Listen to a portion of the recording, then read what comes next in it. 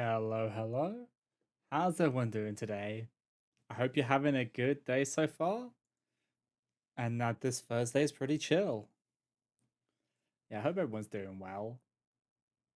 It's been pretty chill today. I've been just doing crafting and I've got my Weaver to 98 and I've done all of the crafting quests for Weaver. So I have all of its abilities and traits unlocked, which unlocked behind the quest line. And yeah, that's what I've been doing today. But I hope everyone's been having a good day. And yeah, we're going to be just starting Dawntrail today. So that's the plan. So yeah, I think we'll just get over to the game. So yeah, we're just at the area where we need to be. Because I haven't actually, like, I finished post Endwalker and then I took like a break from the story for a few days. And yeah, we're just gonna start this up. New world to explore. Welcome back, Salt. I've just had word from Erenvile. It seems he's managed to secure passage to Toral aboard a guild ship vessel.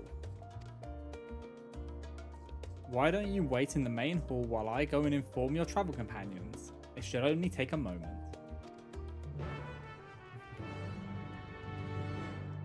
Oh, it's got different.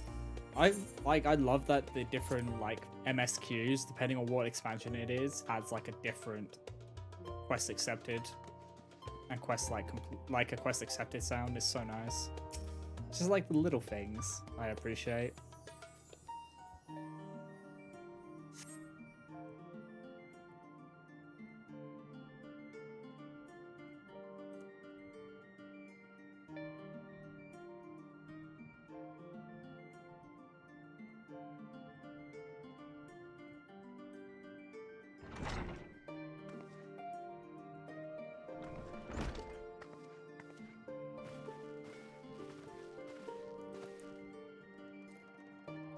Ojika gave us the good news. We've made ready to set sail at a moment's notice. The only one yet to arrive is Erenvile himself.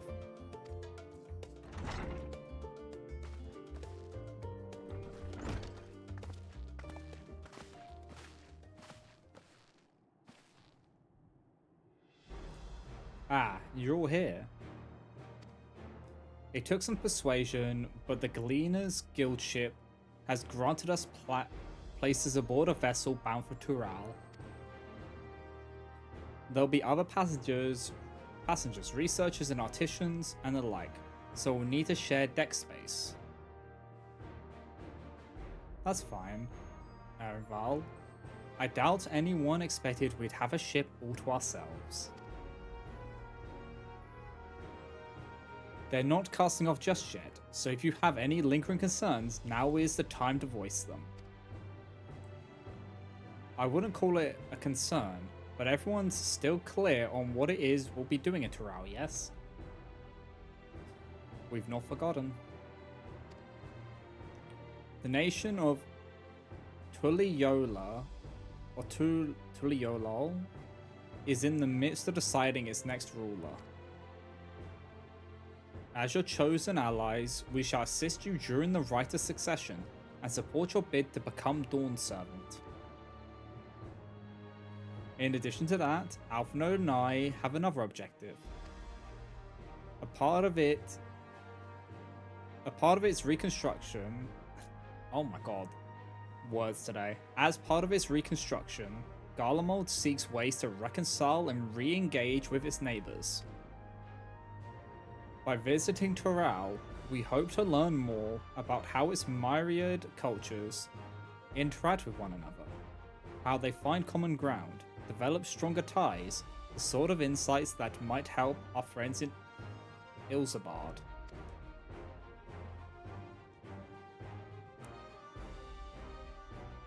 But we'll pursue this goal in our own time. You can be assured that we'll give the contest all due attention. That's all I ask. Otherwise, you're welcome to do as you like. That's nice. You wanted to find out about your grandfather, right, Crow? Yes, as far as we could determine from the old missive I found, he had been tasked with investigating the Golden City by your father, the Dawn Servant. Yet, oddly enough, we have no record of that investigation in our archives, and nothing to explain the earring which accompanied the letter. Thus, for reasons both official and personal, I should very much like to get to the bottom of this mystery. I'm sure there will be a chance to speak with Papa. You can get your answers right from the source. I look forward to meeting him.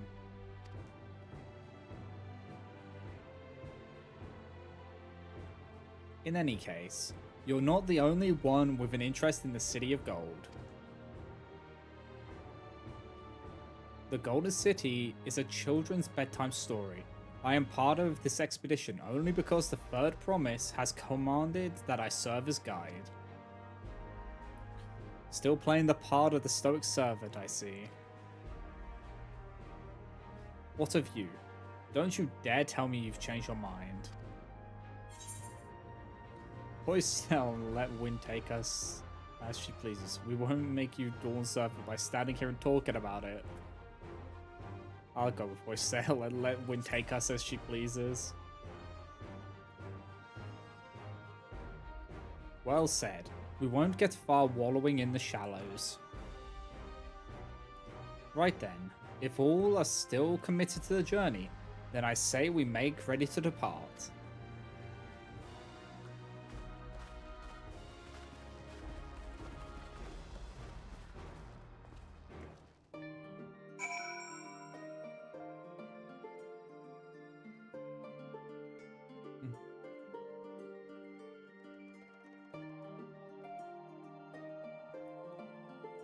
I'm honestly looking forward to this. To seeing the new the new arc. Now that we finished the Ascian storyline, I want to see where it goes. Eager as they are, the others have already left for the harbor. We're not in danger of missing the boarding call, but perhaps we should be on our way as well.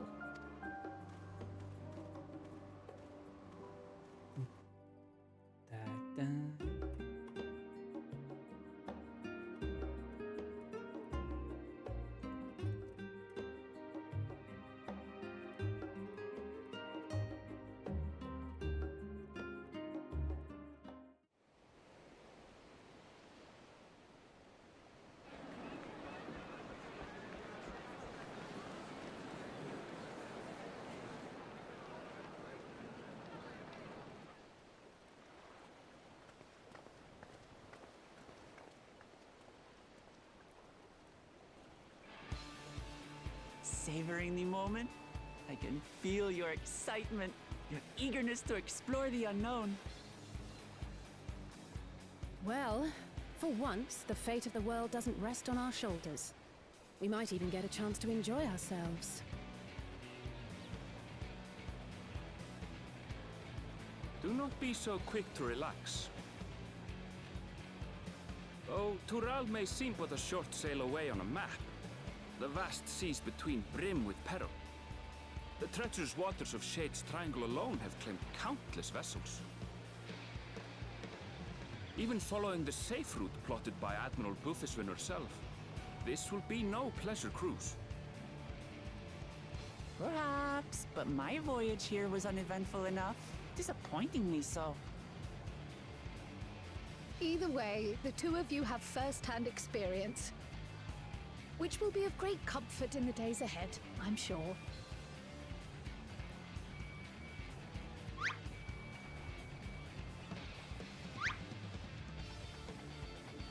Aye, it's nothing new to us. All aboard! We're casting off! It's time. I trust you have everything you need?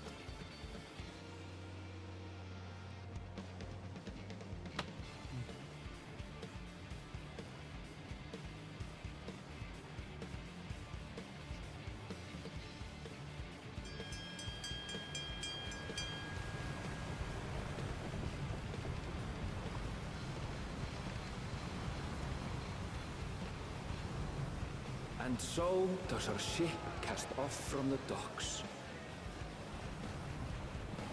We sail west, as Cattenram did some 80 years past, bound for the New World, known to her children as the continent of Tural.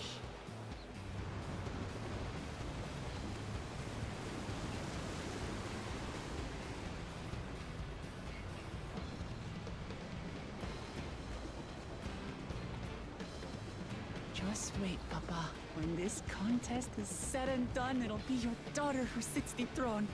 Me! Woklamat! Just don't fall off the ship.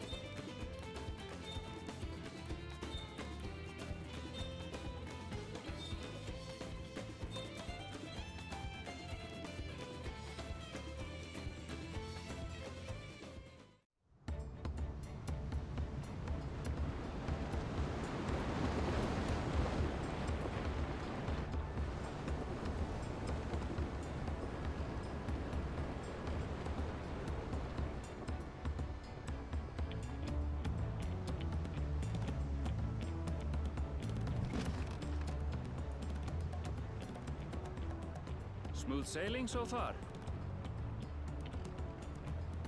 Aye, so far so good. But this sea, she's a fickle one. Calm one moment, blowing a gale the next. I'll take my rest while I can then.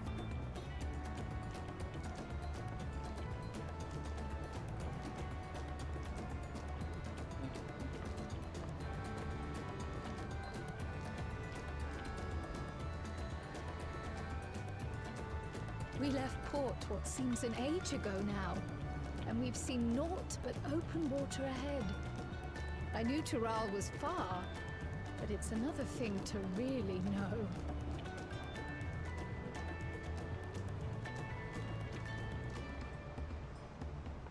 Speaking of which, some of our fellow passengers have made this trip before.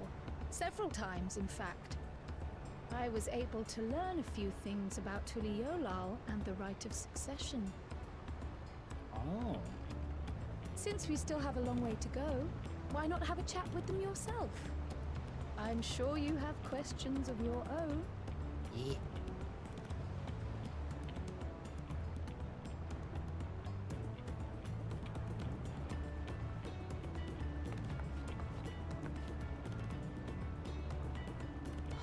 Did you look out across these same waters, Grandfather?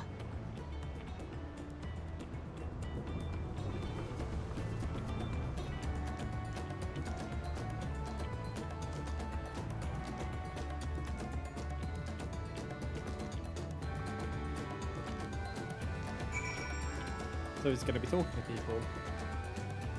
Let's go. Let's go talk. Let's shut that. Okay. Oh, this will be my first visit to Tural. Thornjentine's the name. I was working at Estamime Aesthetics in Uldar, you see, but my employment with them came to an end. That's why I visited Charlian, in the hopes of starting over. While I was attempting and failing to find a new job, I seized the chance to board this vessel when I overheard room for another passenger had suddenly opened up. I'm told the Dawn Servant welcomes all regardless of origin, and so Tulial seemed like the perfect place to begin anew. Hopefully things will be better this time.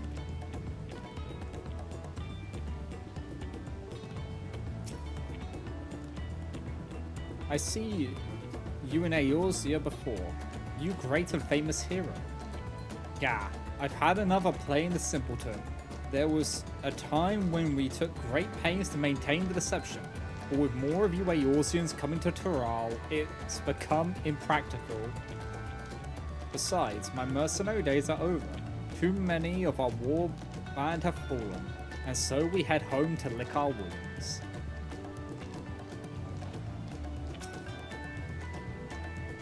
My story? Well, since you asked, I wanted to retrace the historic journey of the great Tenoram. You know, the first Eorzean to set foot on Turals, almost 80 years ago. The Mamul Jar's leader is said to have welcomed Kentaram with open arms and sent him home with a bounty of silverware as a token of their friendship. But the real treasure was the crops he brought back: popotos, tomatoes, and corn, which spread across Eorzea like wildfire. His grand adventure led to a culinary revolution. The tales say Caterham returned to Tural several times after that, but his ship vanished during his last recorded voyage, and he was never heard from again. That even a seasoned explorer like him could meet such an end is testimony to the ocean's peril.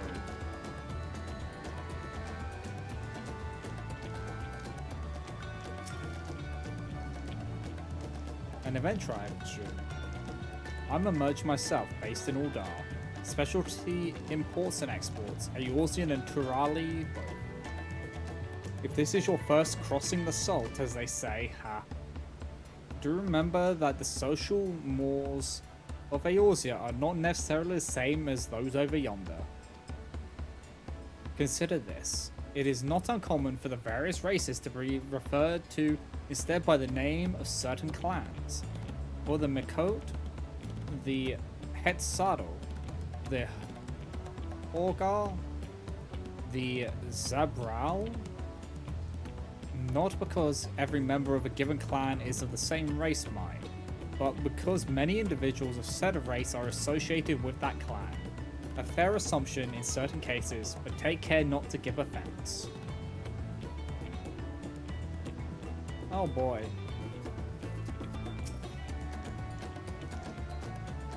Did you want to make a wager? We're taking bets on who will be sat next in the Dawn Servant's shiny chair. There are 4 claimants in the right of succession, your young Wook Lamat being one of them, of course. But from what a Mamul Jar bloke was telling us, the other 3 are all strong contenders. Not too many keen to risk their coin on the third place.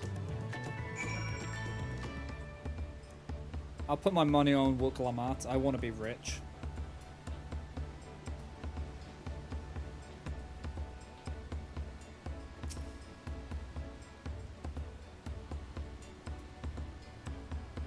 Did you learn anything of interest?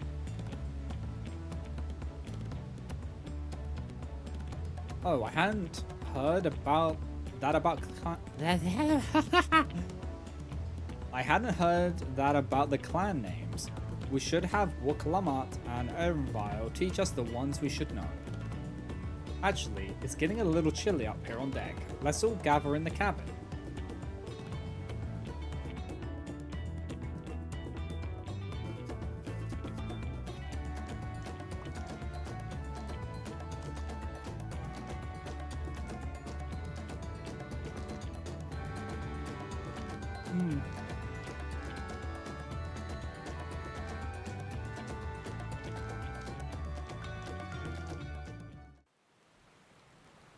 Oh boy.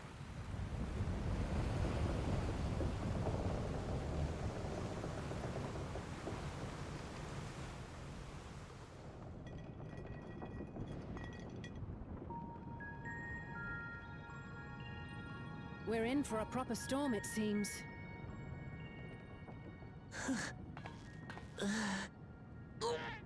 Oh, she gets seasick.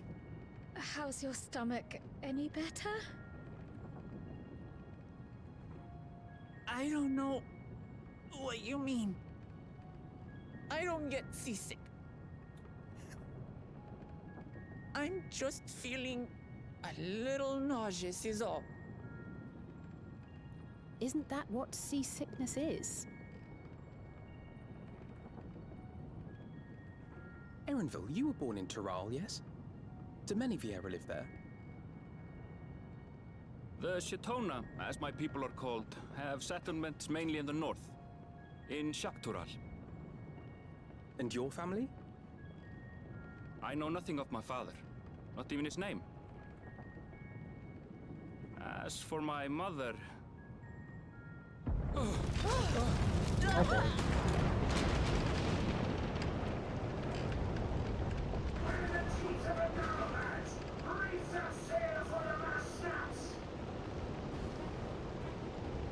Oh dear.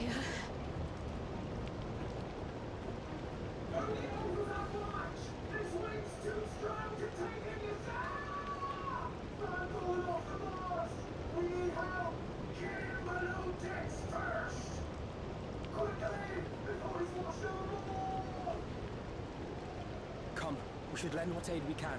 Yeah, let's help.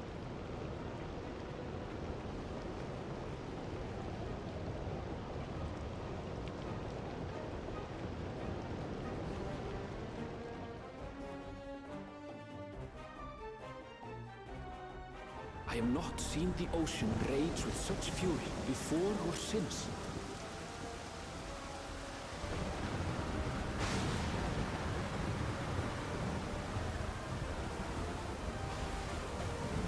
Oh my god. The heaving waves tossed our ship about like a toy, sending sailors tumbling.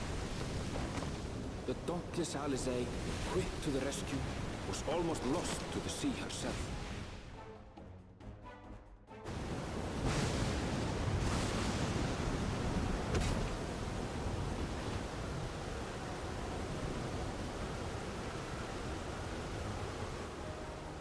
Meanwhile, our champion rushed to deploy the vessel's magical defenses, and thereby shield us from the lightning.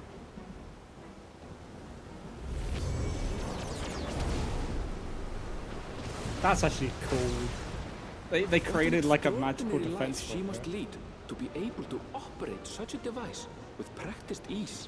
Yeah, fucking Leviathan. That's where we got the practice these for that shit.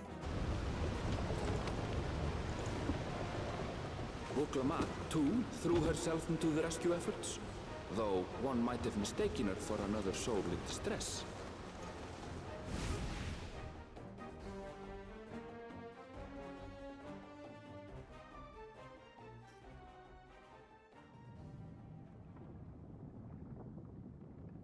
By the time the unruly seas had calmed, our strength was all but spent, and we had yet to even glimpse the shores of Tural.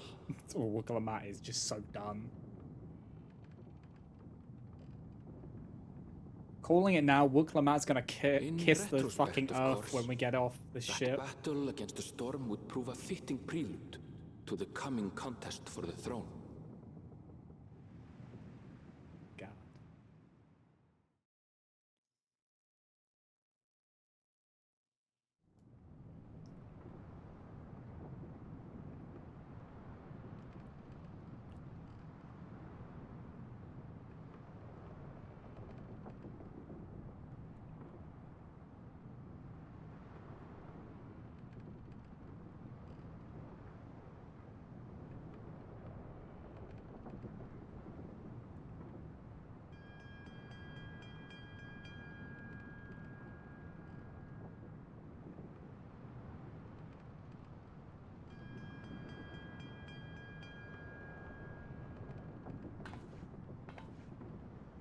Land ahoy! That's what that bell means.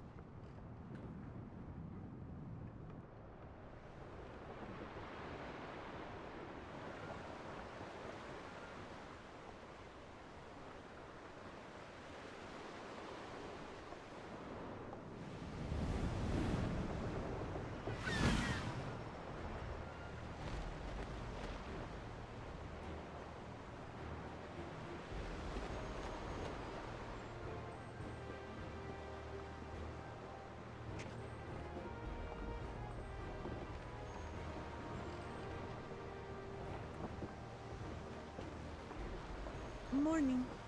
Joining us for some fresh air? Seems my belly has settled along with the weather, but I'll feel much better once we're on solid ground. Yeah, hi, Kate. Yeah, it's going well. We just like started Dawntrail. Can't be much farther now, can it? I hope you've had a good day so far.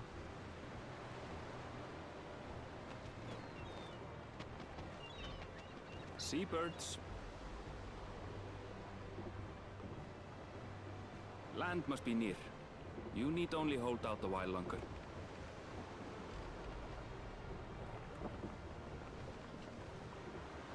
For a dark moment, I thought the ocean might swallow us. Glad to have my pessimism proven wrong. In other good news, I examined the sailor who took a fall, and he's faring well. I'm sure he'll make a full recovery. Good news indeed. If all's well, then we needn't delay in launching the landing boat. Ships have to lower anchors some way from shore. Too close, and they risk having their underbellies ripped open by the reefs that crowd Tuliola's coasts. Come.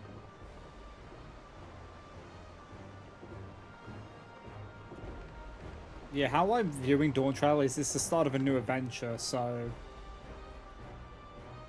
As I've said this to Zarya, I'm not going to compare this to Endwalker. I'm going to compare it to A Realm Reborn, because they are both the start of a journey. It wouldn't feel right comparing it to the end of a journey, when this is the beginning of a new one. Ha! We only did what we were paid to do. Couldn't hardly set you adrift halfway. If anything, it should be us thanking you for helping us through that beast of a storm. As a matter of fact, everyone's starting to fancy your chances in the contest. At this rate, we won't be able to lay wagers no more. Then I better not let you down.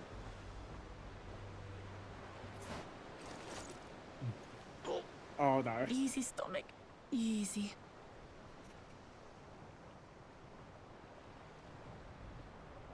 We're the last to board. If there's nothing left to say, then let's shove off, shall we?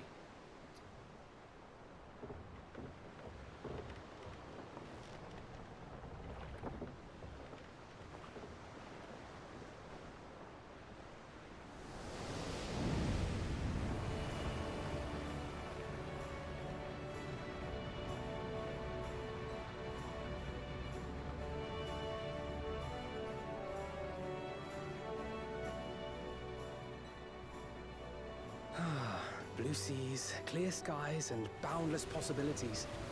I dare say our destination will soon be in sight.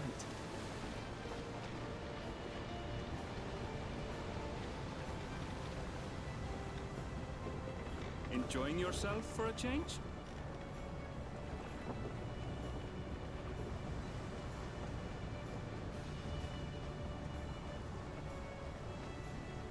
There, look at my friends. Behold the scene of our next great adventure.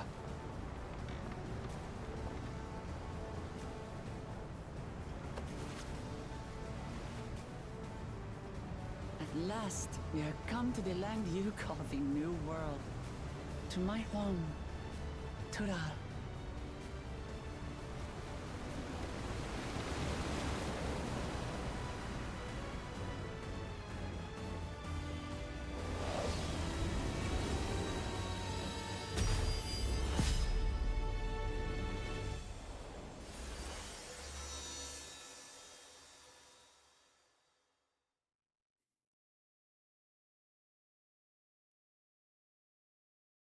Mm.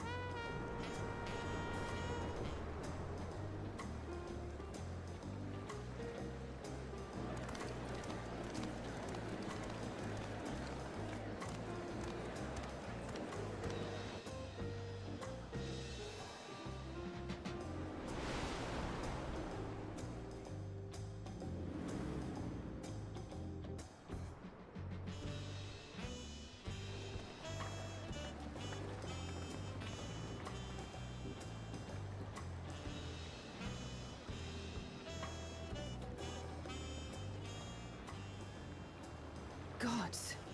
I've seen cities with an impressive mix of cultures, but this is something else. Is that a... No. I've never seen Vanu feathers in that color before. You'll find much here you never knew existed. There may be a sea route now, but visitors to Tulihyolal are still few and far between. And as we don't build seafaring ships, only a handful of Turali ever venture abroad. Mamulja sellswords mostly. Those willing to play the fool sail with Lominsan merchants to secure employment in Eorzea. I suppose that makes us a rare sight in your country. Rare and currently undocumented. Were there some forms we should fill out or... Forms? Did you forget who you're traveling with?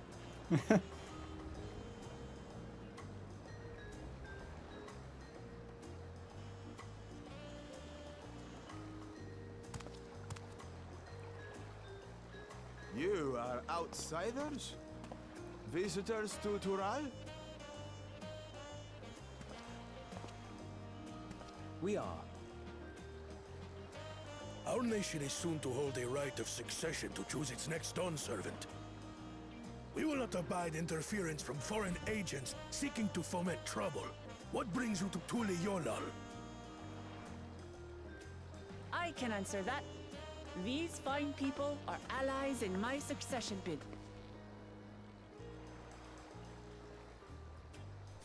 Third promise. If you vouch for them, then all is well. Of course.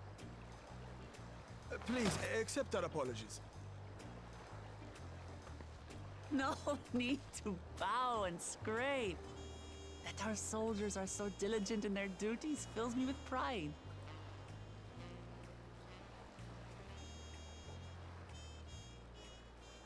We'll be continuing our patrol then.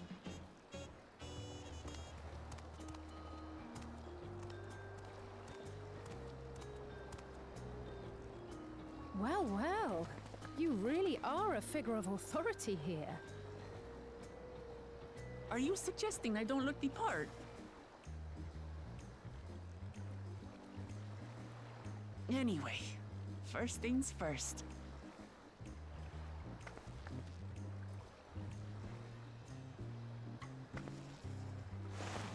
I bid you welcome to Tulihyolal. Tulihyolal? Oh boy.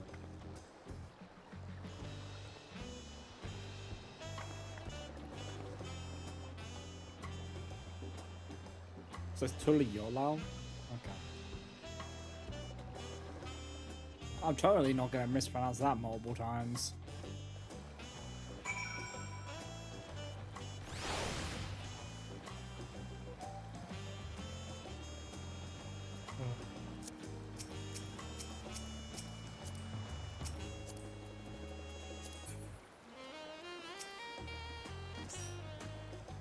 Well, despite the storm's efforts to the contrary, here we are, safe and sound.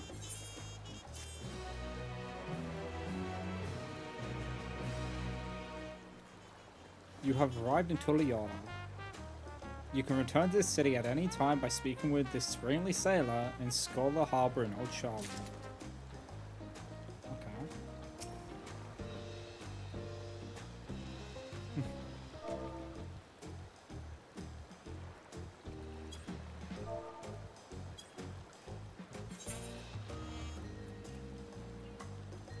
Ooh.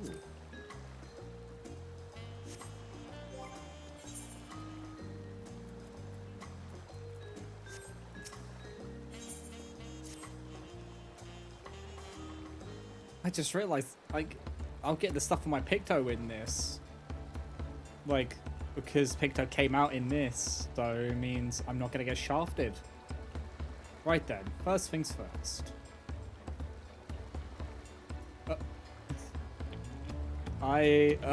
Still a bit queasy. No more boats for a while.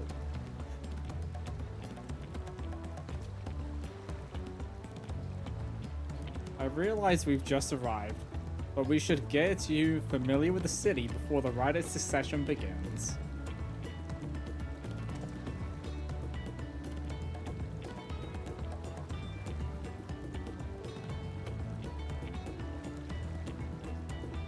It really should be.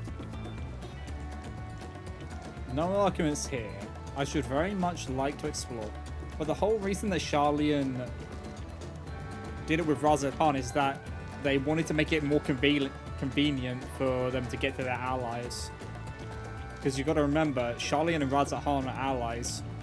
And Charlian don't have any connections with Tuliyola.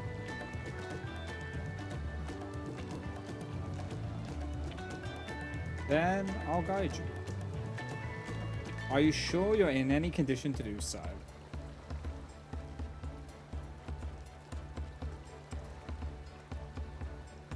Aha, we were wondering who these strange folk were, so the third promise has found herself some new followers then. Followers.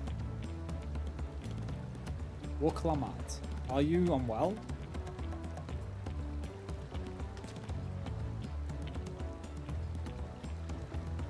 No, not at all. Could it be better? The third promise does not get seasick, no sir.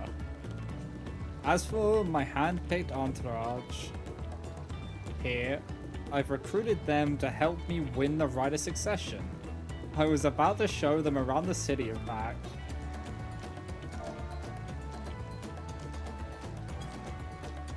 That sounds lovely.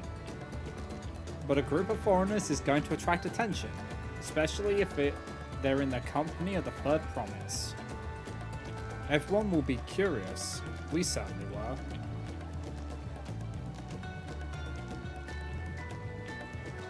Your siblings have a tendency to command a respectful distance, but you're just so easy to approach.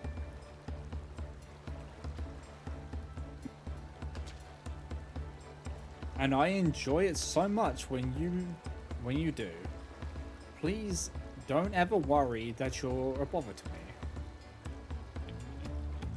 You're very kind. Good day to you, I promise.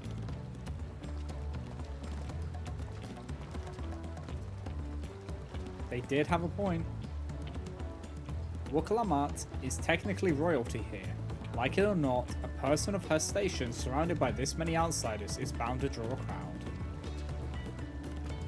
Wait, what do you mean technically? I suggest we move in two groups so as to attract less attention. Just technically ignoring me then.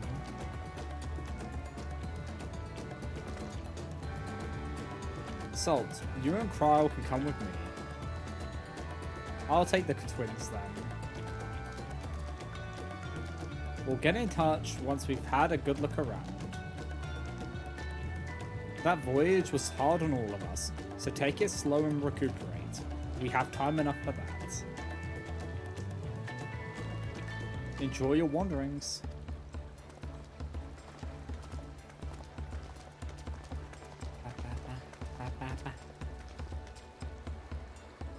Perhaps we should wait a bit, at least until Woklamat's nausea subsides. No need for that. Look, I'm ready to go. Ugh.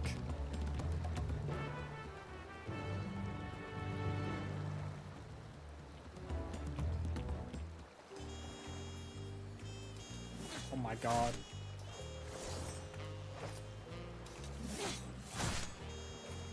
You mean shiny stuff?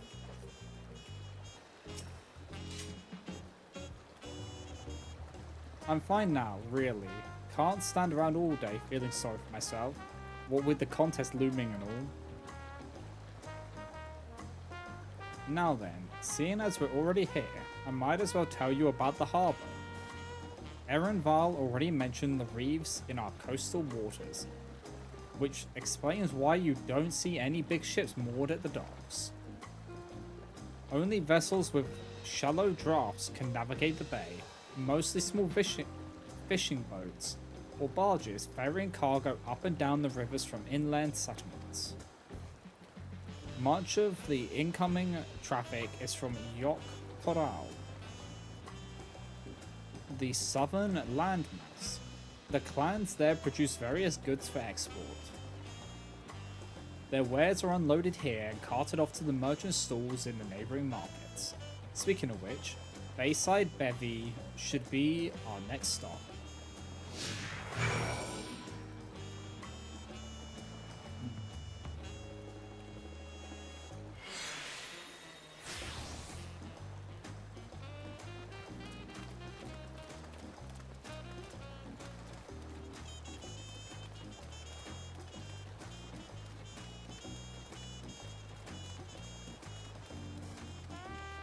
I like the music here.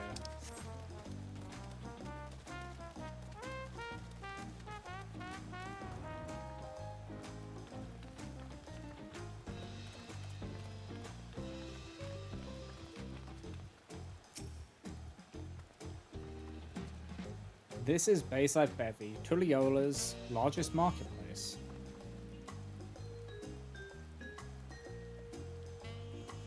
Being right on the harbour, everything from fresh fish to imported wares go directly to the shelves.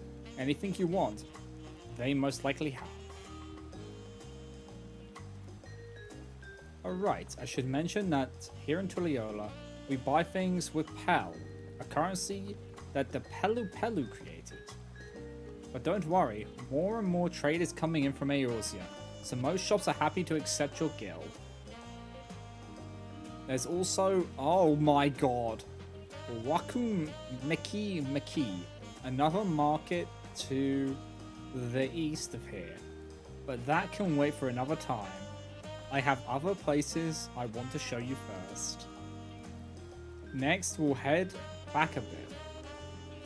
Then northwards up the stairs to a certain plaza. Hehe. I can't wait to see the look on your faces.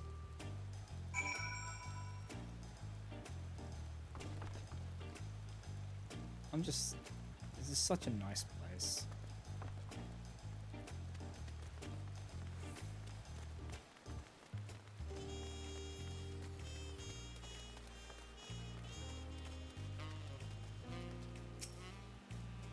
Do you know what's funny? You don't see anyone with... do you know, it feels weird not seeing Sprout icons, you know? Like, there will be no Sprouts here, but it feels weird not seeing the occasional Sprout icon here, there, and everywhere.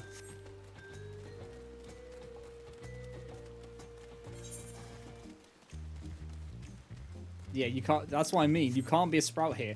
But it's the first zone... Like, it's the first zone where you won't see any. If that makes sense. So it's kind of weird. It's a little bit, like, weird. Considering for the whole of the game I've seen Sprouts. And now you just don't see them anymore.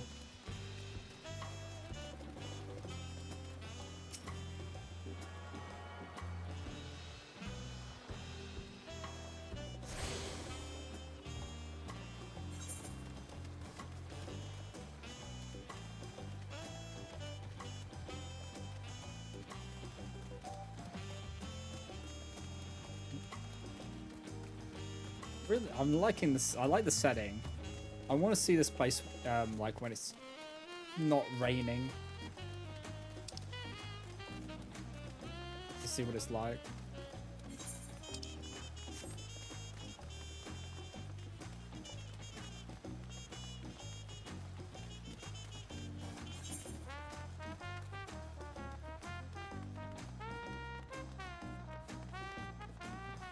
I'm liking the zone music a lot.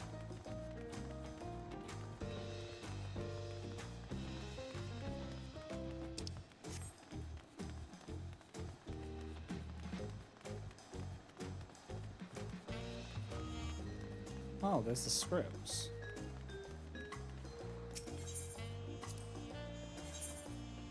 Oh, I can do... Oh, that's good. That's actually good to know that I can do the script exchange here. Wait, does this mean that it has...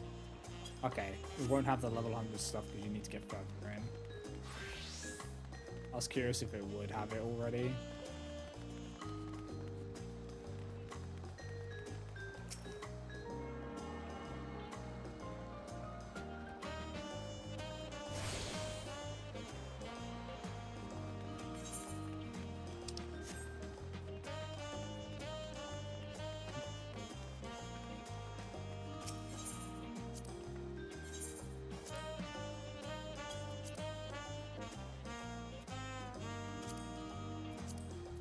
I need to actually think about these. Oh my god. That's like, right, this purple script materials. Bum, bum, bum.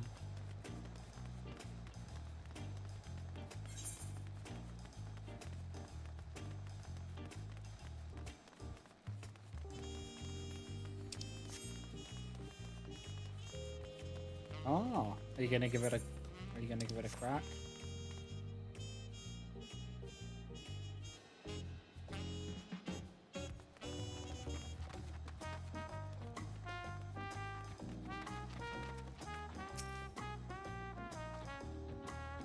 What'd you think of that, eh? Goodness me, you have Aetherites in Tulliola? I think I told you before, but my brother, Kawana, spent 3 years studying in Sharlayan. He fell in love with the nation and its ways, and brought back to us the knowledge of the Aetherite construction. Papa warmed to the idea at once, had one built immediately. Did you do the attuning thing? If you're ready to continue, we'll head down again, and then up the slope to the side. Right at the top is the gate which leads to Tural.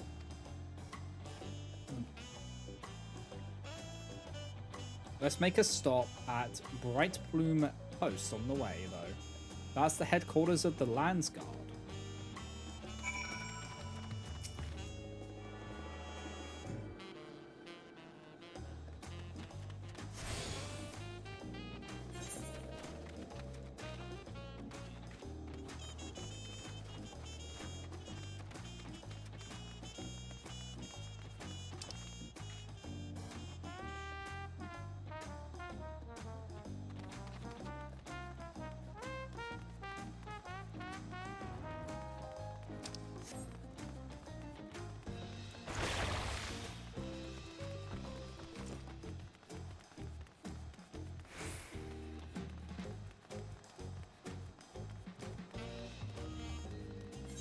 I'm just enjoying walking around right now.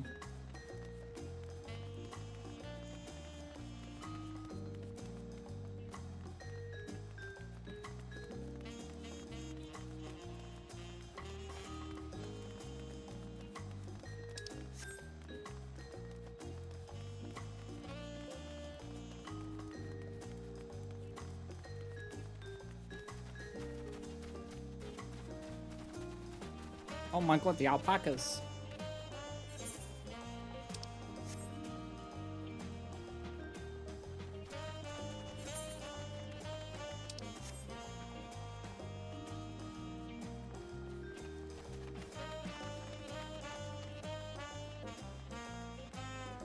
I should make I should make that my home Aetherite. I really should.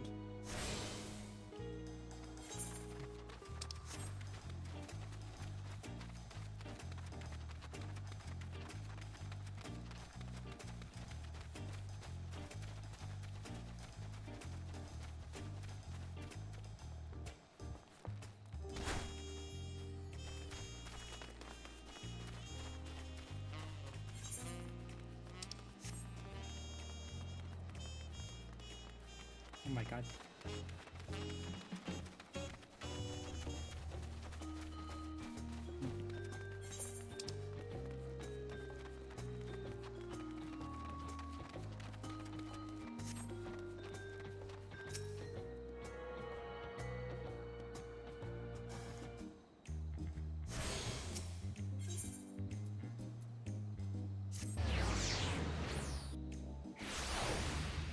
Okay.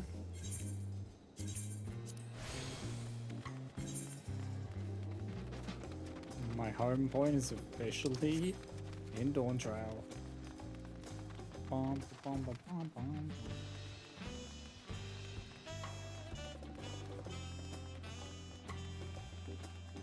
I like how you got like the worn cobble.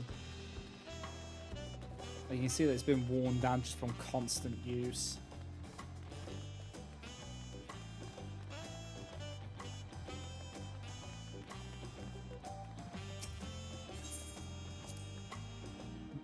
we have a lot of narrow winding streets that crawl up the sides of the mountain. As you can see, though the builders made sure the city's main thoroughfares were wide enough to accommodate wagons. Yeah, it's very windy. Trudging up and down all these slopes and stairs is exhausting. I understand now where Wukalamata gets her endless endurance. Yeah, you've also got little legs, Kryl, so it must be even worse for you. I got little legs.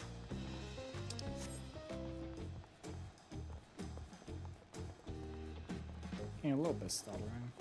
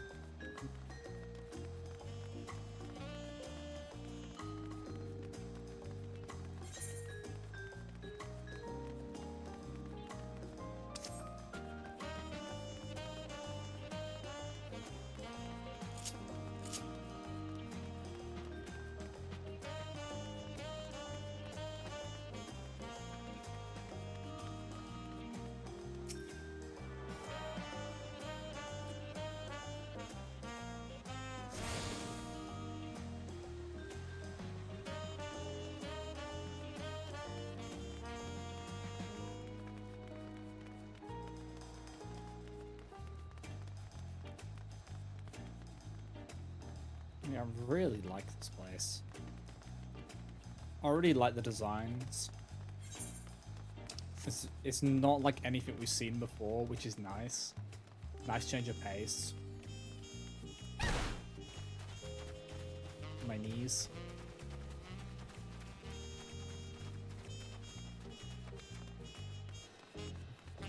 Cloud of darkness, chaotic. Oh boy.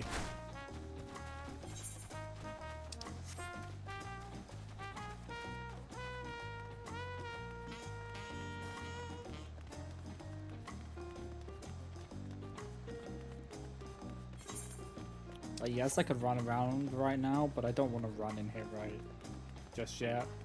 I've got to just walk around and experience it all. Okay, what are those?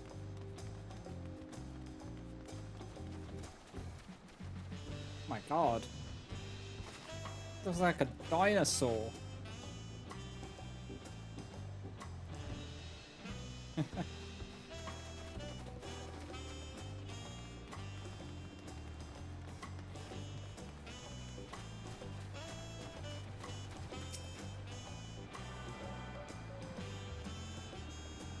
This should be the last achievement. Yep.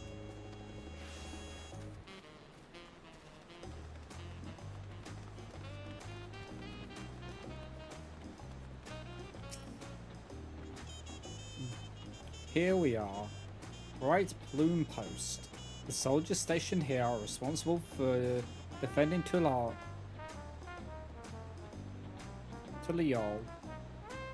and preserving the peace.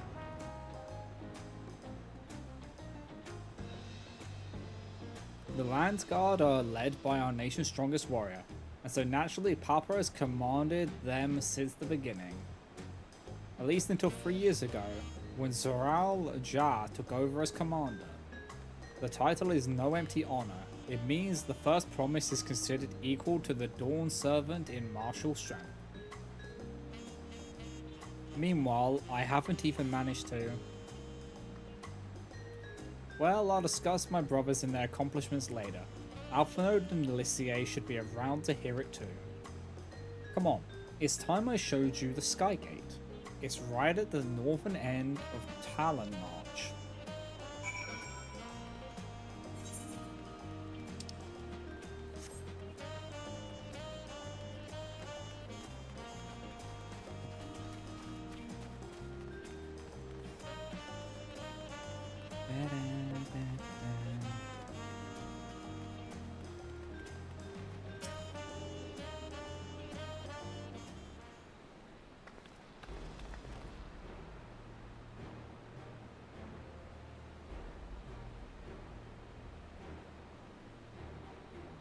Massive, isn't it? And on the other side is an equally massive bridge to match. Both were constructed by a race of giants, the Yokyoi. Or Yokyu? Strictly speaking, Toral is actually two separate continents. Yoktoral, the southern lands of the mother, and Zaktral, the northern lands of the father, which lie beyond the bridge. Legend says it used to be one great landmass, but long, long ago, the two gods fought a titanic battle, and when one threw the other to the ground, the impact was so devastating as to split the continent in twain. A familiar sounding tale, I am put in mind of the conflict between Hydaelyn and Zodiac. But getting back to Zaktoral, those lands are also part of the Tulial nation, correct? Tuliola. Tuliola. That's right. Isn't my father incredible? He united the peoples of two continents into a single nation. The many clans of Tural had been at war for generations. It was only when Papa traveled the lands and put a stop to their myriad conflicts that we finally had peace. And that's the main reason I want to win the throne, so I can preserve the peace he built. But I see you're more interested in what's behind the gate than hearing about my aspirations. Crossing the bridge to Zaktoral requires a special travel pass. Unfortunately, they won't issue any new permits until the Rite of Succession is over. I promise to get you one when I'm Dawn's servant, but until then, you'll just have to wait. Test of your reflexes! Illisar 1 Chaco Rave Illisar 1 Moogle Heart Mr. Salt 24 Love Hype Love 1 Illisar 1 Chaco Rave Illizaria _ Valentia subscribe to your channel for 10 months. Thank you for the 10-month resub, Zarya. I really appreciate it. Thank you. I forgot it was that.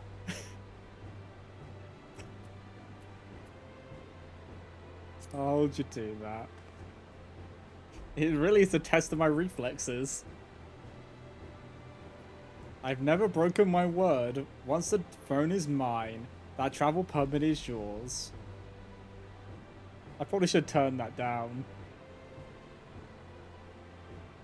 It's a test of your reflexes. I should turn that down a little bit. That's kind of loud. Hold on. One moment, guys. I should sort that out. I thought it was alright, but apparently it was still too loud.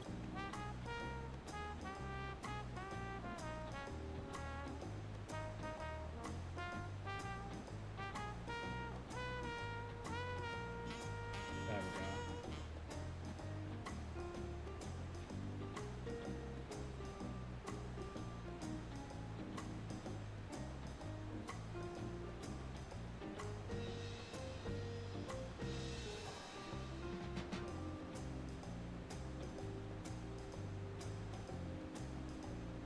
Yeah, the cat lady is pretty.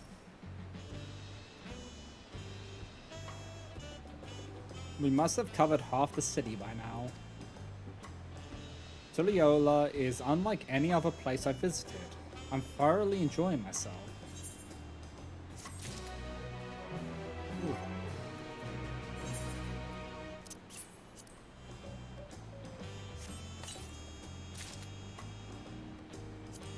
Oh, it's actually... What's it look like? Ooh.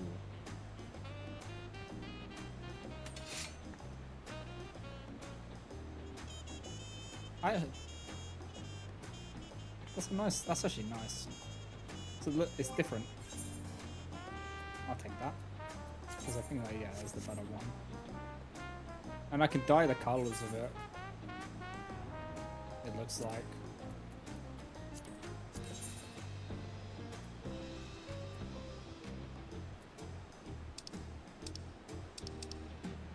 That changes that. And then yeah, you can change like the brush color.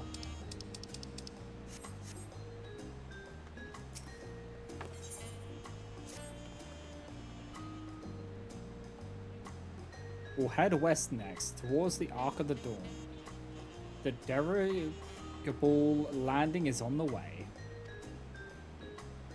You have dirigibles too? Tulliola certainly doesn't want for methods of travel. We get by. Now, if you've seen enough of this area, let me know and we'll continue on.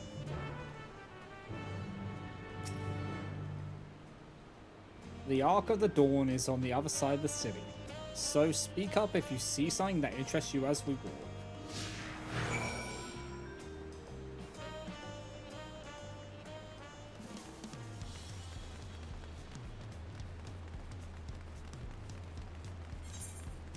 Oh, is this the daytime song?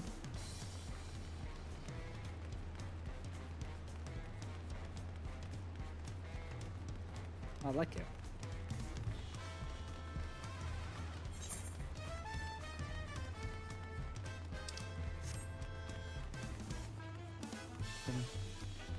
Yeah, we gotta love a bit of jazz. You like jazz?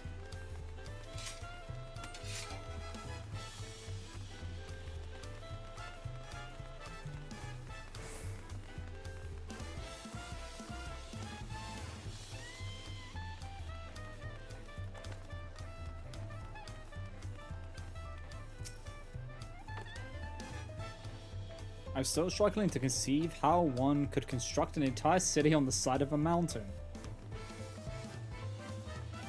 This was originally the site of the Yokyu Temple. The giants built it when they were first making the bridge to Zaktura to appease the gods who slumber in the Great Ocean Trench.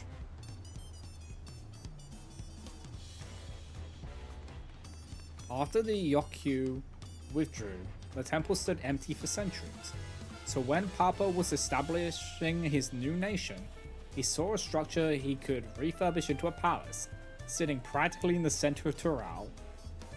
He gathered artisans to do the work, and the houses they built for themselves became the foundation of the city you see today. Speaking of houses, we'll be passing through Resplendent Quarter, the biggest residential district in Tulliola. We climb these set of stairs here all the way out.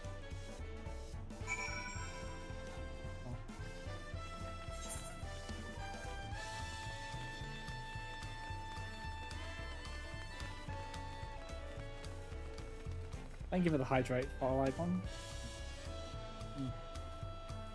And a stretch. Oh. My controller just nearly fell off my lap when I stretched. Oh boy. That would have been bad. That would have been a clatter. And the posture check.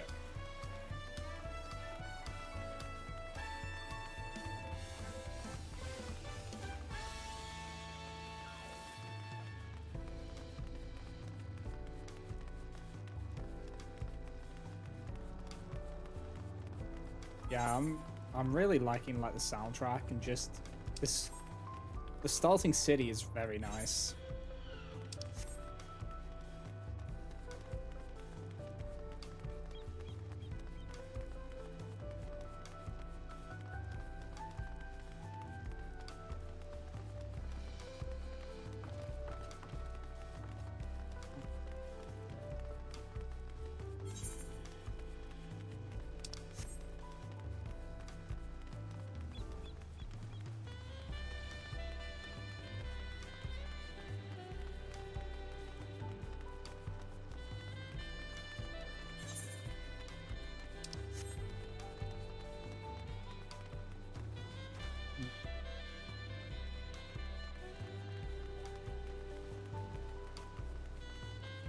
I don't know if the mic's picking up, but I'm just humming along to this.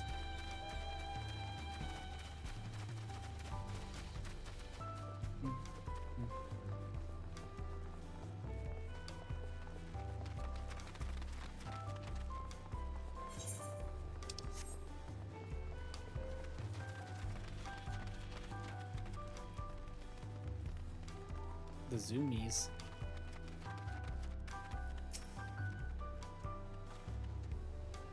So this is a resplendent quarter. What manner of people live here? Oh, we have residents from all the Dawntrail clans. Mamulja, Jabrao, Pelu, Moblin, Hanu. We also have Tonawata, Hetsosaro, and Shitona, who moved south from the ancestral lands in Zaktoral. These names are gonna kill me, man. They're gonna kill me. In essence, it's a gathering of people from every corner of Toral. A true representation of Tuliola's diverse character. The adornments on each building contributes to the eccentric cultural aesthetic. It's also beautiful. I'm glad you think so. Come. We continue down the stairs.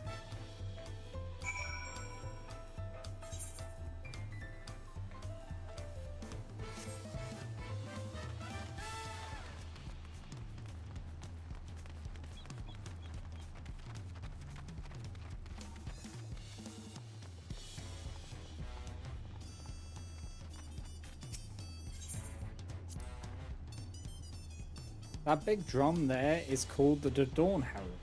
They play it for formal occasions, like when honoring the land's guard's return from a dangerous duty.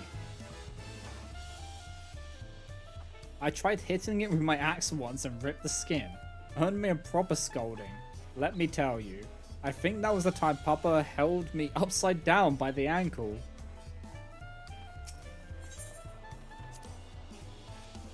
I've never seen such an enormous drum. What would one even use to beat such an instrument? An axe, apparently.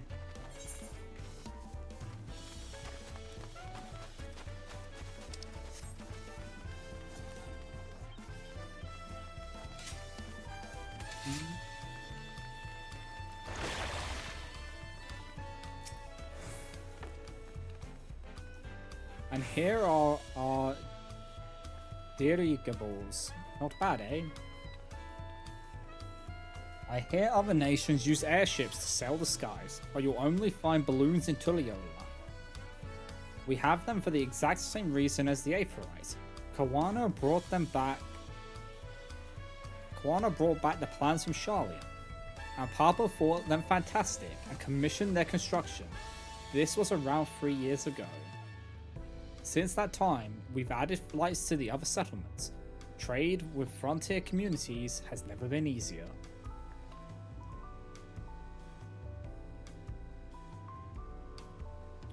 But that's enough about dirigibles. The Ark of the Dawn awaits. I like how the ruler's like, oh, this is a cool idea. Yeah, we're gonna be using that from now on, rather than just be stuck in their ways that are like, that's useful. Let's just implement that. Like, that's so nice.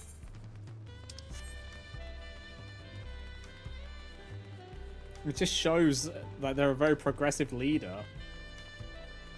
and they actually are. They want to make change.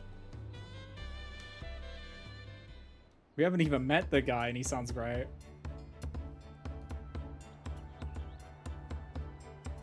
This is it, the Ark of the Dawn. When the Giants were still here, it was known as the Dawntrail Landgate. But when Papa founded Tuliyola, everyone began using its present name in honor of his great achievement. Through this gate is Kosamayuka, the wetlands south of the city. Kosamayuka. Depending on what the right of succession asks of us, we might end up going in that direction. Kosamayuka. The name alone is intriguing. Speaking of which, what were those fluffy animals we passed earlier? Alpacas!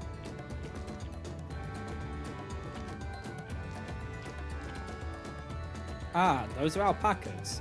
fearsome four-legged fiends.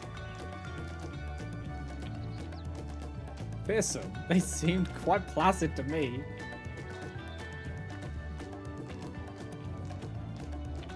You'll learn soon enough, Kryle. You'll learn soon enough.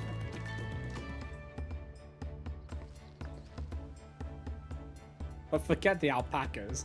I have something far more important to show you. Come along. Did the alpaca spit? Or just absolutely body or Klamat? And that's why she has a hatred of them? They did. They spit. Probably spat at her.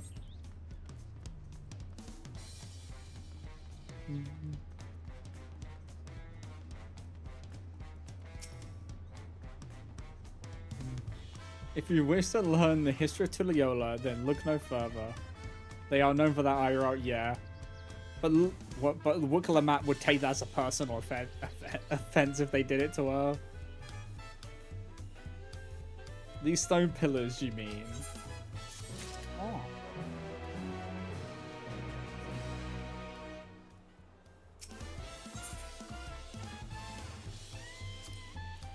What is that? Okay, why am I actually getting better gear? No, this one's not going to be better, but it's probably going to be glam worthy, which is always good. What is special about these pillars here, if I may ask? At a glance, they might look like ordinary stone decorations, but if you take a really good look, you'll see there's something much more interesting.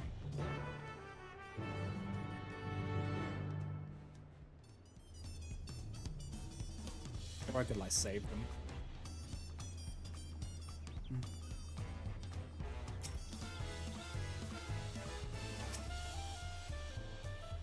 The following events cannot be skipped. Okay.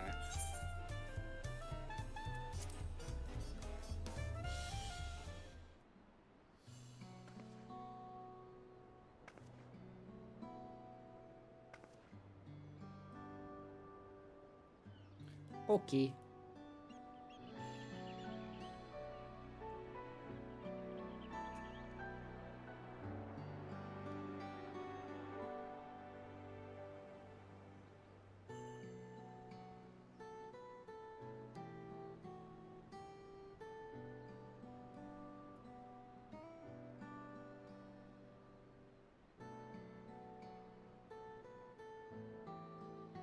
Pictures? Wait, no.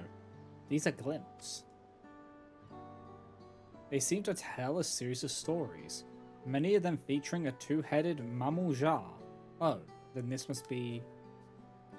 That's right. It follows the exploits of my father, Gulur Jaja, and his journey to unite our land. We call it the Tulliola Saga. The deeds he performed and the bonds he forged, all immortalized in stone. So many arc updates lately is getting annoying. Yeah, because they're probably chunky as hell updates. There's no better way to learn how Tulliola came to be. Study them as long as you like.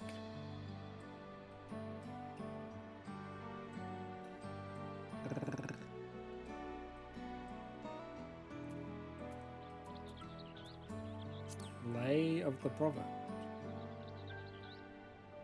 This pillar tells the Lay of the Brotherhood. It depicts the scene where Papa granted an audience to the foreign explorer, Ket something. I can never remember the name. You mean Ketan Ram?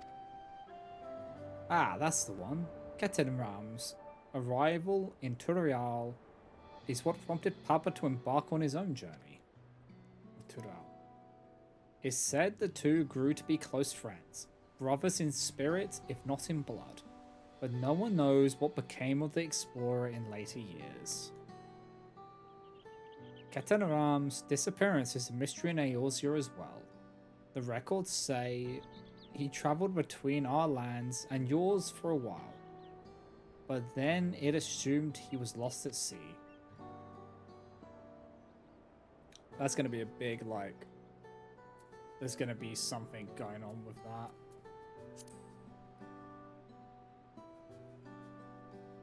Here we have the Lay of Reeds. This is the story of when Papa visited the Hanu Hanu in their village in Kosumaka. Kosumauka. The people Alphnode almost mistook for Vanu Vanu, if not for the colourful plumage. He spent a fair bit of time along the Vanu in the Sea of Clouds, so it's no surprise he took an interest in your countrymen. I don't know how it is with your Vanu, but our Hanu are a bright and cheerful sort. They hold their own festival every year, very famous and a lot of fun.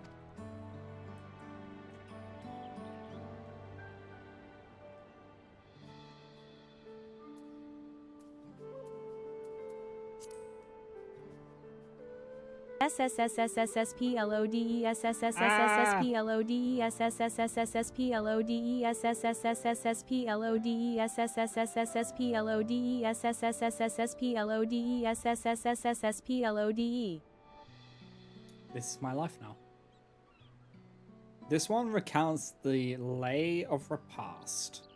As you can probably tell, the figure depicted here is of the Zalbral like me. For decades, the Zalbral and the Mamuljar, were at war for control of the forests of Yaktal.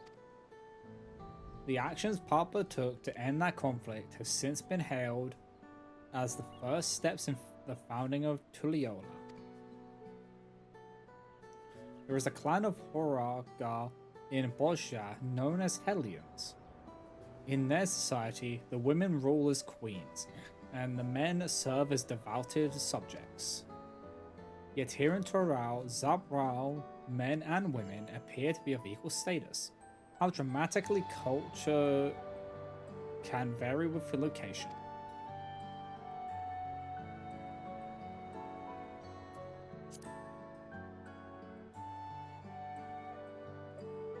Let's see. This one is the Lay of Pots, which depicts the moblins of Kazumauka.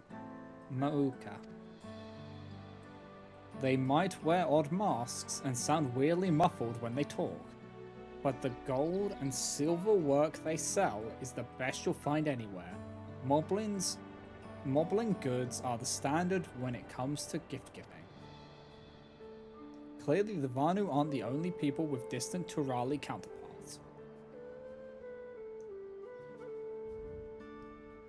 If you're done with the first half, we can move on to the second. Yep. This is actually very interesting.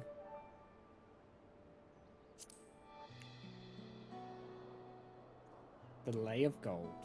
This pillar shows one of the Pelu Pelu, whose homeland is in Urukupacha. Having created our currency, the Pelu are rightfully known as the Merchant Clan. They oversee Tuliola's markets, and their traveling peddlers are a common sight no matter where you go in Toral. Don't let their size fool you. They might be mistaken as children, but beneath those beaked masks, they are clever and calculating traders. Are they Lalafels?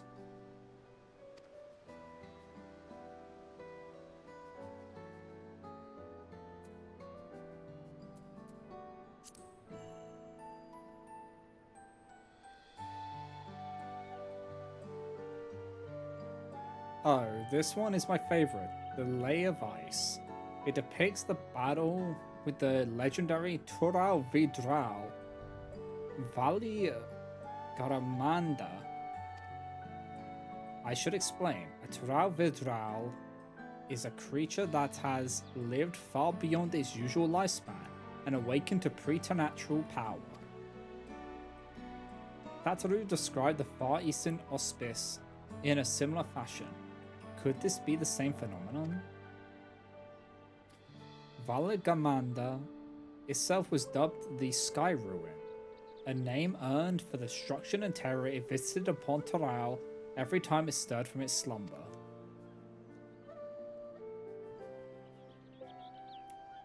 But 80 years or so ago, its ruinous reign was brought to an end. After a great struggle, Papa and his comrades managed to overcome the raging Vidral and sealed it away in Urkopacha's mountains. Despite its reputation, however, Valigramanda is also a symbol of power. That's why you'll see its likeness on Tuliola's national emblem and adorning the banners at the palace. These names are doing me in a little bit. Why do they have to be like this? As the lay of proof.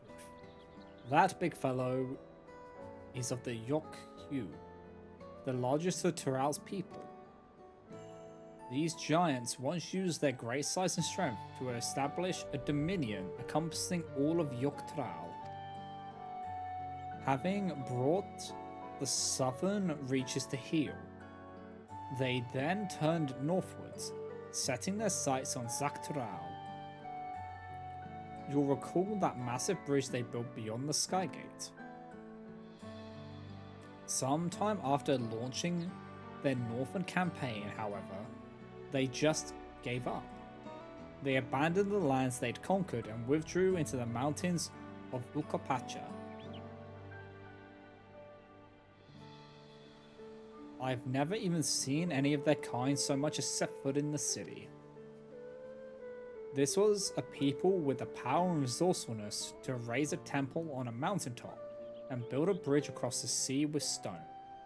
What would move them to renounce their ambitions and their place in Turali history? And there's a blank pillar. Oh, this one is unmarked. Papa says he left a blank pillar for the next chapter of Tuliola's history, whatever that might be. That's cool. Add your fill of history then? Yes.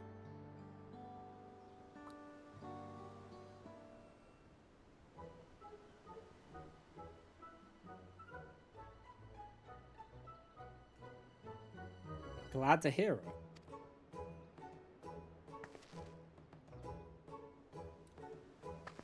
You know, I feel awfully hungry all of a sudden. No surprise there, seeing I couldn't keep anything down for a while, but now I think I'm ready to eat again. So, let's go and have ourselves a bite of a local delicacy. Come, I'll take you to the best restaurant in the city. I like the sound of that. Getting food? Nom noms? What? I want nom noms. Give food.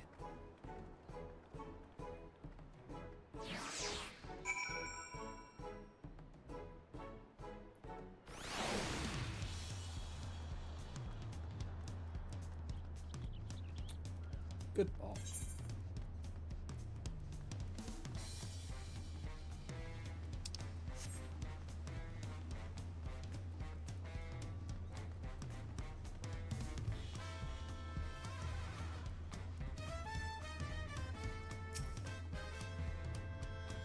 Have you ever had tacos? They're a Tuliola classic. You bake a crunchy shell made from corn flour and fill it with meat and salad. A lot of shops and stores sell them, but I like how they're made here at Sabaliav Tea best. And I need one right in front of me right now. Let's head downstairs and place an order with Old Brook Evu. These names are gonna kill me. These names are going to kill me.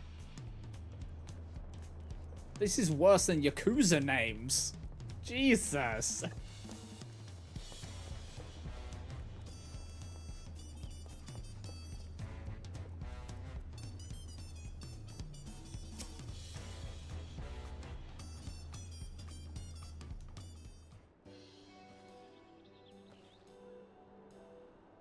Brook Evo! My companions must sample your heavenly tacos. One for each of us, please. do, I promise. And I'll pack them tight with my choicest feelings. Only the best for you and your friends.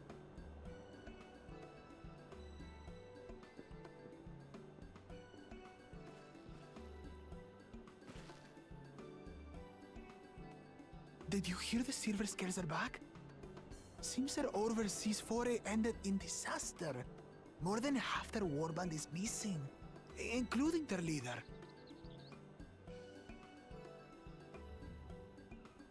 Aye. And now keen to rebuild their broken reputations, the survivors seek the Golden City. A fool's errand. How many hopefuls have disappeared in search of that fable? They should count their lucky stars they came home alive at all.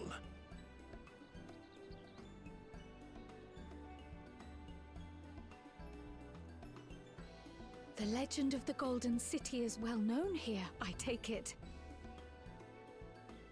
It is, but as no one's ever seen it, many question if there is any truth to the tale. Like our skeptical Erinville. I can't imagine the Dawn Servant would request a formal survey for a place that doesn't exist.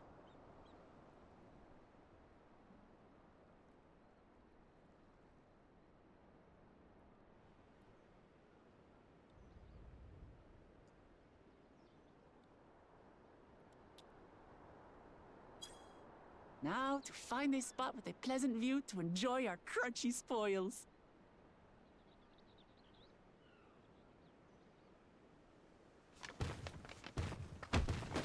Oh, You did not destroy the tacos. This means death.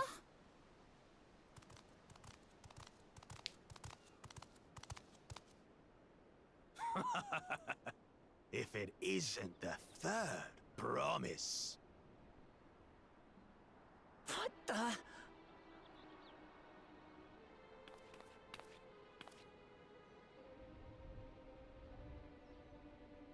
I don't know these ones. New salt. Yes, I am New Salt. Pleased to meet you. Dredge from foreign waters is my guess, brother. Of course, that's it. Wuklamat is so afraid of the coming contest that she went crying for special help. Was there something you wanted? If I kill one, Jaja? if I took one of your heads, would you notice the loss? The third promise remembers us. Such an honor.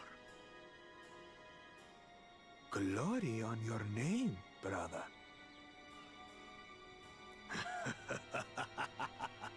And on yours, brother.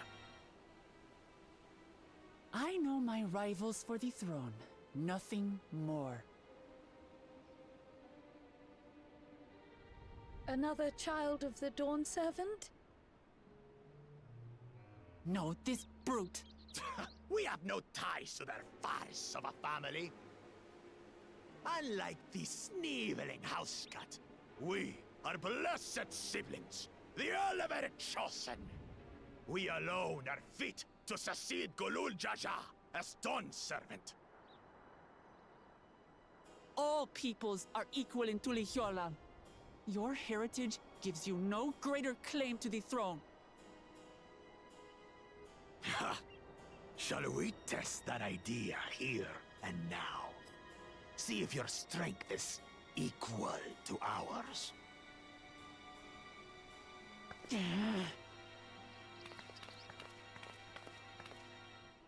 None of this has any bearing on the right of succession, correct?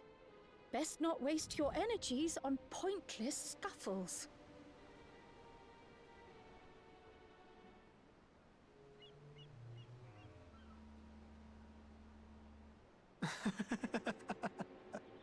The kitten comes to the house cat's defense. Pathetic. Since when was our nation overrun by mewling weaklings? Listen to me, you.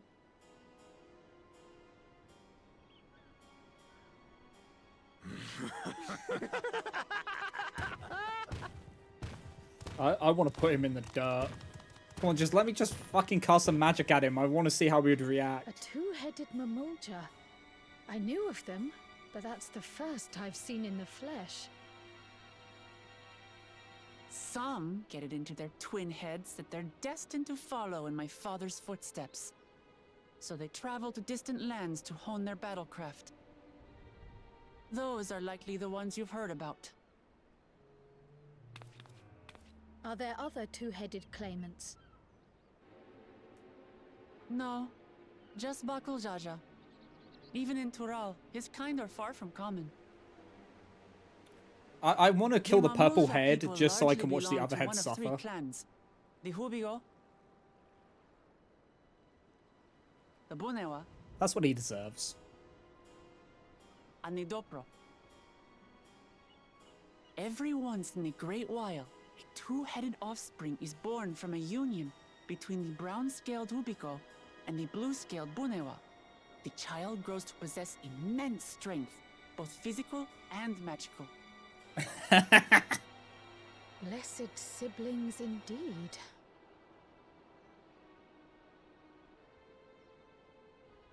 Forget them. Let's go and buy more tacos.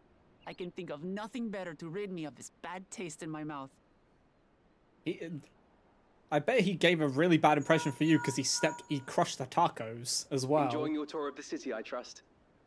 We've seen our share of notable sights and took a moment to rest. That just means fucking war.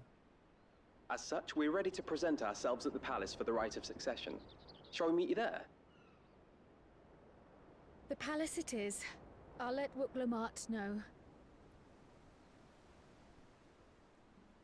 Destiny calls. Perhaps we can return for more tacos later? No, I want the tacos. So it goes.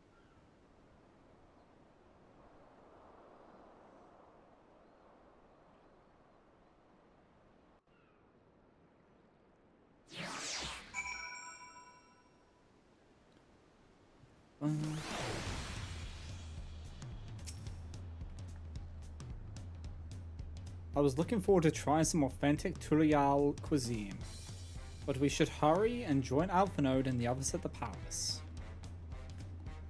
Alright, it's a bit of a climb to the top, but you can head up from the resplendent quarters, or even the eastern side of Talamarch if you prefer. Now that you have an idea of how the city's laid out, I'll let you find your own way to Volok Shunza. Oh my god, these names. Ah, my poor empty belly.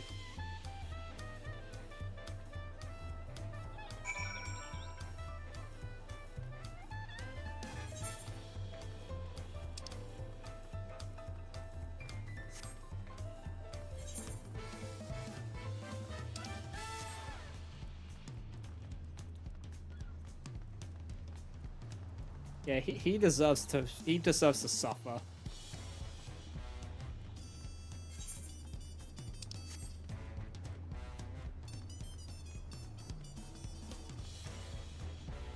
Fucking hate that guy already.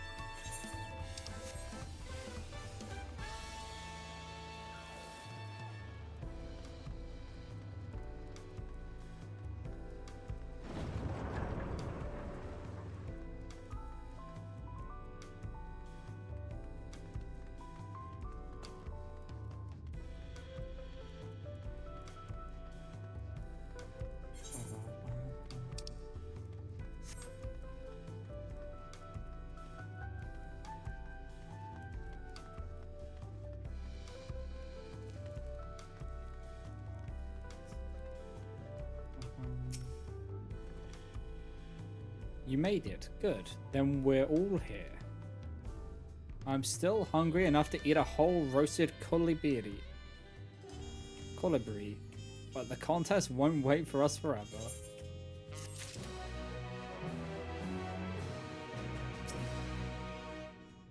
Upon speaking to Erenvar, several cutscenes will play in sequence. Is recommended. Okay. Our first big chunk of cutscenes. Let's go.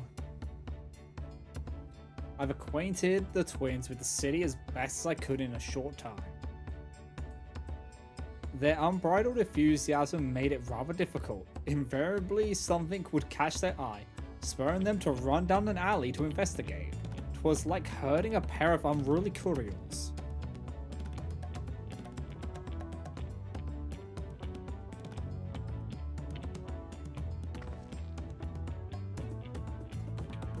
Heh, I understand all too well.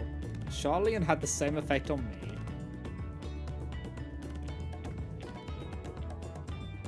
Right then, now it's time we saw the inside of the palace. Papa will want to know I'm home, and to meet the allies I've chosen. Given how impulsive he is though, there's no telling what we might be in for. A rite of succession.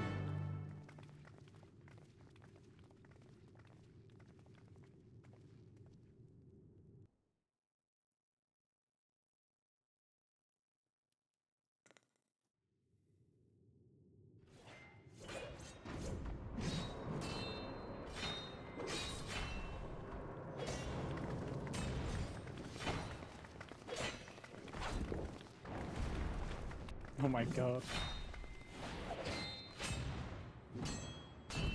Wait.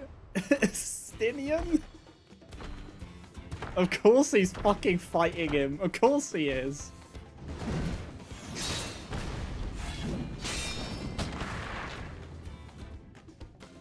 Estinian? How did he get here? What's the point? Why is he here? Oh, you know this man? Whenever my father spots a promising opponent, he invites them to Sunperch to duel. Pressing duties or no, he can't resist a good fight.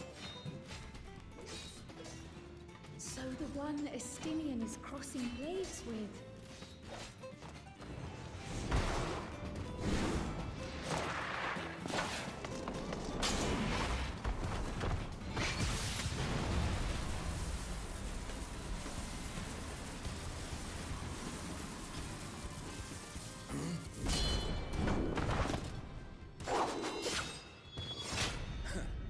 That would do, Spearman. I will receive my darling daughter.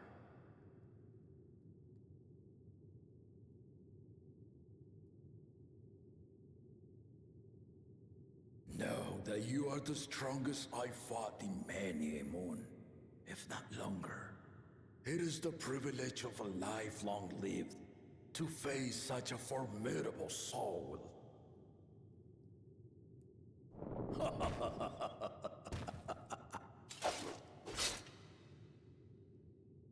If it's formidable you want, then look no further than that woman there. Oh boy.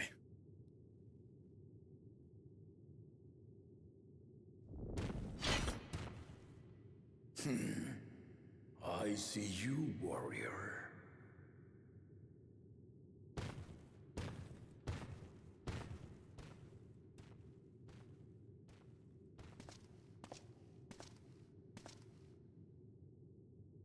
We had no idea you meant to visit Taral. I've seen what lies east. This time I chose west. And thus did our itinerant dragoon make his travel plans. You witnessed our bout. If you thought he was fearsome, that was with one head dozing. I'm not sure I understand.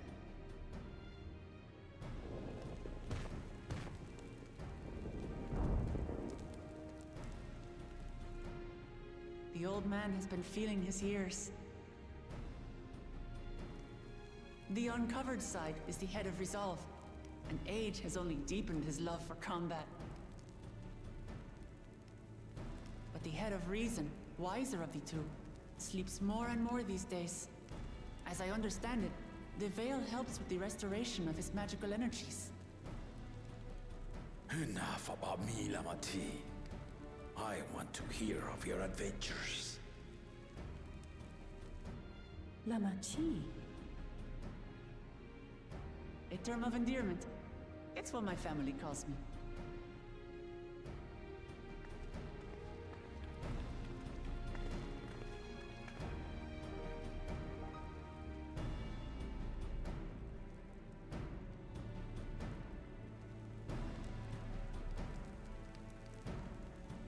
Oh. When last did we see you in the palace? Greetings, Solonash. It's Erenville now, Dawn Servant.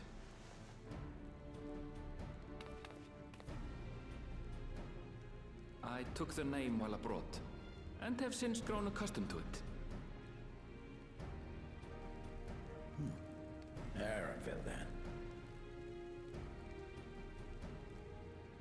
And these others?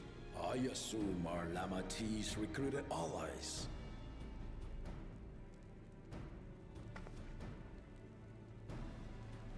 Ha! Old-tempered still. Yet as much as I'd enjoy testing their metal, the hour of the right is at hand. I will summon the other claimants at once. Then I shall leave you to it. Good fortune, my friends.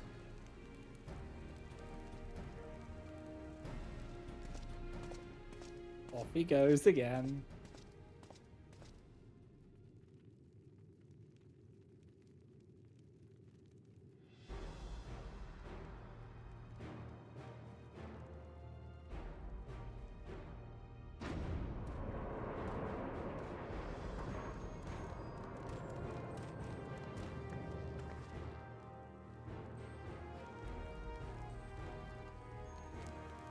He does not like him.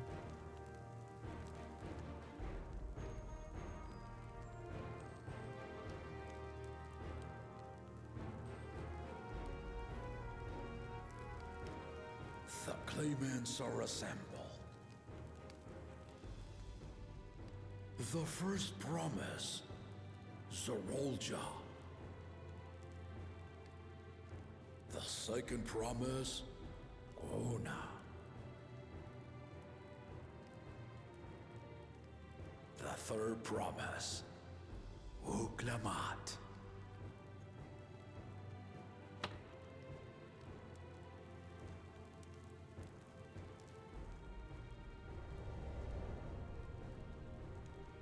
And lastly, the chosen of Mamuk, Bakun Jaja.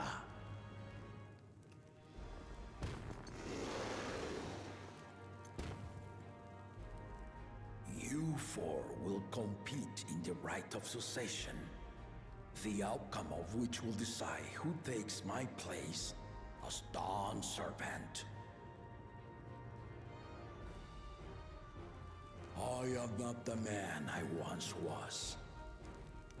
My wiser half sleeps the days away, and it is time I yield my position.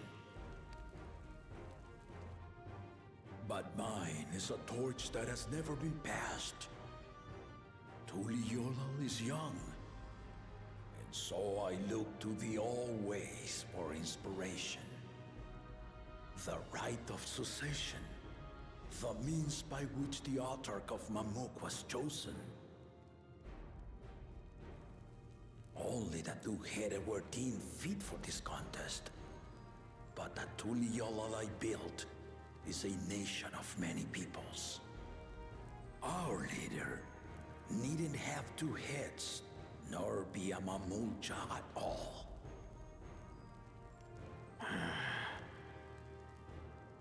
So I gave the right of claimant, not only to the son I sired, but to my adopted children as well. Yet the opportunity to rule was still not equal. That is why a recent tournament offered a place in the contest as the winning prize.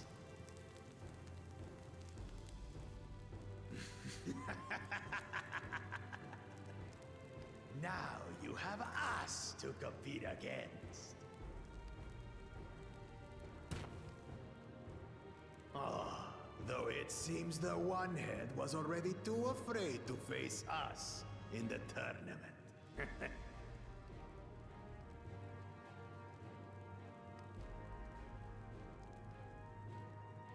Our brother was in Shock Tural leading the Landsguard on a campaign to eradicate a Tural Vidral. Anyone with sense would know he was too busy for games.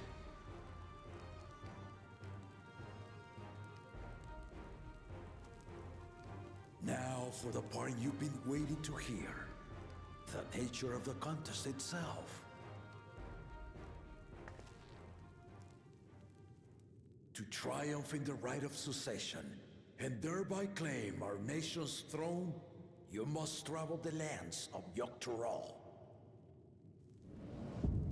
and find the City of Gold.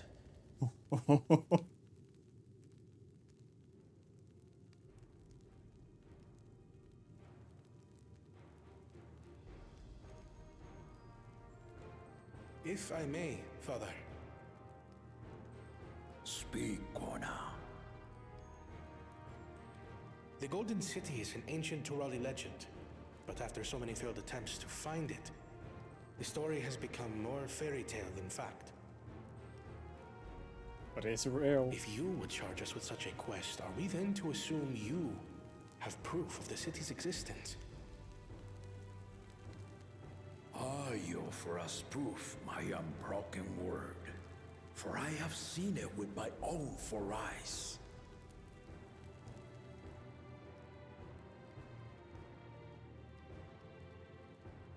The city's real. All those years. Yeah, I remember Emmett told us about This him. was before the founding of Tuliyoba. I traveled the lands of Tural with my companions, and we ended our journey at the gates to the Golden City.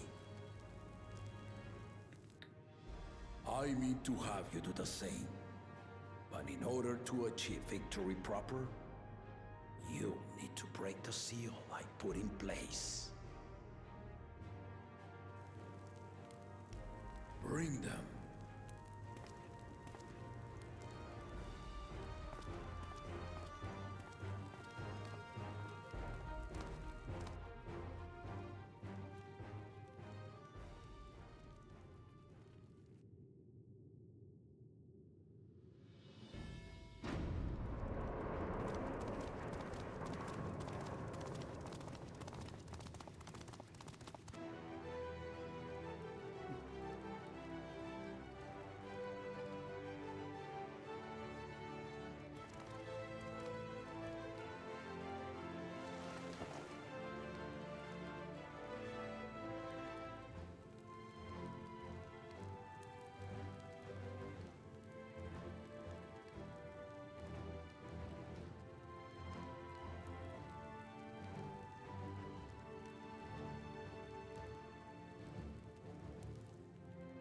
The Tuliyola saga. You will retrace the path I walked to unite our peoples, step by step. Along the way, 7 chosen electors will be waiting to measure your worth. Earn their keystones by performing the feats they ask of you. Once you've fitted each of the 7 tablets with the keystone, you'll have the key to unlock the seal on the Golden City's gates. So the contest is in stages, none of which can be skipped by rushing to the ultimate objective. Exactly. Exciting, isn't You've got to build the bridges so you can actually prove that you're worthy ruler to Martial all the tournaments, races. hunting festivals, and now this? You do so love your contests, Papa.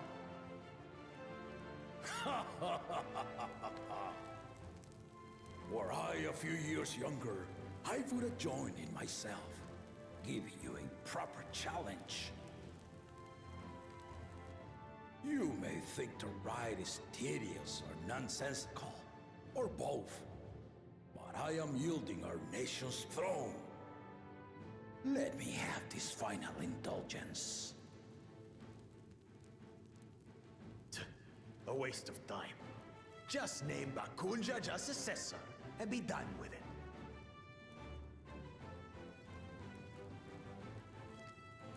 The rite of succession begins now. I'll be watching your progress with great interest.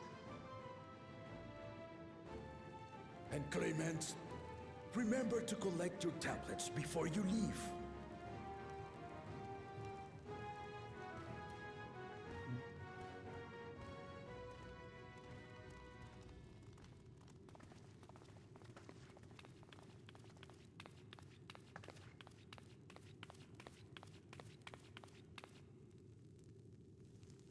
You are one of Lamachi's allies.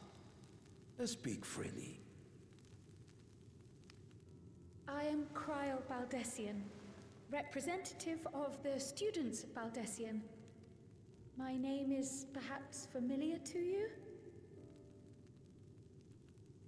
Ah.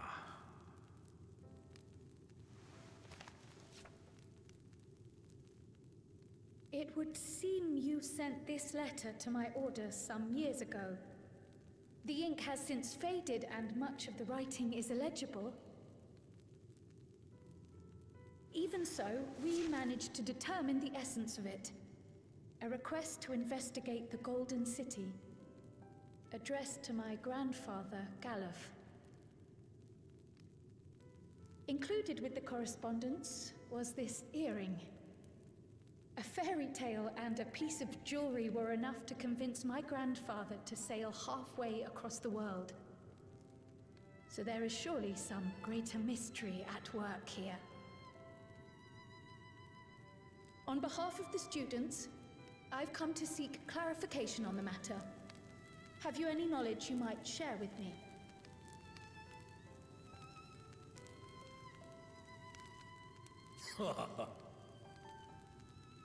No, not at this time. I have tasked the claimants with finding the Golden City. To fulfill your request would afford one of them an unfair advantage in the right of succession.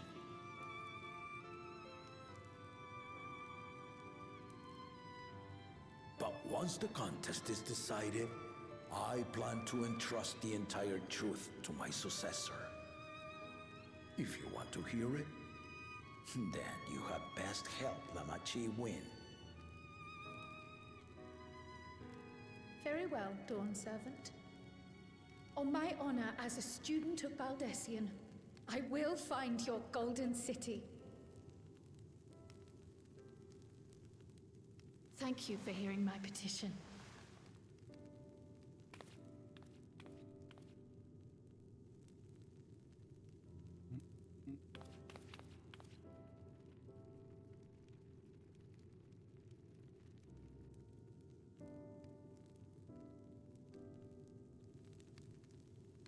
I really, How about that? I really do grown like into him. a remarkable young woman. You should be proud, Galuf. It's clear he is not happy about the other two-headed one being in the competition. Like, it's very clear. And I'm pretty sure he wants Wook Lamet to actually be the one to succeed. But he has to, like, do this. Because it's only fair. He doesn't want to set a precedence where it becomes basically a royal family. Too late to change your mind now, I suppose. But are you sure you wish to be part of this? He wants it to be someone who is accepted by all the people who is the Our ruler. third promise is not wont to take no for an answer. Though you may have agreed to help, I worry that you were swept up in her relentless enthusiasm. Or perhaps you've been lured by the glory of the Golden City. Either way, this contest for the throne will place you and yours at the heart of political turmoil. If you are second-guessing your decision, tell me now. This may be my last chance to help you withdraw.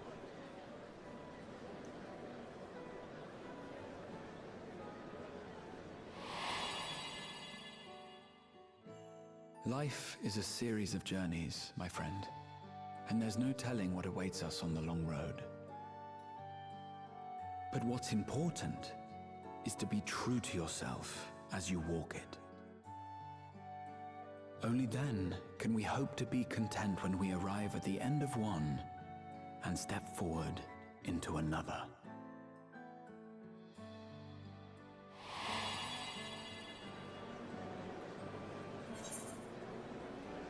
Okay, before I do this decision, I'm going to take a quick break. So if you guys haven't already, you should also get up, hydrate, stretch, all that good stuff. And I'll be back in a moment.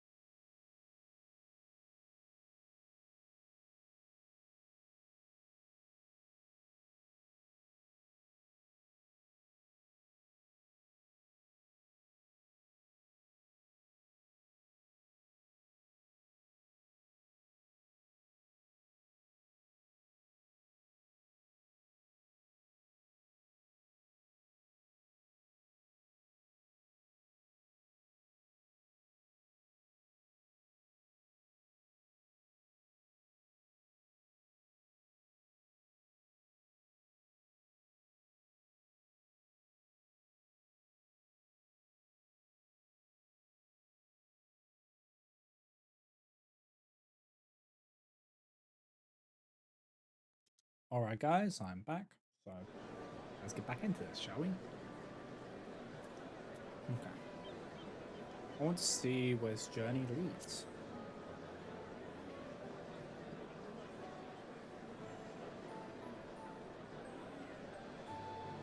So you are committed to your path? I will speak no more of it then. As for my own involvement, I can no longer conduct myself as a mere guide, I think. Not after the Dawn Servant's revelation.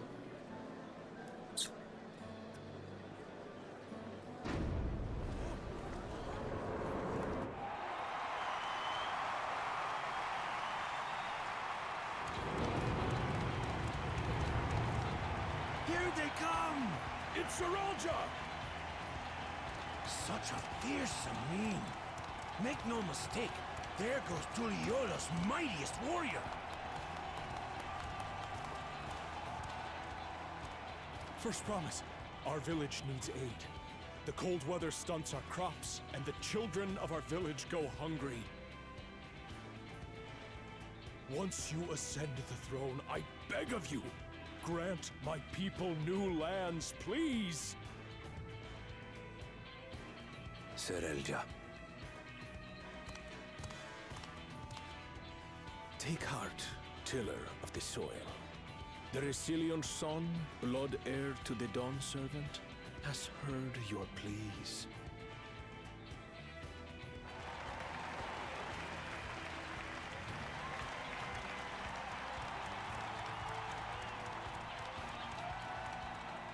Soralja, the first promise and commander of the Landscout. Serelja, the Palaceer. As he was so careful to remind the crowd, Soralja is indeed the natural child of Gulul Jaja. And Resilient Son, is that another title, like the first promise? After a fashion, common knowledge has it that two-headed Mamulja cannot sire children. Yet Soralja was born all the same, with the head of Resolve's features and the head of Reason's scales. An extraordinary example of life's unyielding resilience.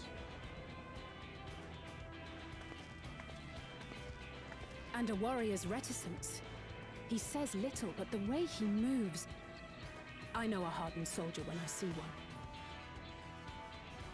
He's a natural swordsman, a gift he inherited from his father. Some even say that the son has already surpassed the sire. Should he come to power, the first promise means to employ that martial prowess in the conquest of foreign lands. For this, he and his supporters have been labeled expansionists. This puts him in direct opposition to Wuklamat, who advocates for the preservation of peace. You may recall that she spoke of a claimant who cannot be allowed to rule. That is Soralja, the warmonger.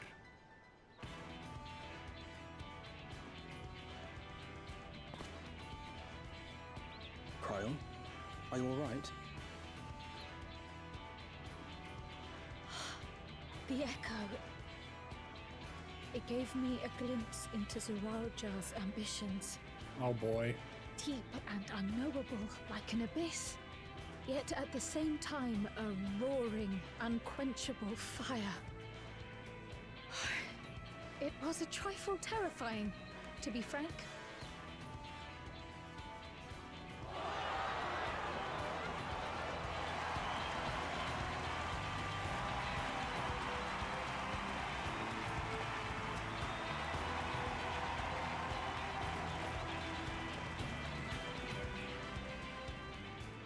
Second promise, you must bring us more marvelous conveniences.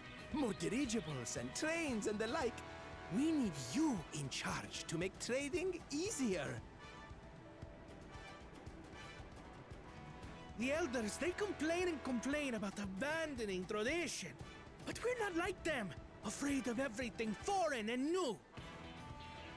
You have our wholehearted support.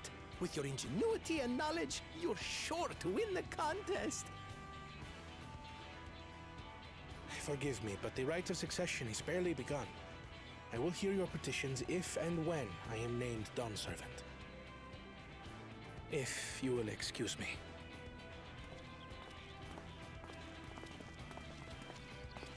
Plain spoken, as always. That's Arcona. Practical to a fault.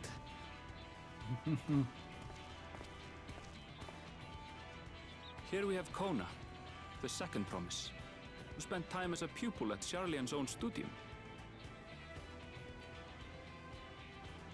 Now that you mention it, I think I did see him in the halls once or twice. There was nothing to suggest he was Turali, much less from a royal family. You love Kona? That was by design. He forwent his usual garb and took an Eorzean name to avoid attention. So it was Kona who introduced the dirigibles. And the railway too, given what we just heard. In furtherance of his goal, to enrich Tuliolal with every bright notion he learned of in Charlian.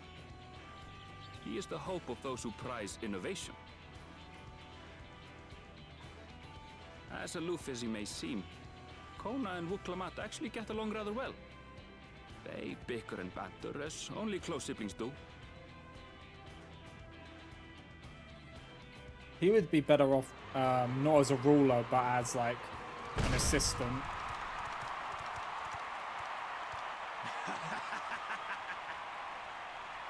Let him actually focus on Gracious of you all to the cheer transports. the lesser Glamots.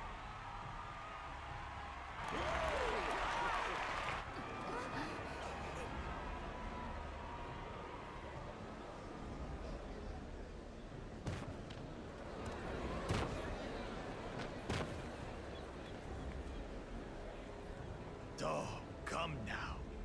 What are you afraid of? I'm no different from your Dawn servant. That You're a my kind fuckface. should reign is Mamulja tradition, and has been so since before there was a Tuliola. I'll brush aside your feeble contenders, and then you'll see who deserves your fealty.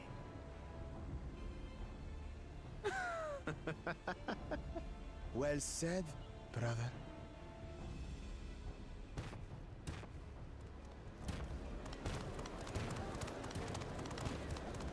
The Mamulja have finally found peace in Tuliolal. I pity those fanatics are intent on keeping that tradition alive.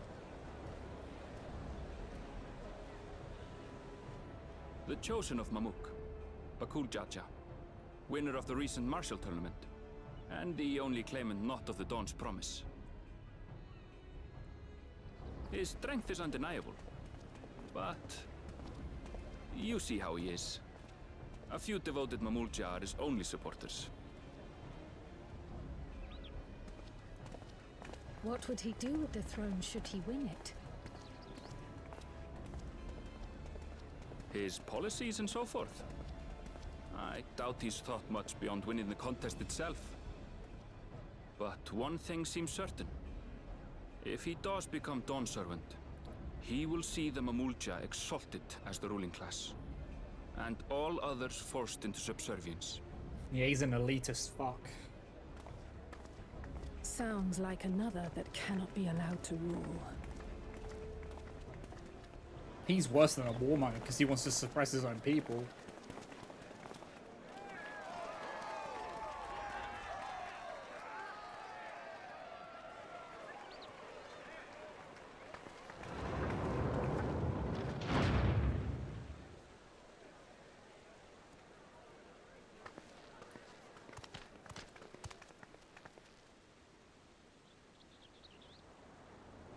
We wish for one thing and one thing only, Third Promise. To abide together in harmony with our neighbors whom we love in this land we share. It is our way, the Turoli way. Galul Jaja built for us this peaceful nation, and we beg you to preserve it. You have my word. I won't let your pleas go unanswered. Wuklamat is the underdog in this. Or at least in the eyes of the Tuliola people, was she founded is some the 80 underdog. years ago. This continent was ravaged by war.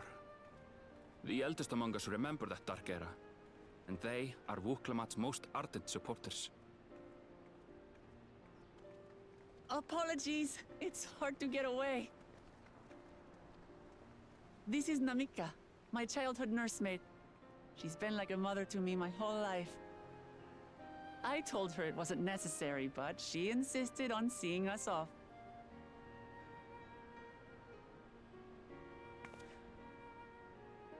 I place our precious third promise into your care. Did you know Wuklamat was taking part in the rite of succession? Of the Dawn's promise? I thought it was only Zoralja and Kona. If she has any accomplishments to her name, I've yet to hear them. Compared to the two Mamulja, she pales in martial prowess. And then there's Kona, who's far and away the most educated of the bunch. I hate to say it, but it's hardly a competition. Oh. Wuklamat will It's prove them wrong. fine. I understand how much better my brothers are than me. Better? Wuklamat.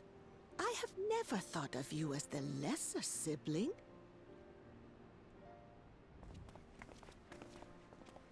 Your brothers may excel in their respective ways, But you boast qualities that both lack.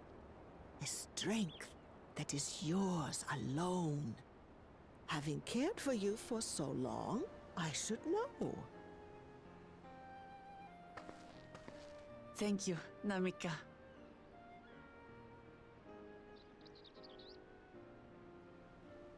Well, we ought to be on our way.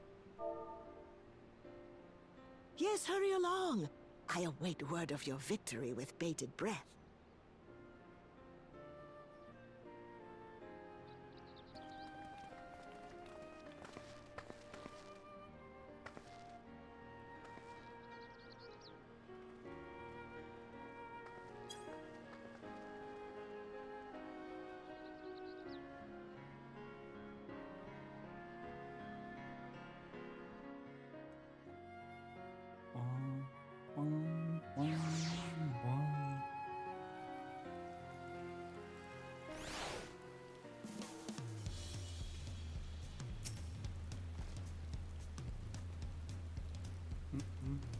Well, so much for the brief reunion I had in mind. Papa is not one to waste time when he decides to act.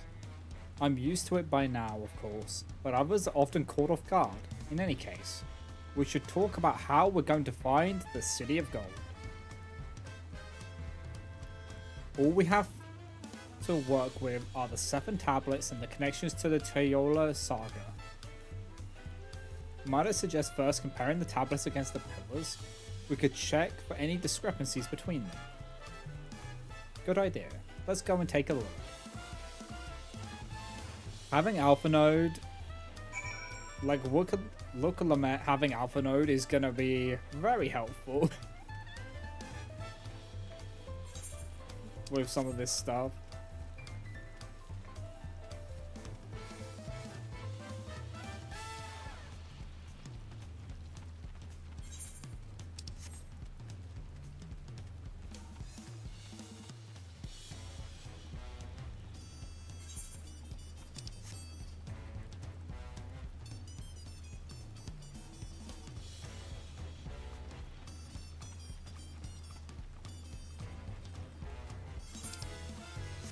Yeah, this seems interesting.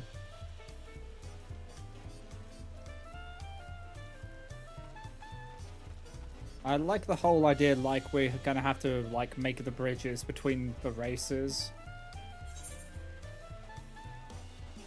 And just prove to them that that Wukalamat is a worthy ruler for them.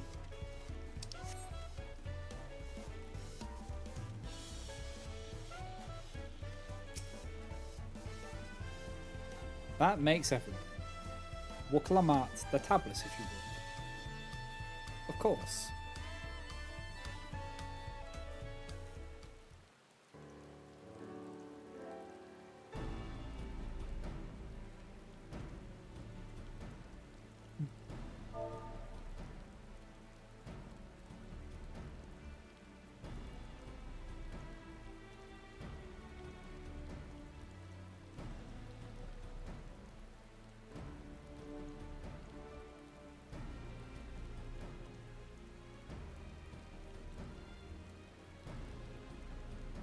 Hold on.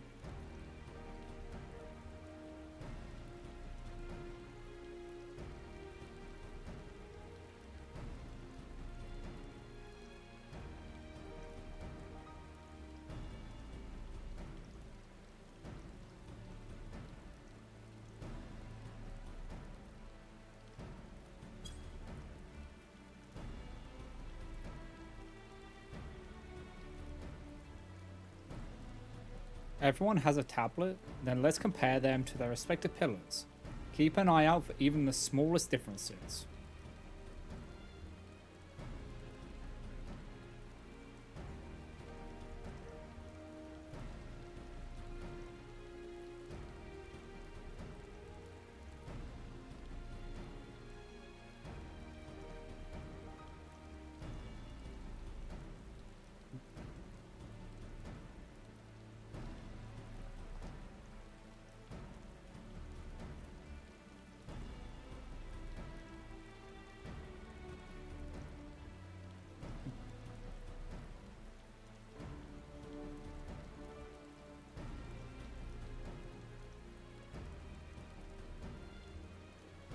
Unless I'm missing something, the glimpses appear to be identical.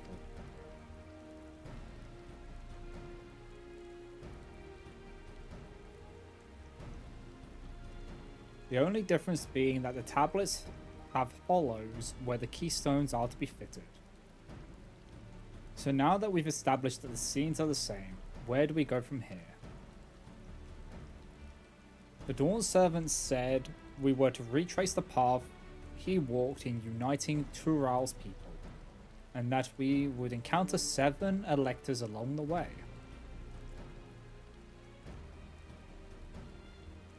Then we have the answer here in front of us. Papa's path is all laid out in the Tulial saga.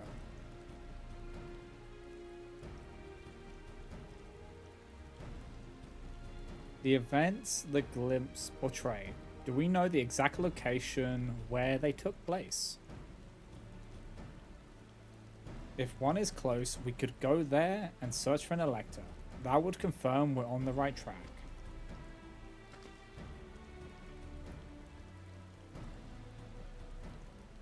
Let me think. The layer of reeds was in the nearby Hanu Hanu settlement. Papa took me there once. It was during festival season, and the whole village was alive with good cheer. There's also the Lay of Gold. That one involved the Pelu Pelu village, which is about the same distance from here. Okay. Before going anywhere, we should ask around about the road ahead. I heard a lot of talk as we toured the city about that storm we passed through at sea. Apparently it ravaged Yoktorao several days ago.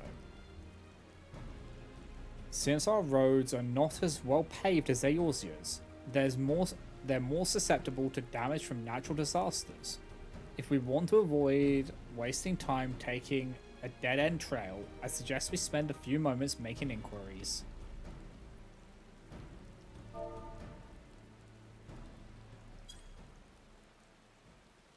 If it's information we need, just leave it to me. I'll bring the information to us.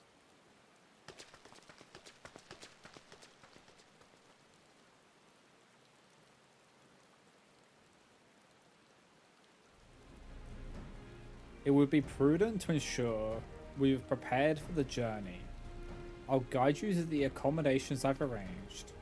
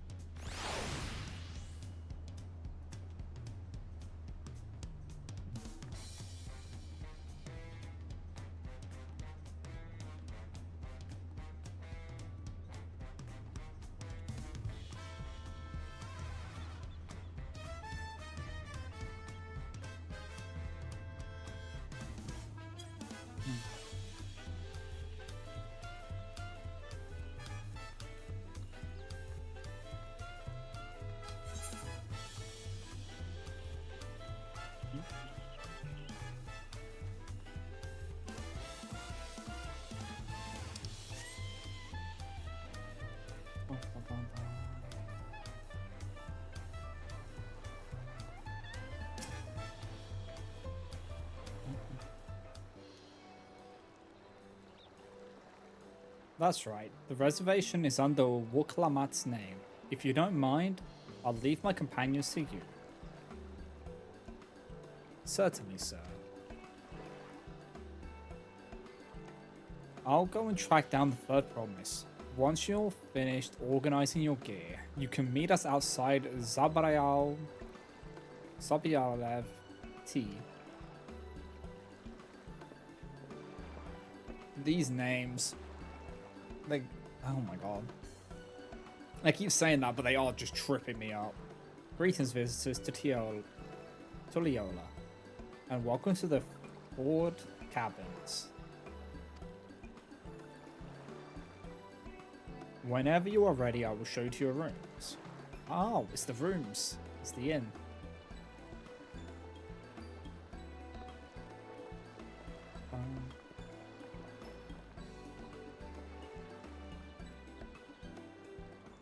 Just wait until the name's in part 2 of Dawntrail. That sounds like a threat.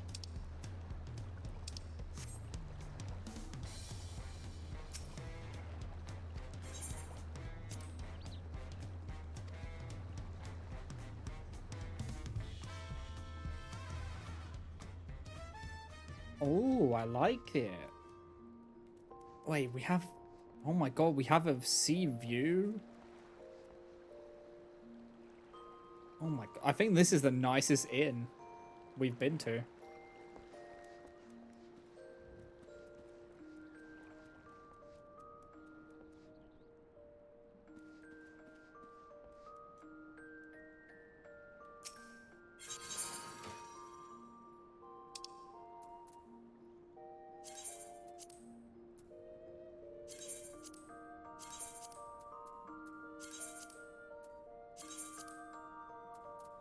Just put some stuff away. Yeah, I really like this place.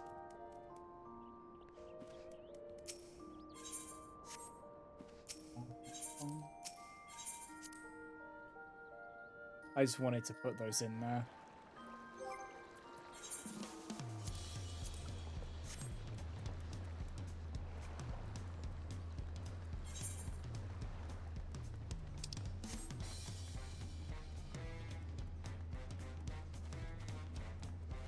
I honestly wish you could go anywhere for, like, you could just get the glamours.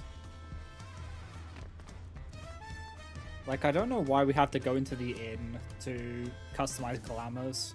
Why can't we just do it in the sanctuary, like in sanctuary areas, like with the plates?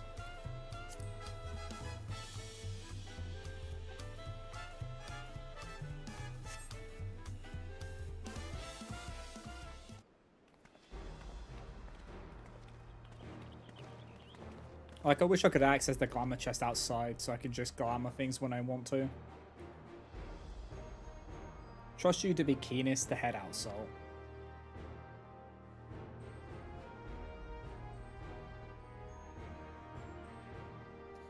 But where are Aaron Val and Wuklamat, I wonder?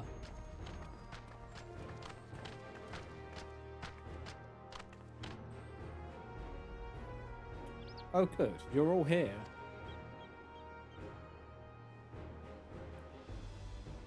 Who might your companions be? Seeing as we needed information, I thought who better to get it from than the locals. These two hail from the villages we're thinking to visit. So the parrot people or the humans?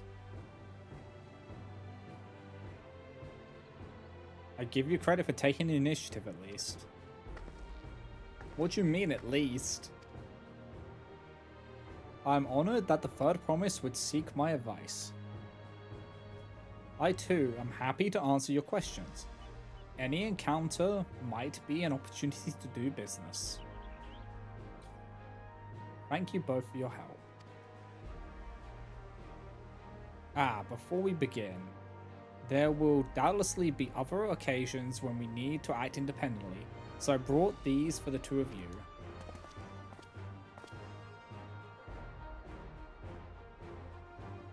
Link pearls? What's this? 'Tis called a link pearl, a gemstone harvested from a special shell.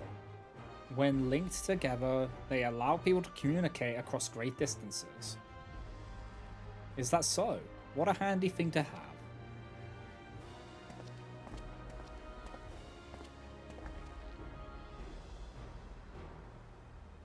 It'll be very useful on our travels. Speaking of which, I should get back to introducing my two new friends here.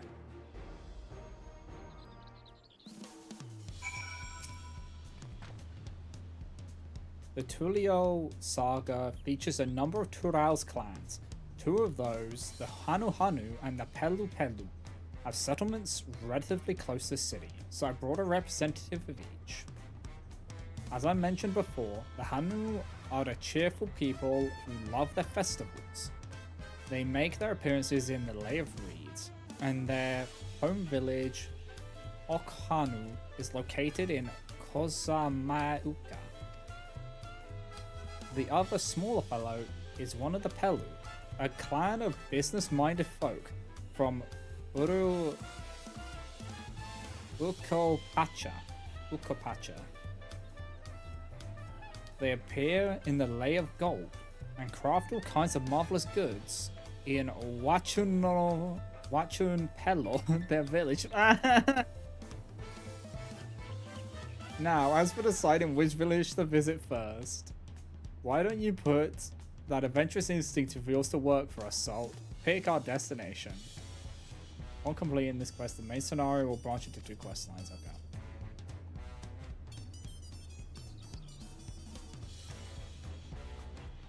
Oh, so in this one, you can't accept both. You can only like accept one, do that, then you come back and do the next one.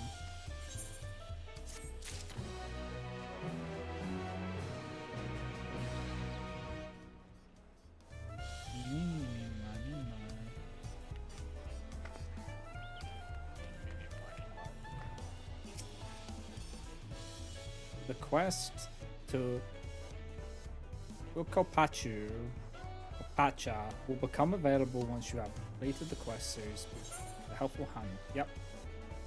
Let's go to Koza Moruka. So, what is it you'd like to know? The route to Okhanu, we go south through the Arc of the Dawn, then follow the road which runs alongside the Kazumaruka River. Is that right?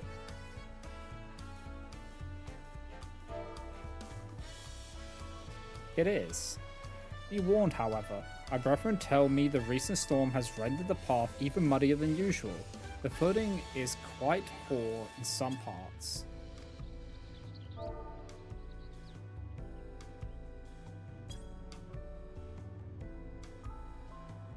Far worse was the destruction visited upon our homes, though. Houses were torn apart, and several people injured if not killed. Even our beloved festivals is in danger of being called off this year. If you do still plan on going, I must urge you to proceed with caution. We'll be sure to watch our footing. Thank you. Helpful Hanu. Now I'm worried for the Hanu. It sounds like they were hit hard by the storm. Anyway, if we're bound for Kozumauka, we should head over to the Arch. We'll be back to talk to you in good time, Master Merchant. Meanwhile, you can eat and drink your fill at Zarial Tea. It's all been arranged.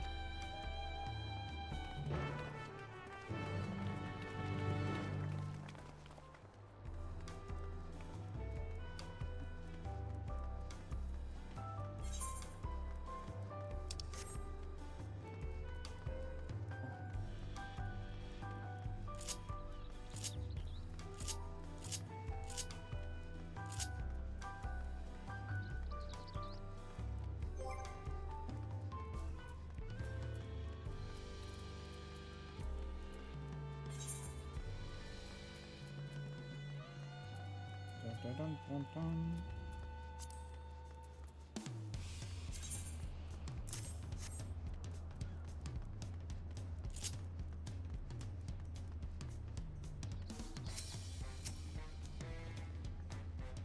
Are we all ready to leave? Then onwards to Kosa Mauka. Open the way.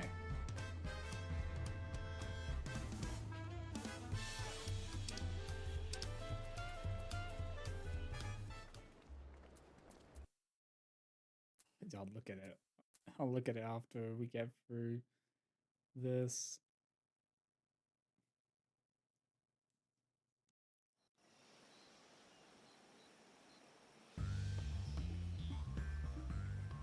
Kosamauka, the land of rainbow terraces. Ooh. It commands the gaze of all who visit without fail. The many-colored marvel. An endless torrent of water cascades over sheer cliffs to shape the wetlands below. To its relentless flow, all life must yield. Together with Wuklamat, we proceeded along the marshy trail, a road upon which the Dawn Servant and his comrades once traveled. I really like their Aetheryte designs.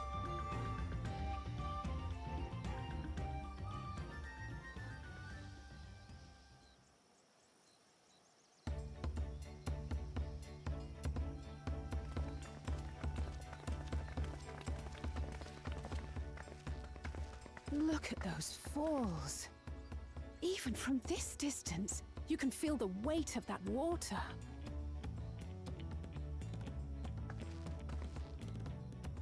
The Isle of Ham was impressive, but as you can see, Tulihiola does not want for natural wonders.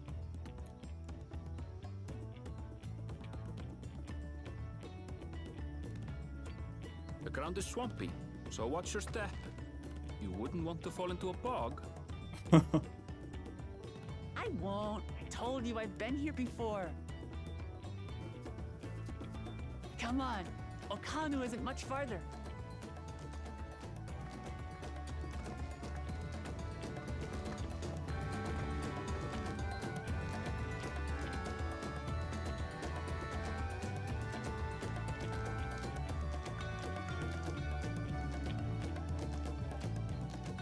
Alright, what is this thing?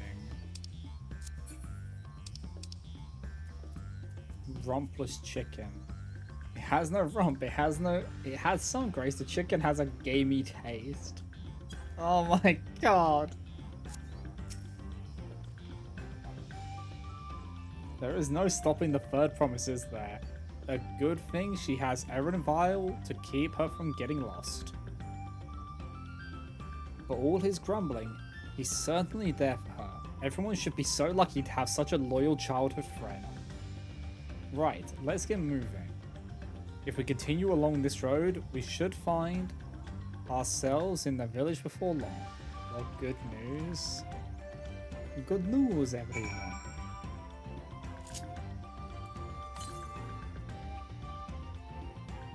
Okay.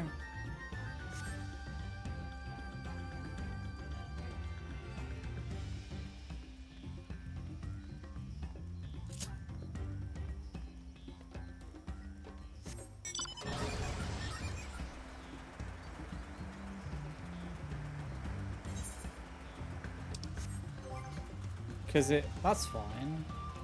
I'll just craft gear. The whole reason I was getting poetic gear is because I was going to outscale it. But since we are now at current content, I will just craft the gear. Once I get everything up to level.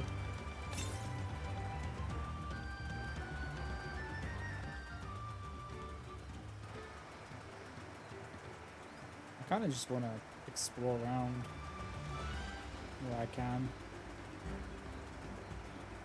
Because don't I have like a metric fuck ton of them to gather in this?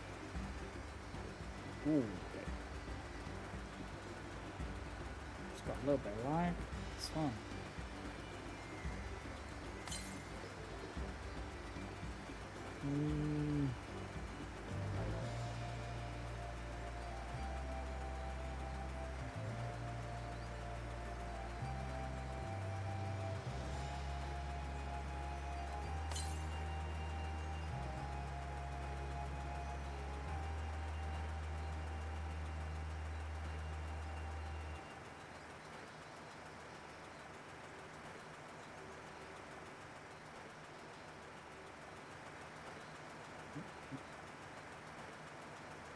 Also, that's not bad news. The Arcadian...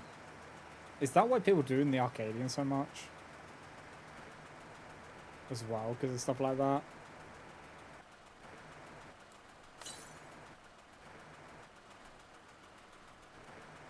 It wasn't up here.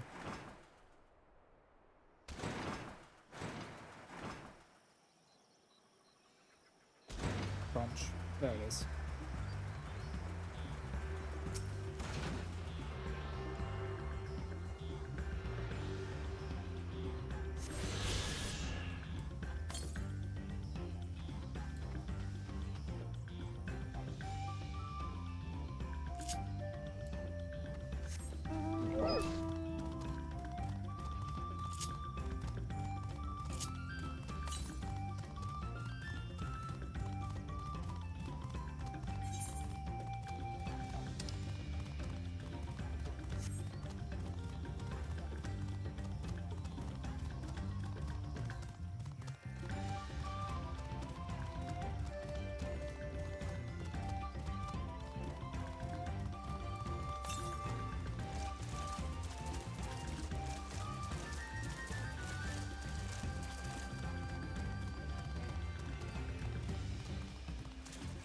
Like, there's a lot more in there. Yeah, there's a lot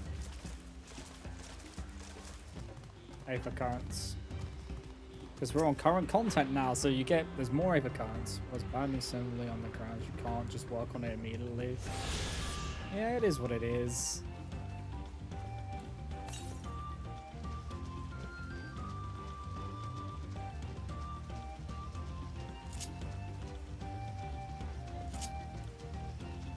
Thank you for the hydro flag on.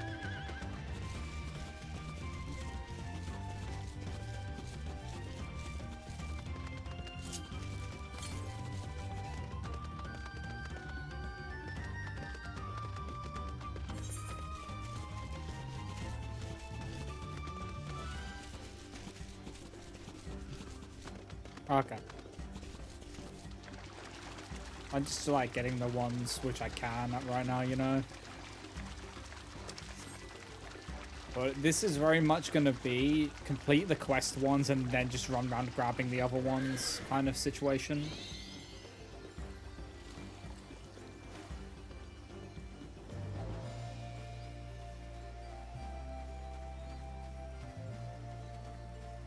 You can't do stretch or posture check?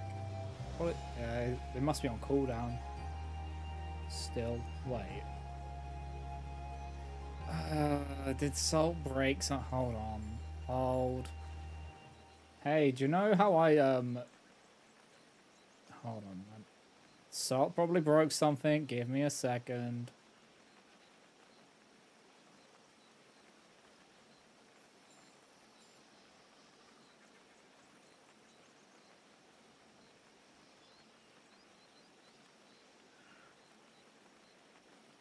Okay, I see what happened. Hold on.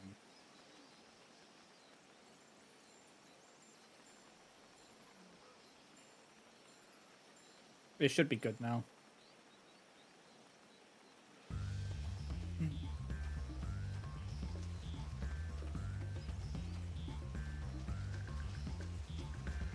Oh, thanks for the heads up, Zach. I appreciate it. So, there shouldn't be a limit anymore on stretches and posture checks. It just may be that you have to refresh to see that. Yeah. Thank you for the stretch. Hey. So what happened was, when I put the timer on, apparently there was a limit thing on it as well to one person a stream. Like, the person can only redeem it once, because apparently it auto does that. Thanks, Twitch.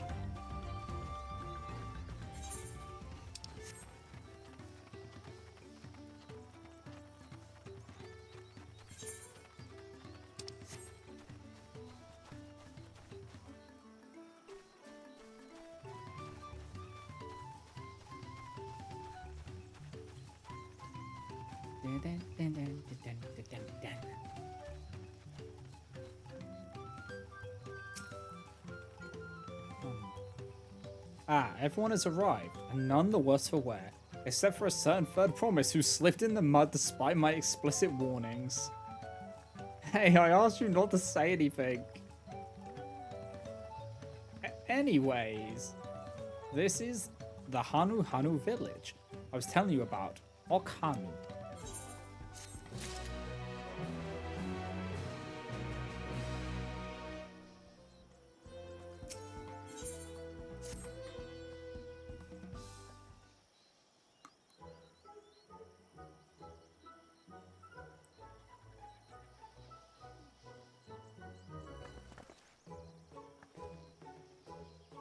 It's like our friend said, that people are in no mood for festivities. I can only assume they are still recovering from the damage wrought by the storm. Indeed. Well, let's do what we came to do and find this Elector.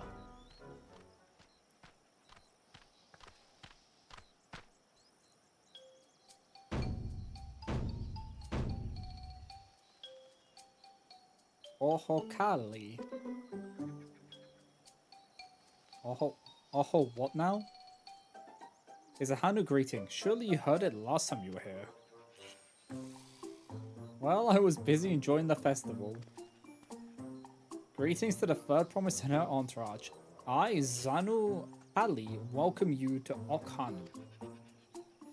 As elder of my people, I shall also be fulfilling the duties of elector during the rite of succession. So, our idea about the electors was correct. We just do as Papa said and retrace his path from the saga. I'm ready. Give me the feat and test my worth. All in good time. All in good time. In fact, I came to let you know that we are not quite ready to begin. For the moment, please enjoy the hospitality of our village.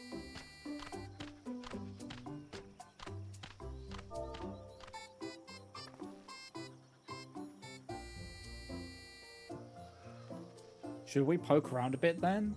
We might pick up some clues about the feat. You know, prepare ourselves. That's surprisingly prudent of you. What, you think I'm being too cautious? No, I'm impressed, is all. You admire and respect your father, who is prone to decisive action, so I expected you to rush in first and ask questions later, or never. I do look up to Papa, but you should know that he has a pragmatic side too. The head of reason is the thinker who takes time to consider all the possibilities. With the long naps he takes these days, though, the head of resolve is less restrained by his wisdom. I can't fault you for thinking that's all there is to him, but there's more to the Dawn servant you've seen thus far. I should like to speak with the head of reason one day. Ah, well, I'm sure you'll catch him awake soon enough.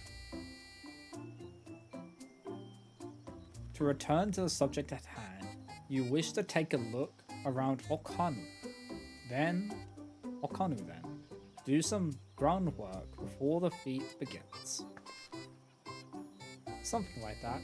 I mean, I could probably pass this test with my eyes closed, but it will keep us busy while we're waiting.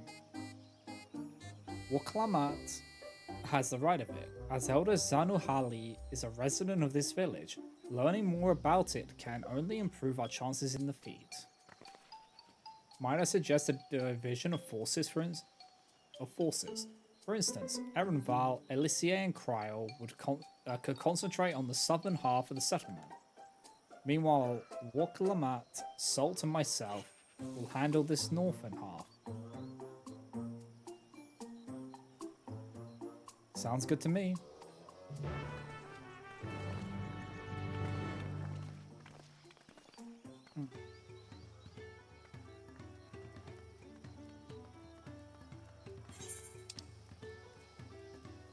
I'm the gemstone trader.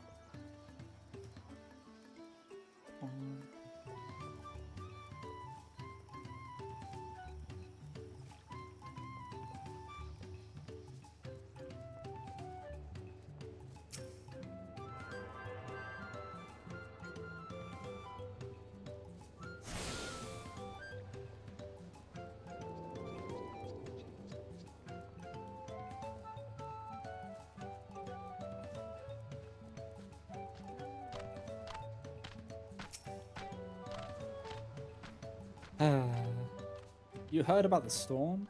I've never seen the likes of it before. With the supplies and help the Dawn servant sent, we're making progress repairing and rebuilding our homes. But while roofs and walls can be patched, There's so much else that was lost for good. How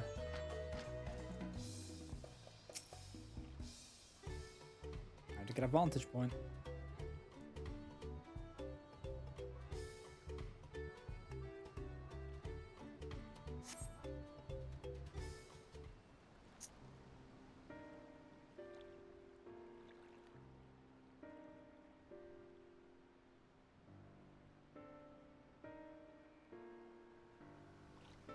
The gaping hole in the wall and missing portion of the roof are clearly the work of the storm's powerful winds. Repairs appear to be ongoing.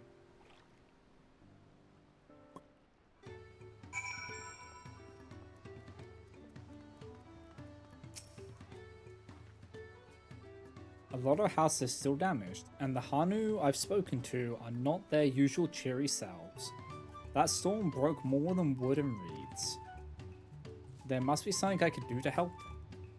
I'm going to look around a bit more.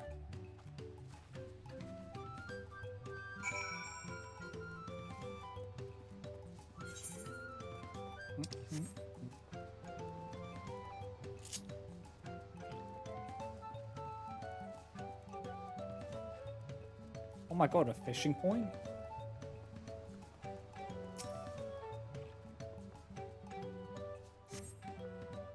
The dry and shrunken bundles suggest the reeds were harvested some time ago.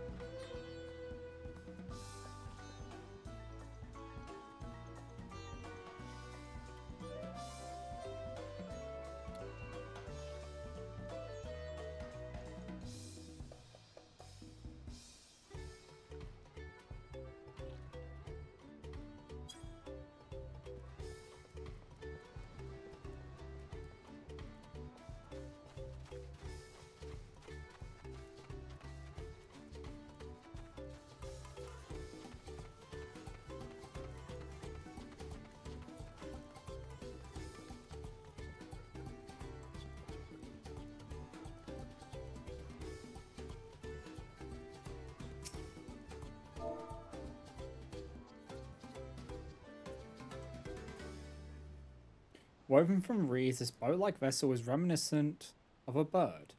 The beak and feathered tail is particularly stand out.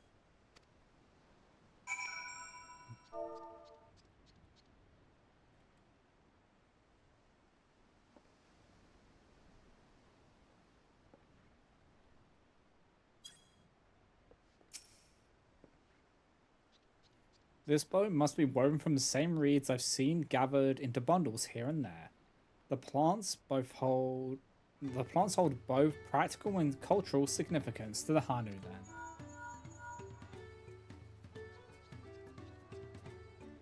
Hello, can you all hear me? I'm told they're ready to receive us now. Come to the large building in the south of the village.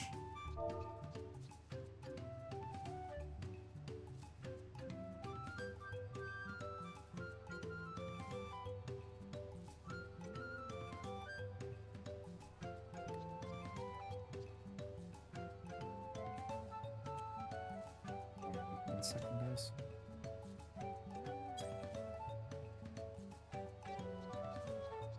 On my way.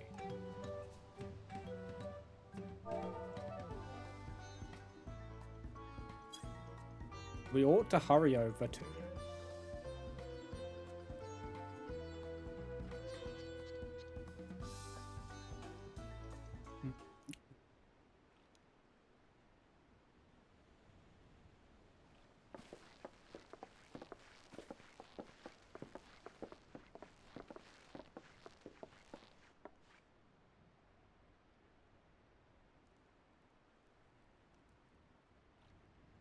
No sign of Zorolja or that oversized lout.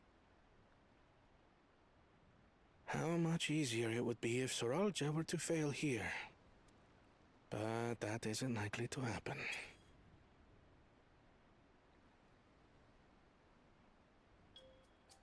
Honored guests, I am Zanuhali, Elder of the Hanu. I am also an elector, charged with judging which among you is worthy of ascending the throne. Without further ado, let us talk of the feat. Not so fast. Surely you couldn't begin without us. Well, they can if you're late. You made it after all.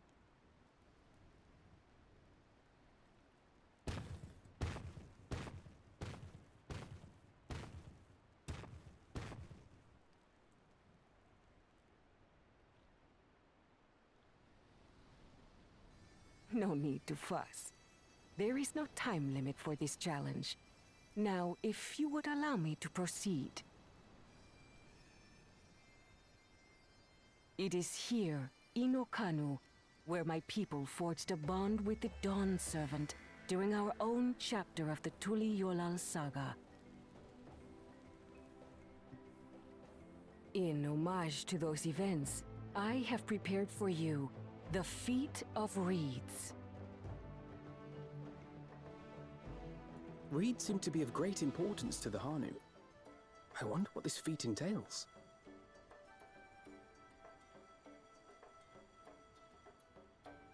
We use reeds in every part of our lives, be it as food or weaving material. But look around the nearby paddies, and you will see that this season, our crops are failing. How fortunate, then, that my appointment to Elector coincided with this predicament. For surely, those who aspire to be Dawn Servant would find the matter of an ailing harvest a mere trifle to resolve. Aye, well, it is indeed the duty of a ruler to address the people's woes. Exactly, exactly. Do well in this, and you will earn my keystone.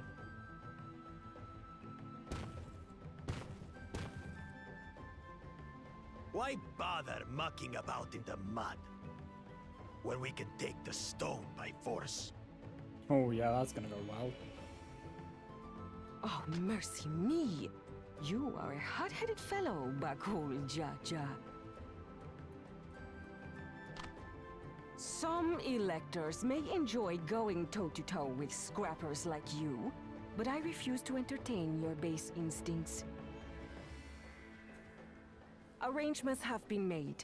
Should you attempt to engage a feat giver in combat without their consent, word of your immediate disqualification will be sent to the palace.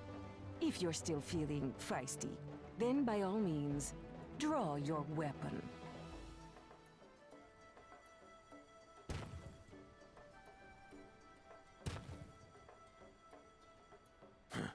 This contest is presided over by cowards. There's no sport in fighting you. Then we can return to the business of earning my keystone. The Feat of Reeds is begun. Claimants, I wish you the best of luck.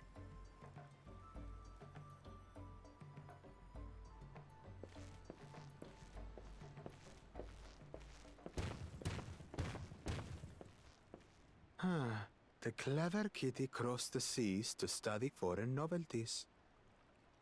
He might know tricks we don't. Tricks we can use. What of Little Miss Mittens? You know the answer to that.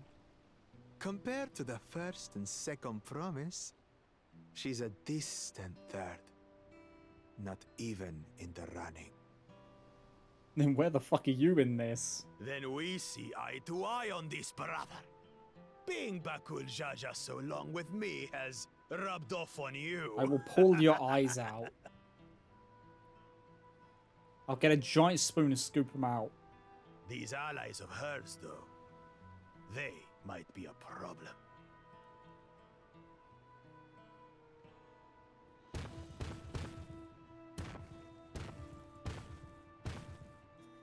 If you set fire to one and froze the other, would they still, it. would they just feel Just as normal? qualified to be here as they are. I'll show them. Easy now. There's no time limit, remember? Let's keep calm and think things through. Right. You're right. I won't win against that lumbering Vidrol by losing my head. We can make him lose his head.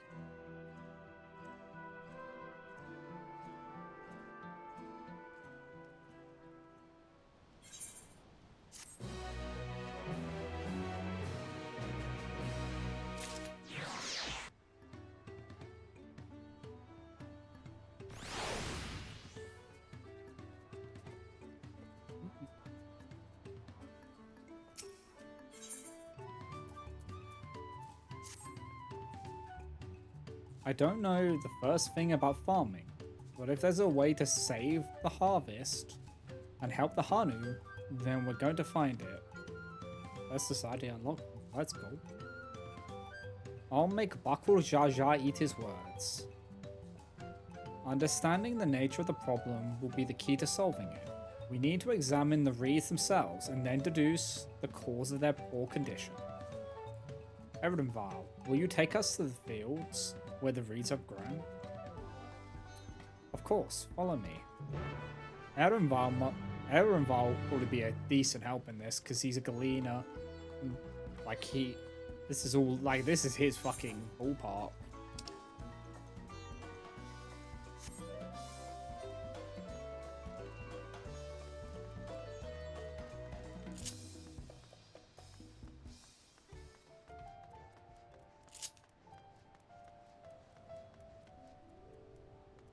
Can I smack you?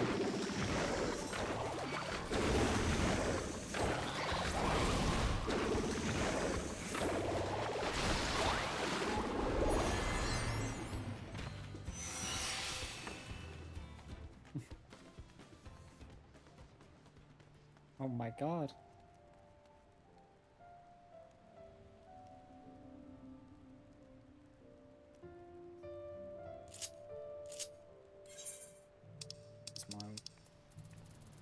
I don't have that one yet, but I do have. It's new. Yeah. What's the lollyho? You think I'd know where these are by now? There it is.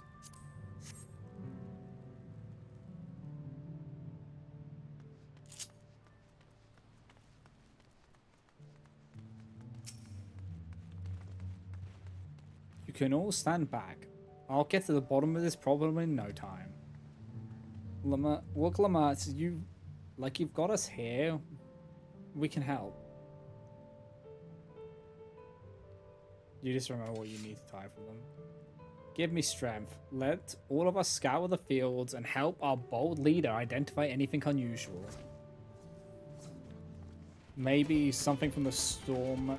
Something got blown in from the storm and tainted the crops.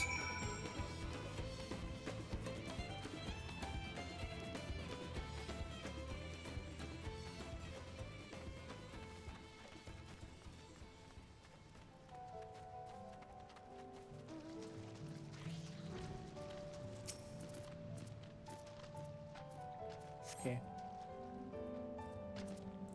As Anuhali described, the reeds appear wilted and unhealthy. Okay.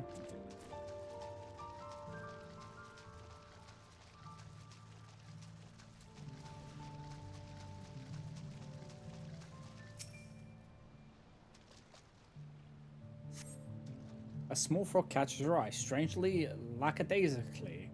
It doesn't even bother to hop when it eventually scurries away.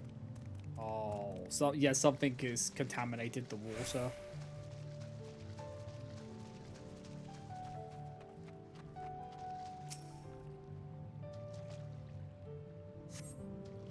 The soil in the paddies is as one would expect, rich in color and suitably moist, not dry nor flaky. So it's not the mud, it's the water.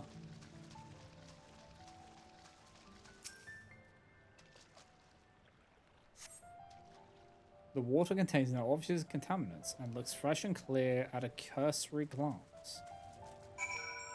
Wait, how have they got...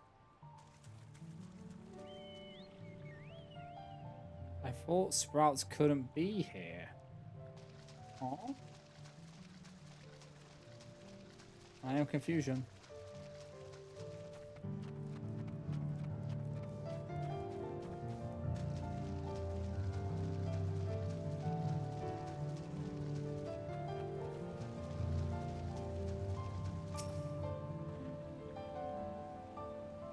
Seen enough? I'll call everyone together and we can share our discoveries.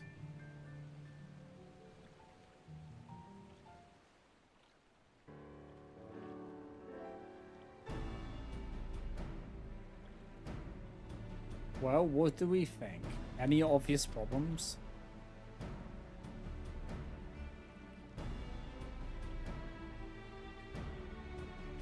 I agree, the water looks to be of good quality, as does the mud in which the reeds have been planted. The frogs and insects are unusually torpid. This suggests the problem is affecting not only the reeds, but also the creatures which live among them. Could something invisible to the naked eye be polluting the water? We would need an alchemist to know for certain. I'm an alchemist.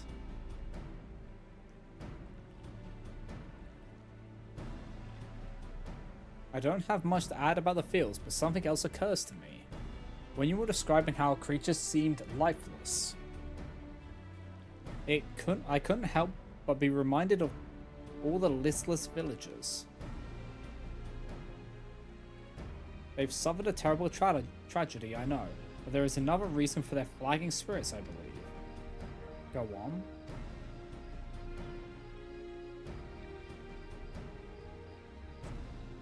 The festival. This is traditionally an occasion for celebration and renewal. So without it, the Hanu are struggling even more to recover. The last time I visited, the village was in the middle of the festivities. You'll never see the Hanu more joyful and alive. It's an indispensable part of their culture, and its absence will only compound their woes. So I say we help them put on their festival. Give them a reason to cheer in these sad times. Who knows? Maybe fixing one problem could lead us to a solution for the other. Stranger things have happened. Right?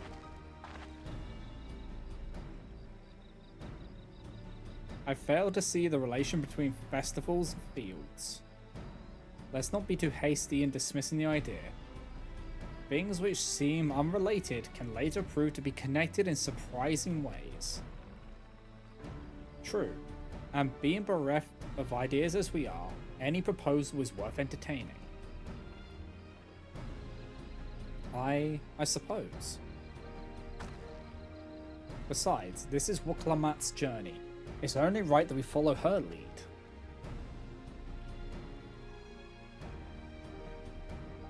Thanks, everyone. By the way, does anyone know where the festival float is? It's like a boat woven from reeds that looks like a bird.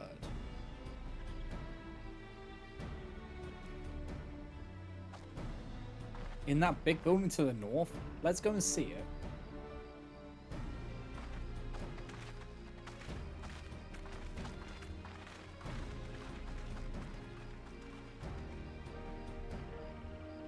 There's much less debate when I'm traveling alone.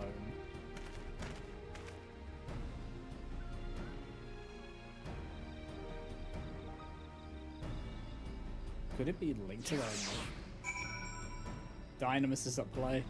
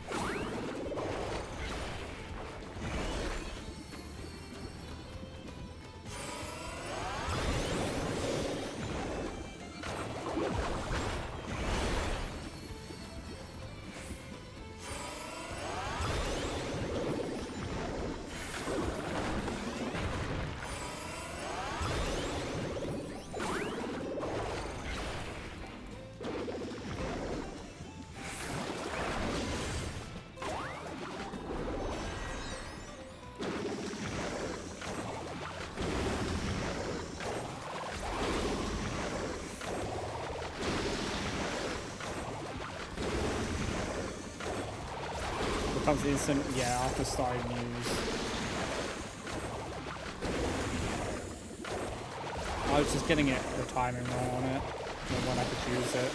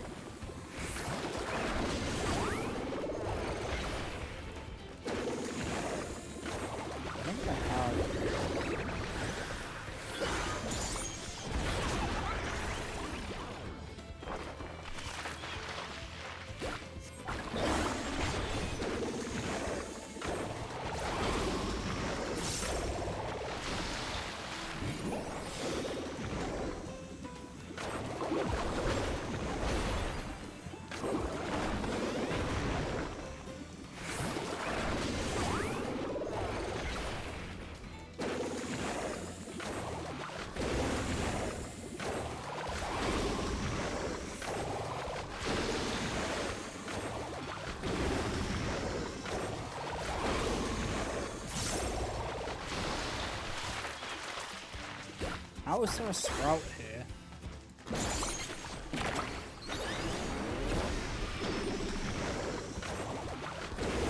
Okay, I get it now. So you have food. Yeah, I just saw a sprout go past.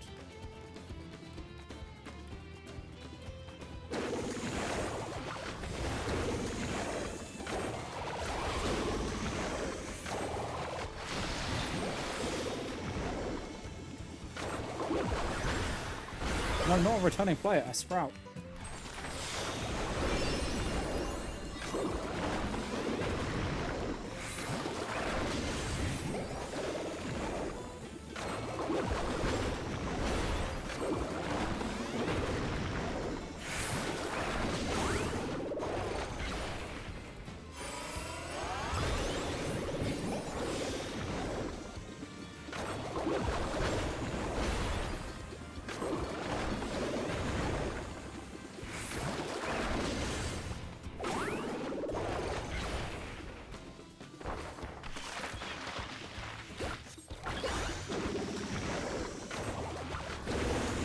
So I have like a new combo.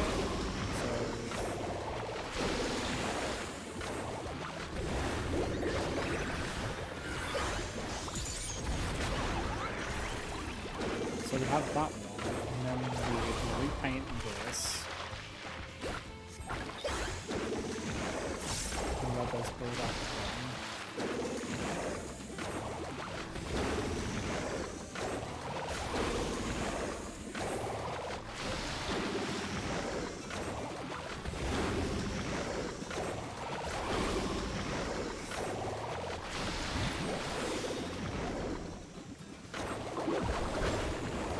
So the rainbow one, yes, it's like part of Star Wars combo because now we have actually want to burn it.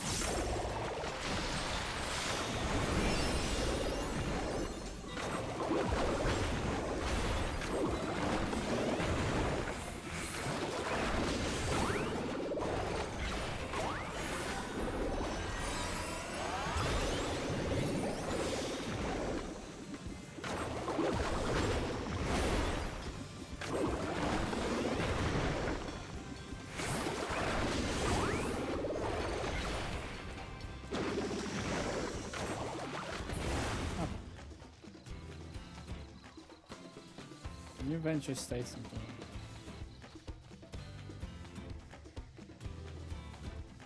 I don't have to know.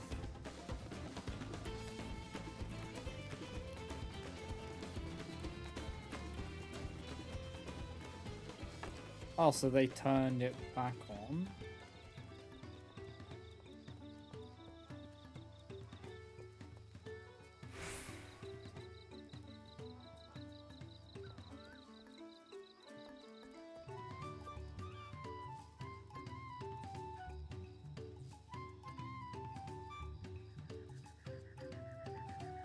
maybe they...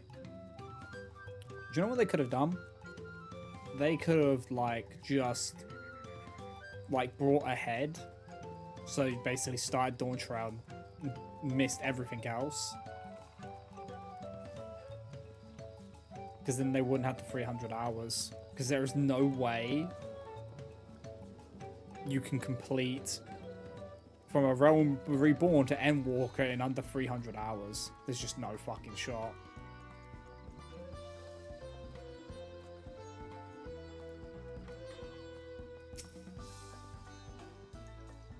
Yes, this is the float I remember. Does it not appear somewhat damaged to you? We should take a closer look. Okay, we want to inspect the float. Alright.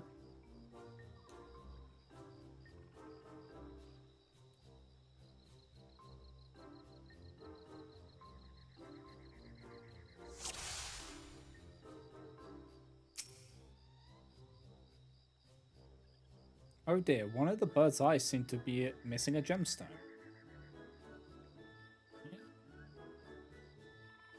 Feathers seem fine. Carrying post has been broken.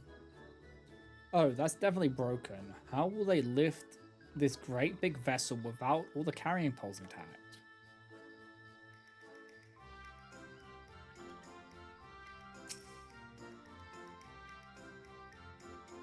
These tail feathers have seen better days. I swear the colors were a lot brighter the last time I saw them.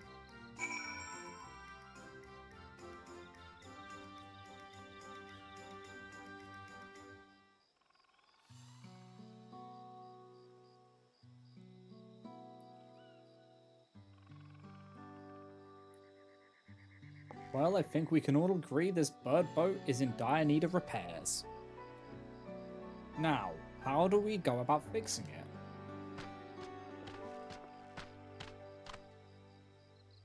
What is going on here? We will remind your festival float. Tis a shame it is in such poor state, due to the recent storm, I gather.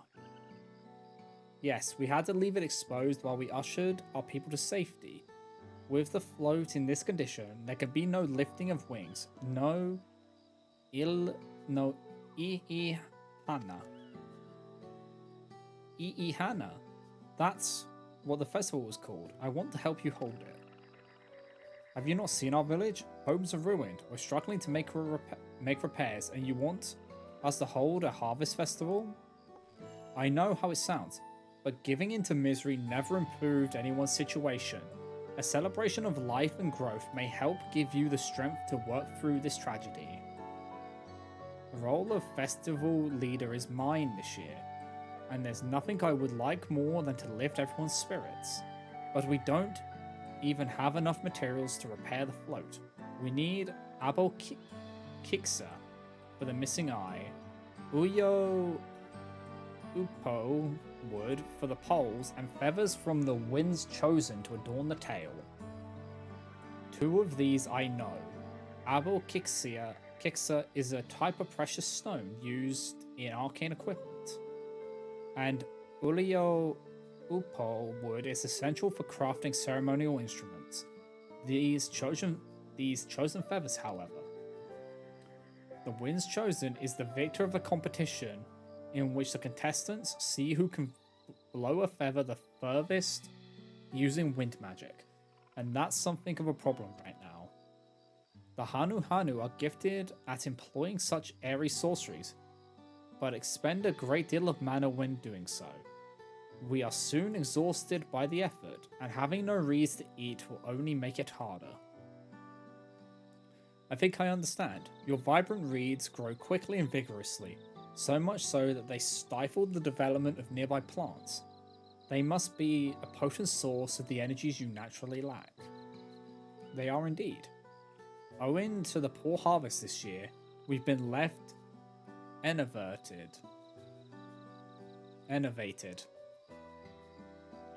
And if we cannot gather the correct materials as dictated by custom, we cannot repair the festival float.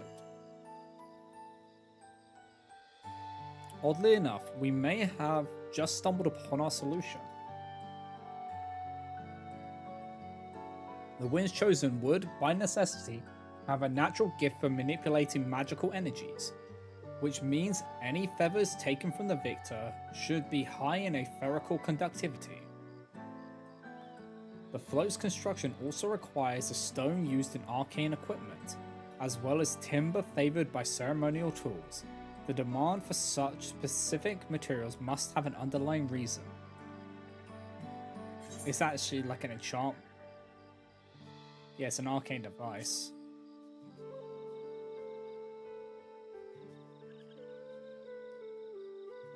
Precisely what I was thinking. This boat of reeds is in fact an arcane focus of some kind. A focus for what? Oh, I'ihana is a harvest festival, isn't it? That must mean the float was made to encourage healthy crops. So if we repair the boat and hold the festival, its arcane powers might fix what's wrong with the reeds. We won't know until we try, but 'tis a sound theory. Celebration, prayer, ritual ceremonies, these have all been known to elicit miraculous effects. Wait. The float? A tool for magic? This is the first time hearing of it. In the beginning, it may well not have been. After a good harvest year, there would be no reason to change it, but when the harvest was poor, new adornments were likely added, and those who performed the labour may have imbued their work with ardent hopes for a brighter future. Through years of trial and error, the Hanu would have refined their festival float into a focus for harvest prayers. Incredible.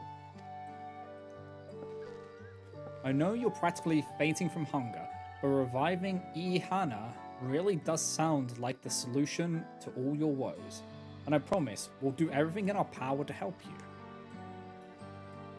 I'm still not convinced about this focus business, but I accept your aid nonetheless. I will introduce you to the shipwright, who's been maintaining the float these last few years. He's replaced both the eyes and poles before, so he should know where and how to procure what we need. Then allow Alicia and I to acquire the feathers. We will encourage the people of Okhanu to gather and vie for the title of Winds Chosen by sharing with them our own reserves of mana. I'll go with you. I carry some alchemical brews that may afford the same effect. Yeah, because they would be good at etherical transfer at this point, because of the piggies.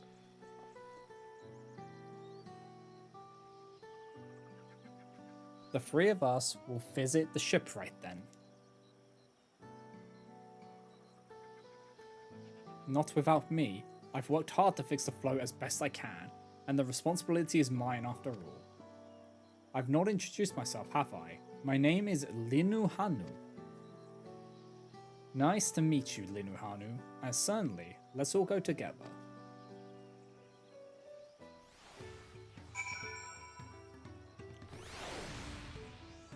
Are you getting in the harvesting with that scythe?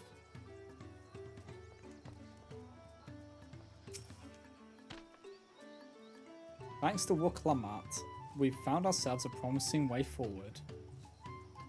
Experiencing knowledge are valuable assets, but there is something to be said for following one's instincts.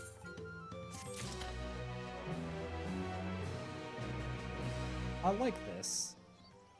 I also like whether we're following her lead, and it's actually she's got good intuition in a way. She accidentally stumbled upon the answer to the problem. The shipwright's name is Wook Ivu. He's a Zelbral who only moved to Kozomauka a few years ago, but has since mastered our customs to an almost frightening degree. He's especially strict when it comes to manners, so make sure to offer him a proper Hanu Hanu greeting. We wouldn't want to offend him right before asking a favor. A proper Hanu Hanu greeting? Oh, that one. Don't worry, I remember how it goes. Then we shouldn't have any problems. Let's head to Okbekby to the east of here. Okbekby. These names, please. I swear they're just doing it on purpose now.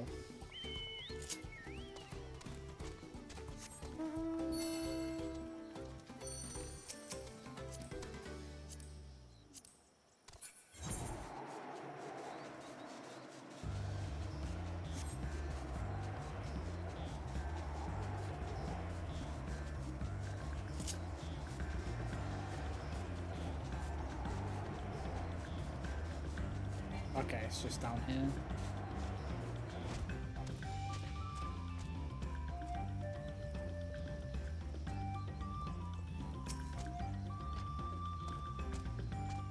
This is Okbekby, the village of all. Those who drift into Kozamauka from Tuliol and elsewhere are welcome to live here alongside the Hanu.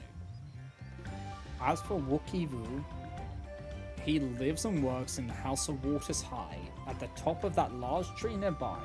Follow me, but I should warn you, the climb up the stairs can be challenging.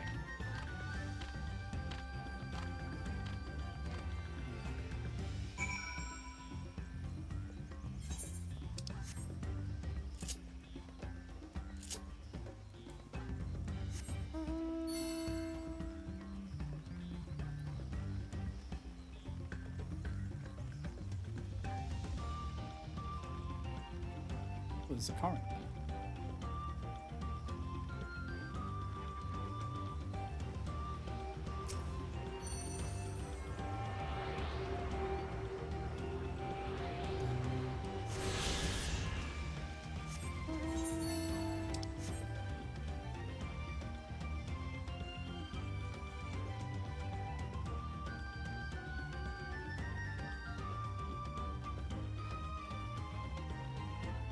My worst enemy, stairs. Oh my god. What is with this country and stairs? There's so many.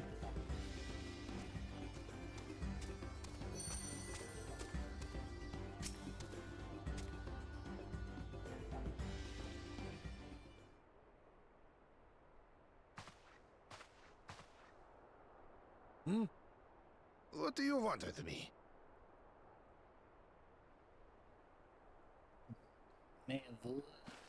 Right. The greeting.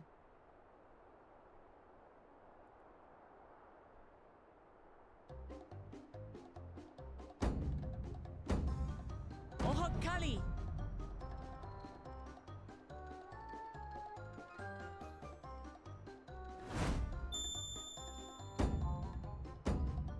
Oh, Kali! He just seems like a happy old man.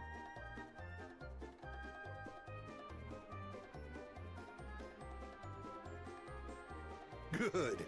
You brought your manners with you.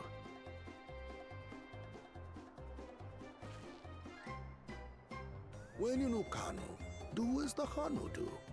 For a country as diverse as ours, the preservation of harmony demands that we respect the cultures of all peoples who call it home. Well, that explains your familiarity with Hanu customs. And you speak truth, of course. To live together means to learn about each other.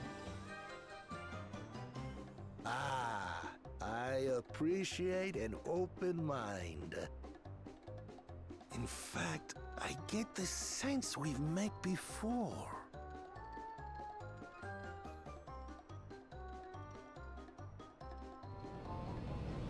You're Wuklamant! Oh, what an unexpected honor for old Wokevu. Here I am prattling on about manners, and I've gone and insulted the third promise herself. There is no excuse for this betrayal of etiquette. Please, take up your axe and claim my impudent head! I will not. Keep your head. I hate formalities anyway, so forget about it, alright? Alright then, consider it forgotten.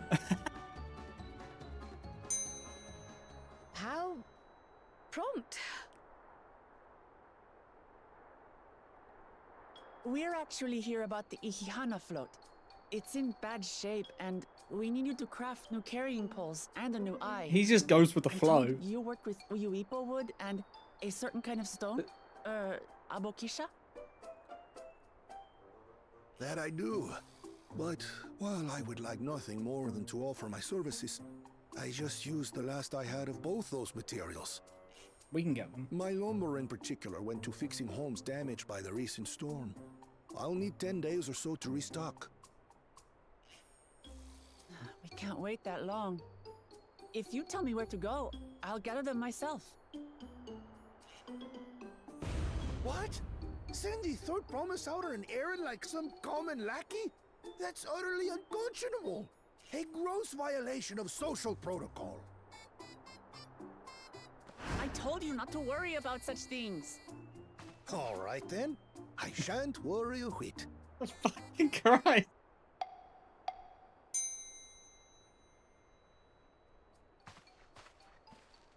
What's with your Hanu friend there? Do you know what it feels like? It just feels like he's extremely patriotic. I am So when she festival says leader this forget season, about it, he's and like, I've okay. come along to oversee the float's repair. As strange as it may sound, Wuklamat and her friends believe the float is an arcane focus, meant to encourage the growth of our struggling reeds. Too many Hanu have forgotten, it seems. But that is indeed the true purpose of the lifting of wings. Your education is impressive, Third Promise.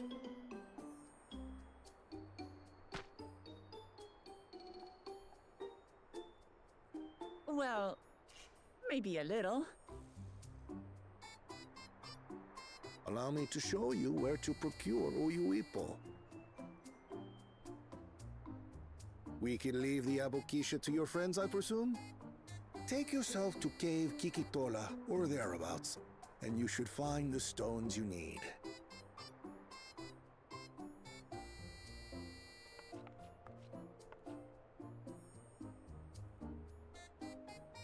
I've been there once or twice. I can guide you. Please do. Guide us every way where you need to go. That should save us some time. All right then, let's get moving. I have sinned greatly. No, you haven't. Okay then, I'm fine.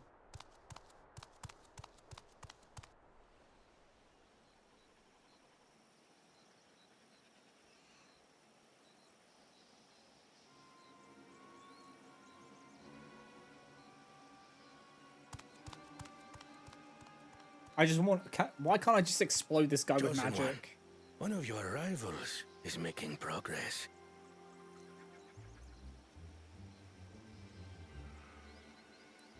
Like, if I dropped a comet in black on his head, he's not gonna fucking live. You say. Should our first choice fail to deliver, it might be wise to let this play out.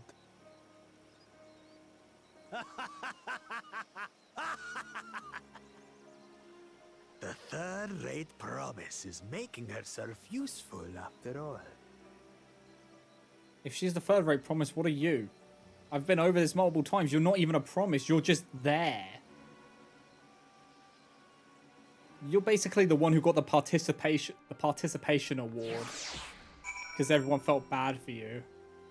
That's what that guy is.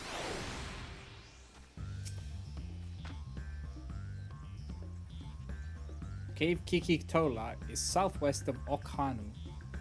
We can return to the village first, then head there on foot.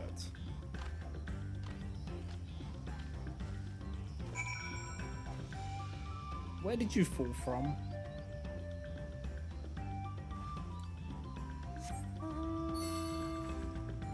Oh, up there.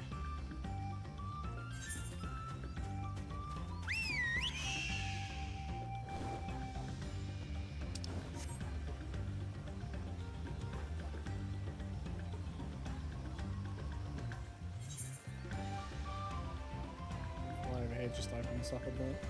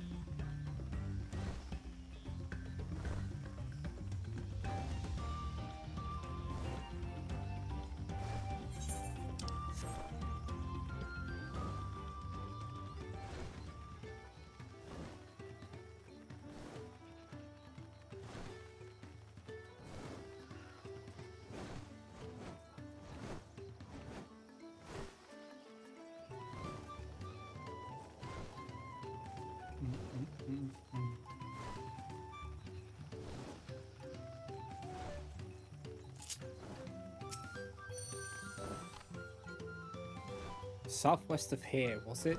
Let us be on our way.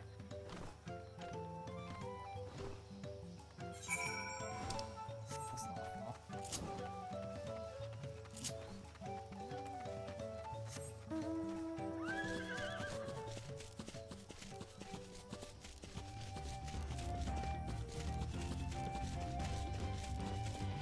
Wait, is that?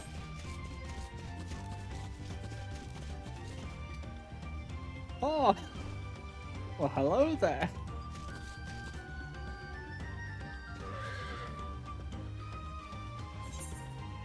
There's a B rank, yeah. We can take him.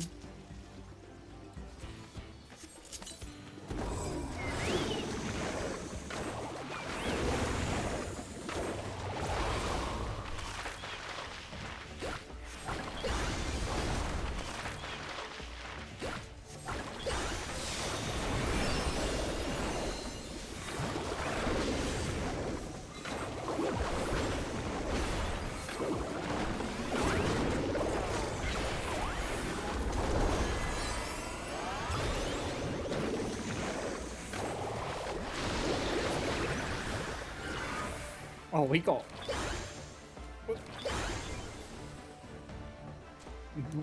Okay, we cooked him pretty bad.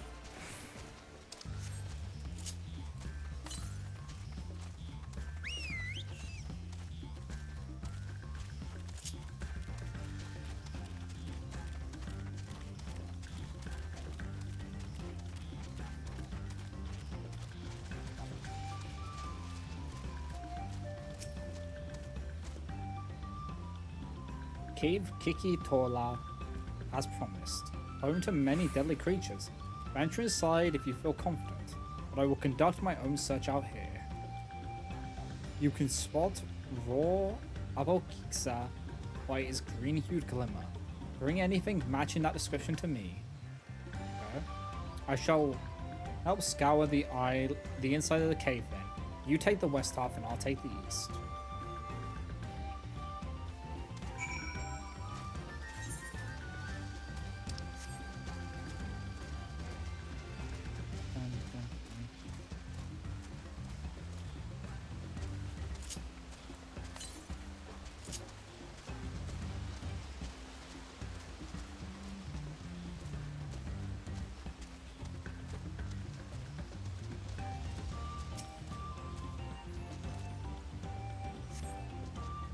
Upon closer inspection, you find that the glimmer you spied was just light reflecting off the water.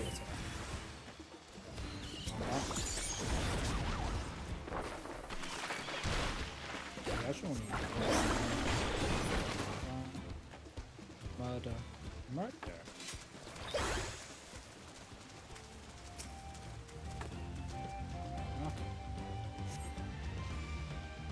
You find a chunk of stone glowing a distinct shade of green. It seems like the exact kind of mineral Minohana was looking for.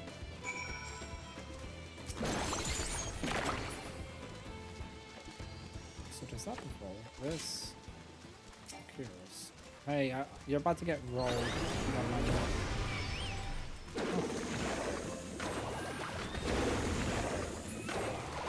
When it has the other one, or just used it. Does that make it stronger if I hold it and they stack, or does it just consume it?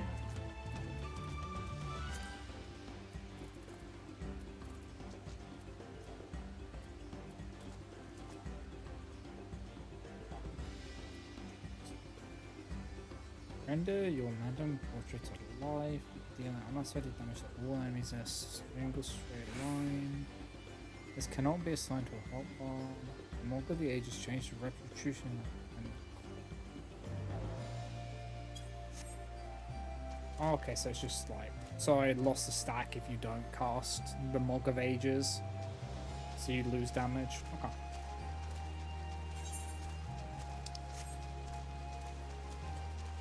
So you want to do those two, paint, release, paint. That's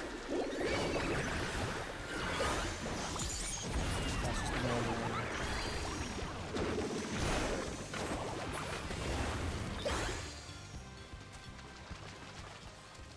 So now I've got 4 motifs for the Living Muse.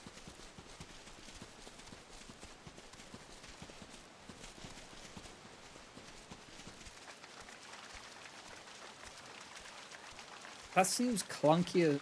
That's kind of clunky though, because you only get 3 stacks. So there's like a cooldown period between them. So you can't even like just paint the 2 afterwards to get that combo. Because you only can hold 4 of those at a time. Or 3 of them at a time rather than 4. I picked over the ground near the entrance but found nothing. Did you have better luck inside the cave? So do you just go... I don't know how you would actually do that. Yes, this is Apokixa. Along with Kral's contribution, we have more than enough for our needs. The stones you brought shine very brightly. I thank you both.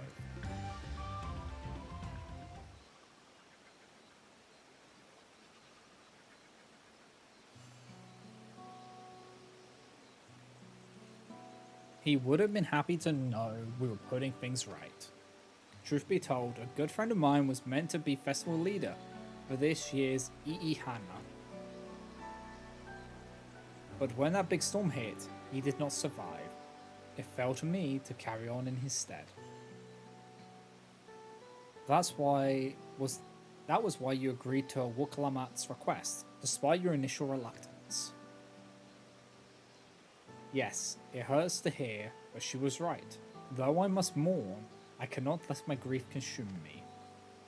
Her words made me realize that the path to my recovery, our recovery, is already laid out before me, and I will walk it for myself and for my friends.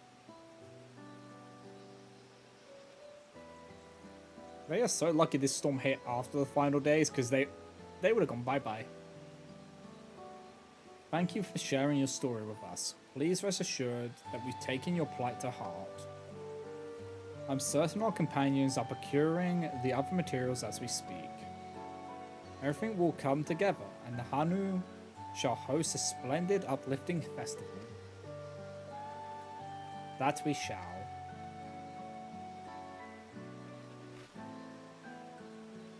With that, let us return and deliver the Abu Kiksa into Wuk Ifu's waiting hands.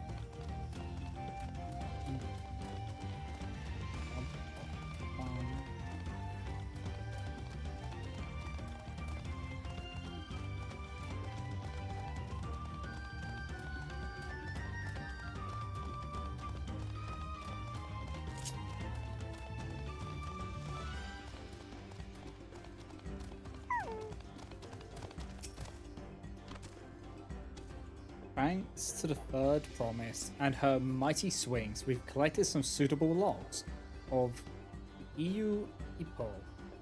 What of the Abokix?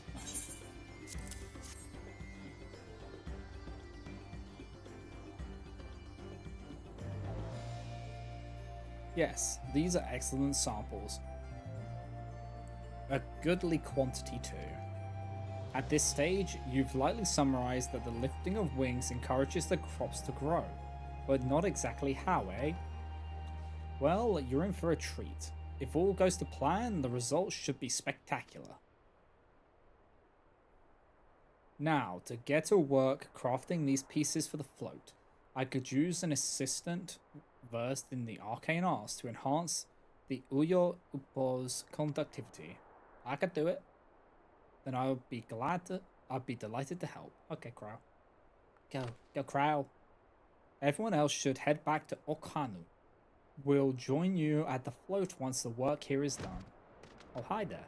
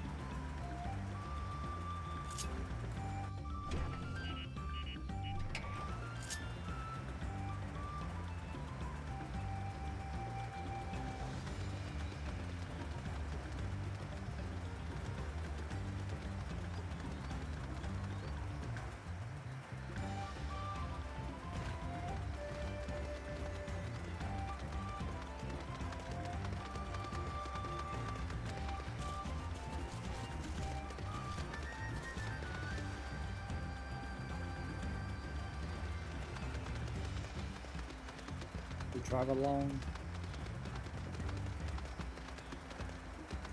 I got this today in the roulette.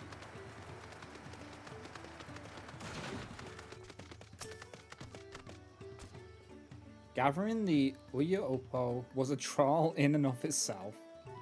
At first, Wookievu criticized everything I did. Then he suddenly yelled, "I've spoken ill of the third promise and must punish myself," and proceeded to slam his head into an Uyopo tree.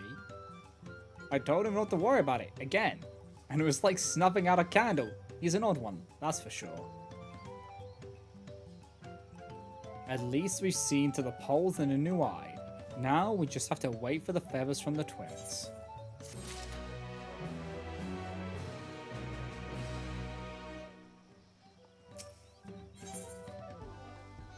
Ooh, we can get some paint.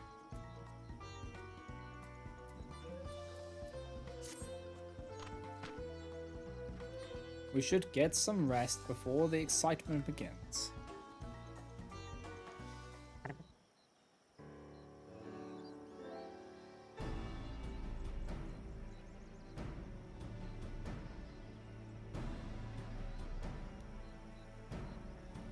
Over there, by the float, isn't that the third promise? Then the rumors are true. She's trying to complete the feat of reeds by reviving Iihana. The festival is a prayer for healthy crops. Does she honestly believe that will be enough to save our harvest? The second promise, meanwhile, barely glanced at the fields before leaving Okanu altogether. Maybe we asked too much of our young claimants.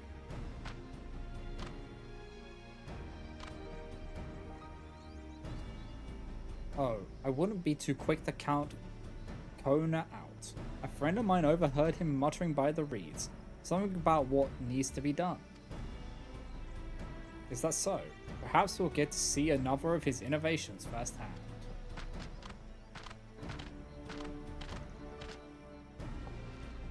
Heh, that sounds like Kona. One look at the reeds was all he needed to think of the solution. Be that as it may, our own solution is nearly ready. Indeed, as soon as the others get back, our long-awaited festival can begin.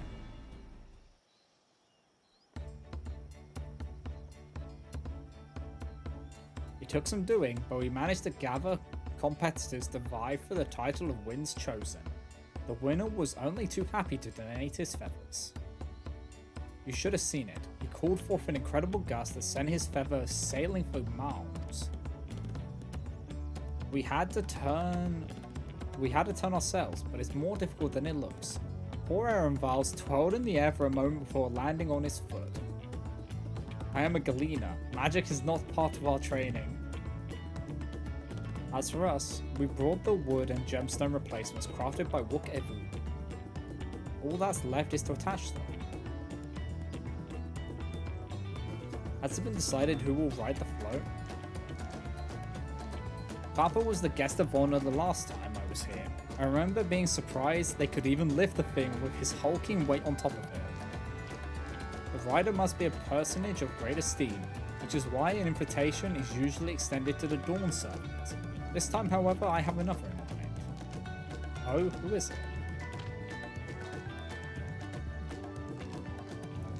Our beloved Hana. The lifting of wings is only being held because of you and your companions. Thus do I nominate you, Wook Lamat, as our guest of honor. Huh? Me?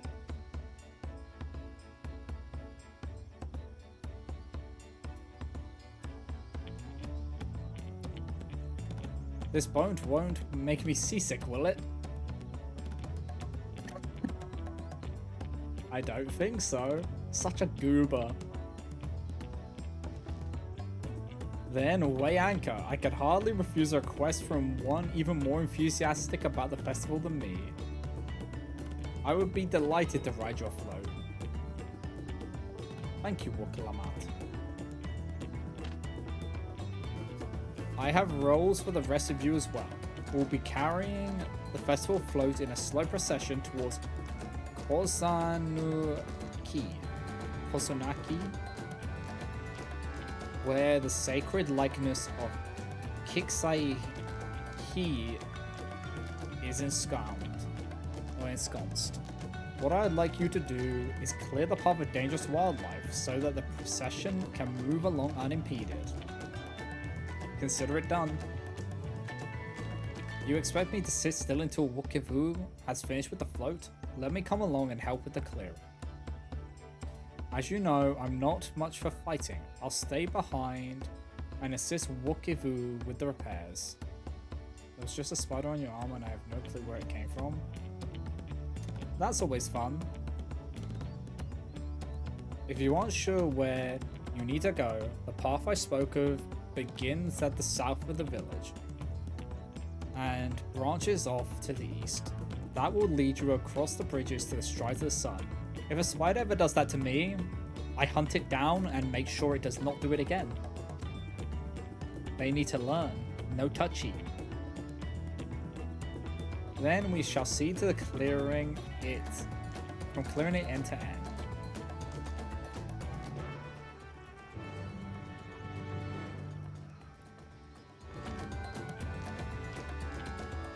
I have a special book which is just used to kill spiders. You didn't see your last fishy time? I didn't see it either. Okay. Okay, I'm going to take a quick break. And I'll roll the ads just a little bit earlier. So if you guys haven't already, you should also get up, hydrate, stretch, and all that good stuff. And I'll see you, and I'll be back in a moment.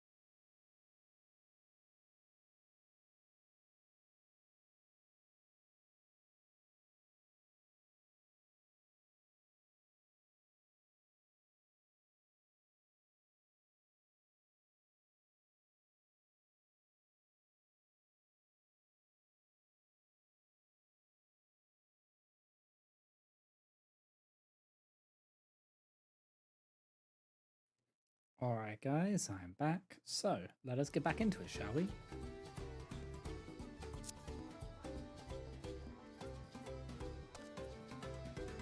Also, yeah, sorry, that sucks. Like, yeah, I know you're giving it the paranoia, but it's better to just accept, like, just do that than just be paranoid the whole time. It's like, it's just so much better.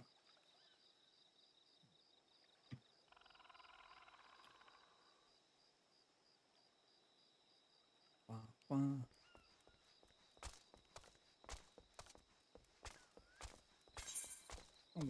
the music's kind of gone.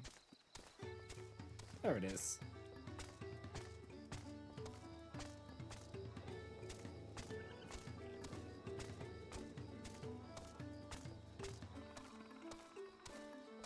I'm honestly really enjoying Dawntrail so far.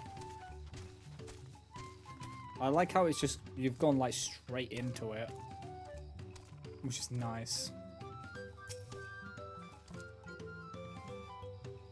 As Linu Hanu said, Kozan Aki should be down this way.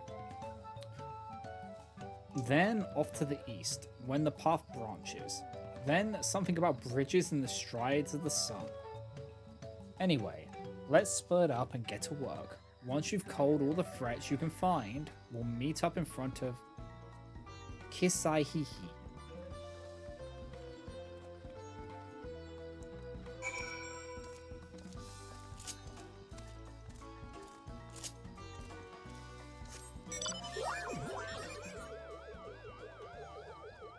Oh, we got the abduction one. Oh my god. It's taking me away.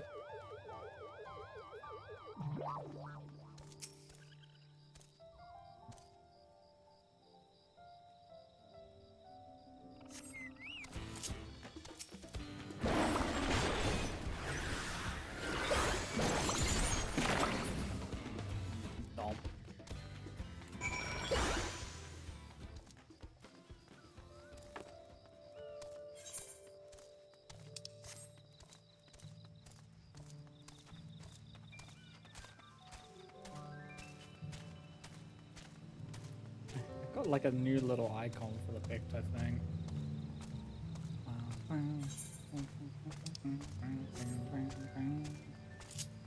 Wonder, is there one around here? To the east, okay. So there is one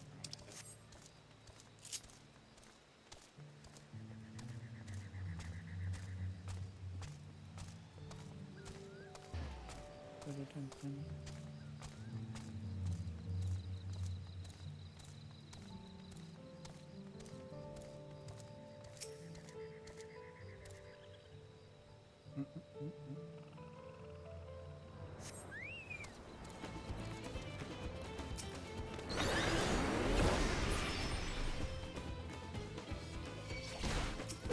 I have funny burst buttons now.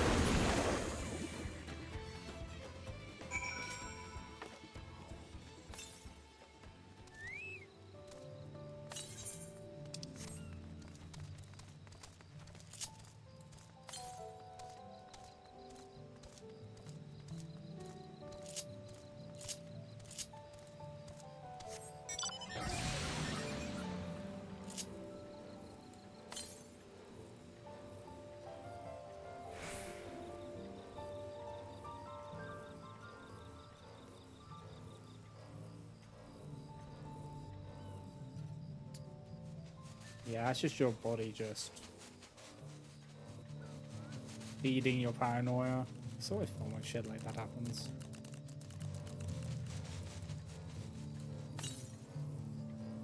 We won't kill that one. We know that is a little bitch.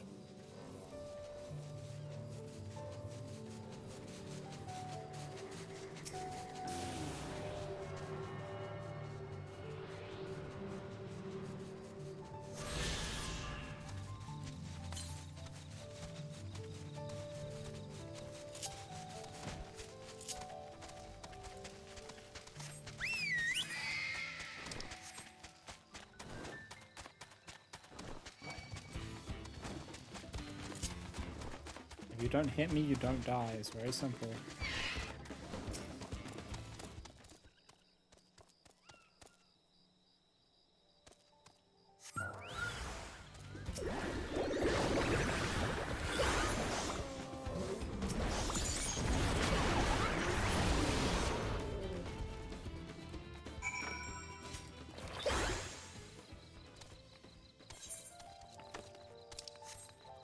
Well, I'm here, I might as well bring the safe for it.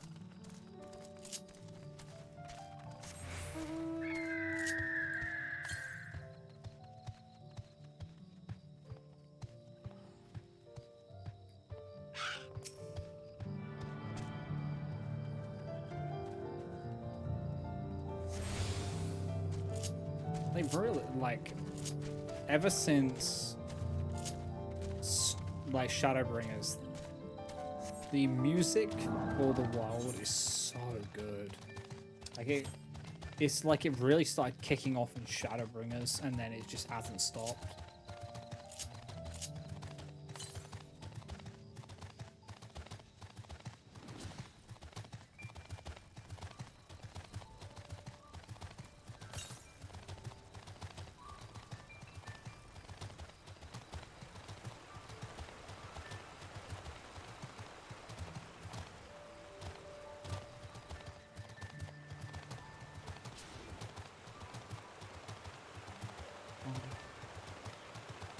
This is such a nice... I really like this location. The tropical vibes are so nice.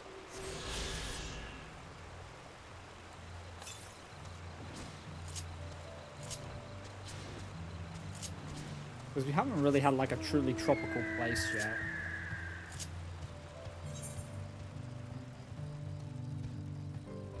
And this does it for me.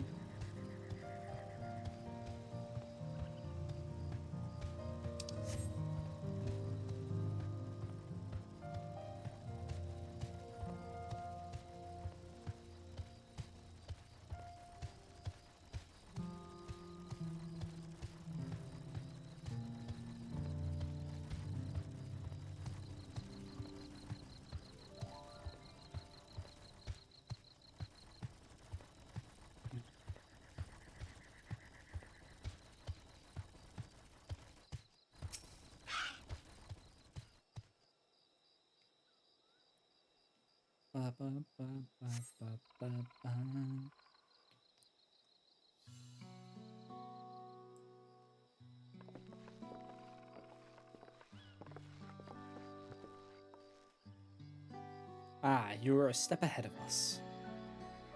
This must be the likeliness of Kizai-Hi. The Hanu-Hanu, deity of the harvest. Even the sacred image are woven with wheat. That woven with... That's not hard to say, Salt. Even the sacred images are woven with reeds.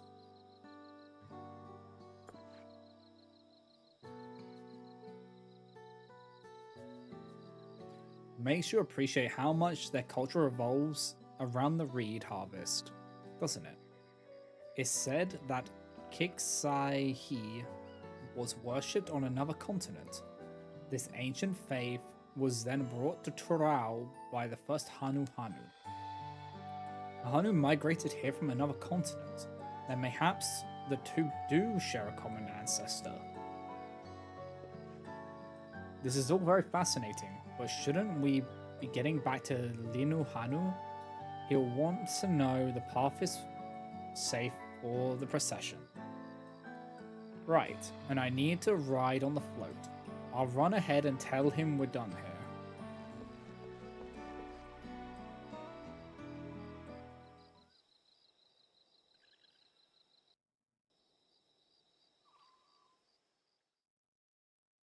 Meanwhile, in Okanu. Oh boy.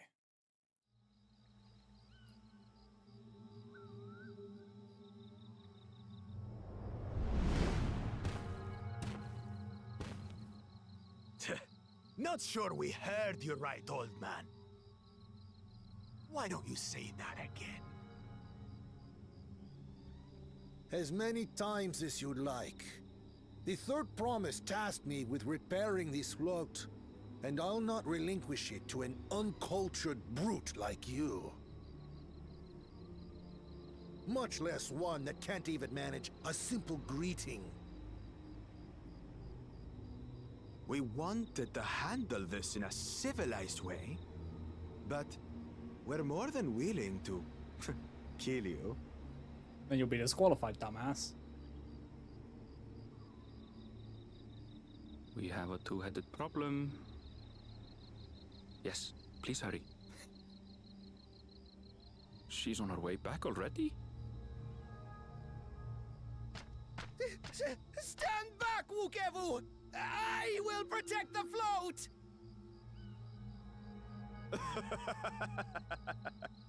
Are you trying to be brave, little bird?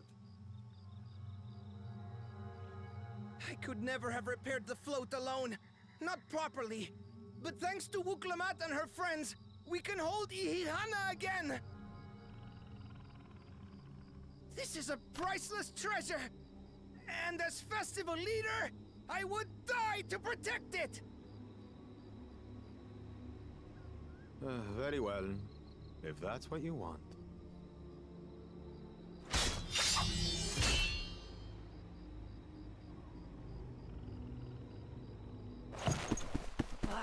Cha-cha!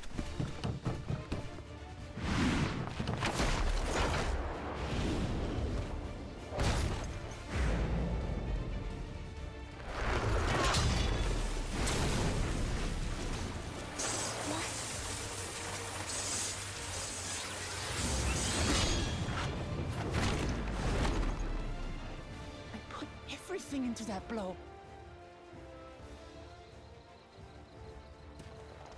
Good. The better for you to understand the gulf between us. But you need more lessons. We'll carve them into your mangy hide until you cry and beg forgiveness. Oh, this is not going to end well for you, bud.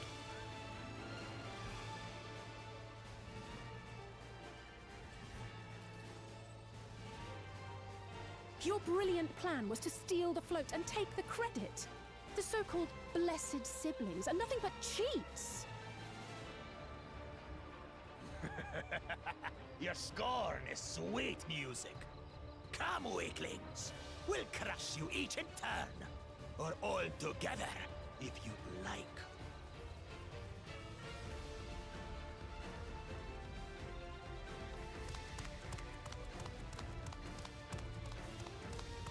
Calm yourself, Chosen One. If you fight in earnest, this will end in a massacre. Yeah, for you. What's more, we have word that our other prospect is on the verge of success. Then it would be foolish to expend effort sweating nuts. If this cretin knew who he was actually squaring up against, he would be shitting bricks. We have killed gods. You are just dirt under our heels. But just kindly fuck off. Ugh, two heads. I see Mamuk still clings to that loathsome hope.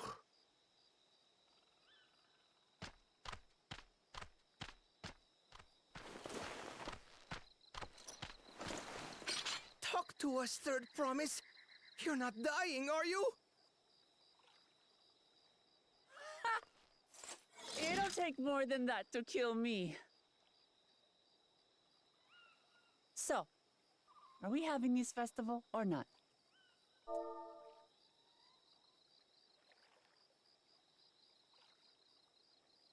Yes! Yes, we are!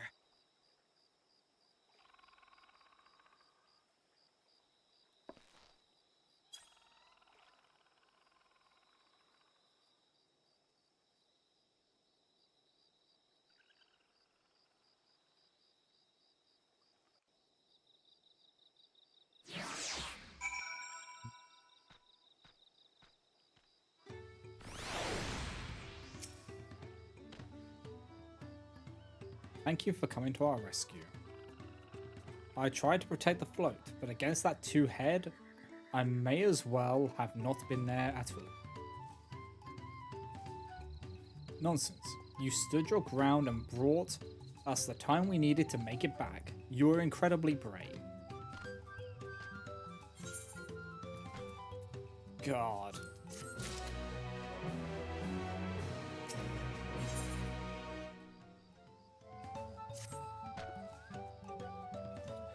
With that exciting interlude over, you'll be pleased to know that my repairs are finished as well.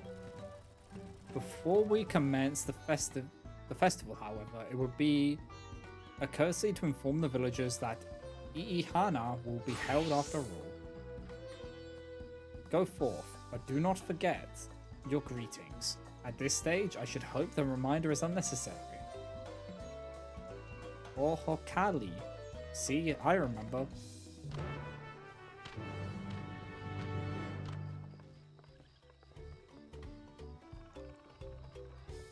Oh my god. We have to type it.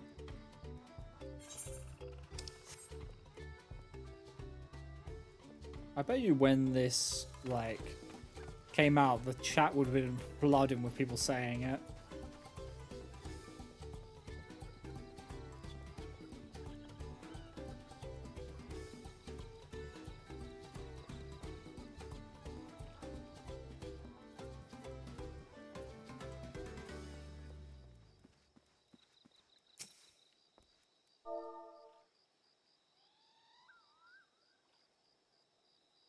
Oho Kali.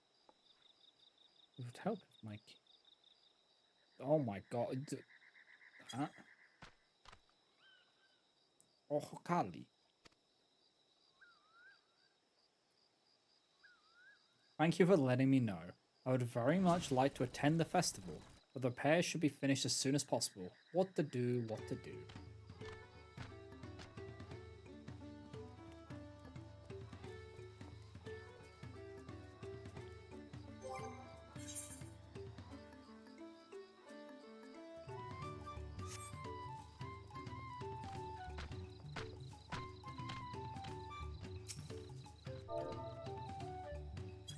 Ohokali.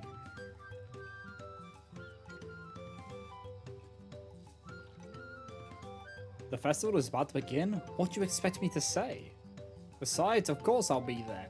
Cleaning up the storm's aftermath may have been hard on us all, but the lifting of wings is tradition, and a joyous one at that.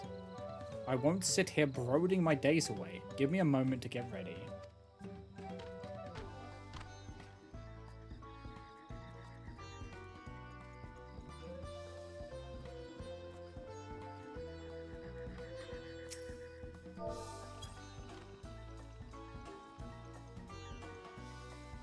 Ohakali.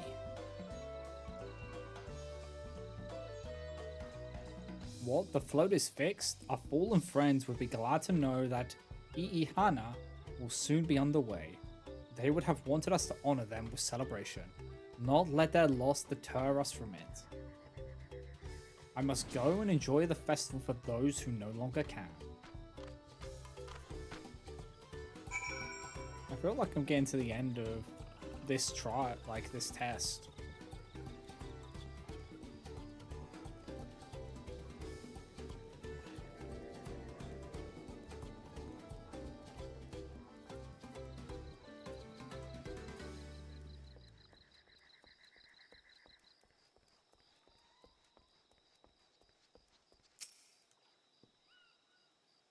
The Hanu were pleased to hear their festival was going ahead, I imagine. That as well. Once your friends return, the lifting of wings can begin at last.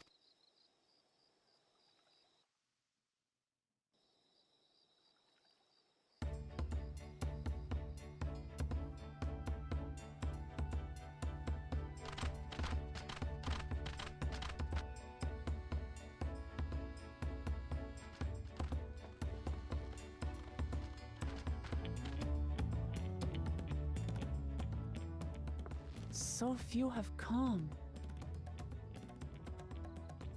Pay patience. Once Ihihana gets underway, no Hanu will be able to resist joining in. Just so. Ukewu knows well the heart of the Hanu. Have faith, Third Promise, and climb aboard the float. It is time for the lifting of wings. Right. Off we go.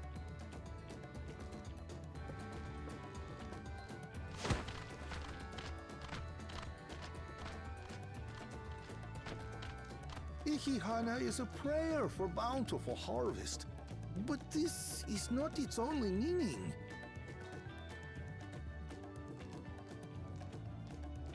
It is also an exchange of pledges between rider and bearers, a commitment to a long and fruitful friendship. Listen well, friends! The personage we bear today is Wuklamat, the savior of our beloved festival! Let your shoulders burn, or your feathers fall out, but do not even think of dropping her!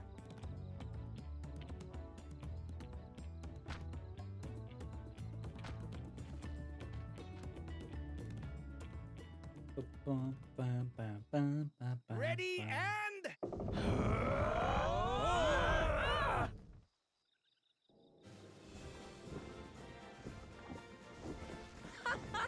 I could get used to this.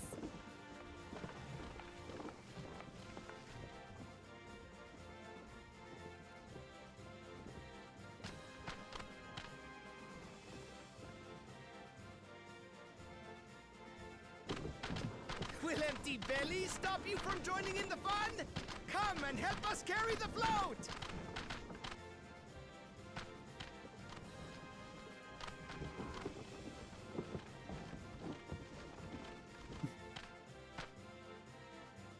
Well, well, well. To see the day that Dawn's promise would ride our boat again. We've not had the honor since you were here, Gulul Jaja.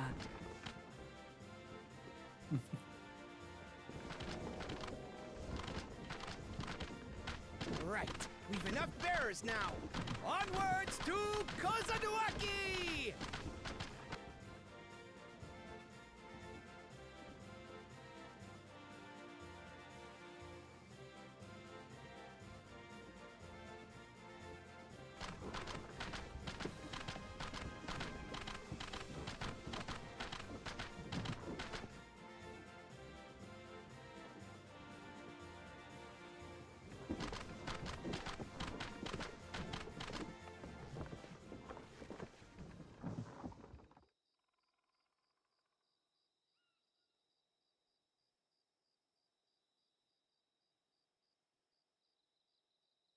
Watch well, for you are about to bear witness to the true glory of Ihihana.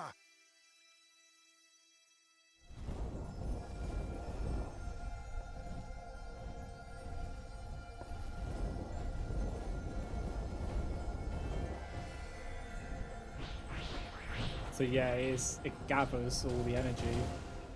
The float draws upon our life force, concentrating and amplifying the energy. Oh god, this thing's gonna be on crack. It's absorbing some of the Warrior of Light's life energy. That energy and expels it in a great burst, where it showers down upon the land to replenish its vital currents.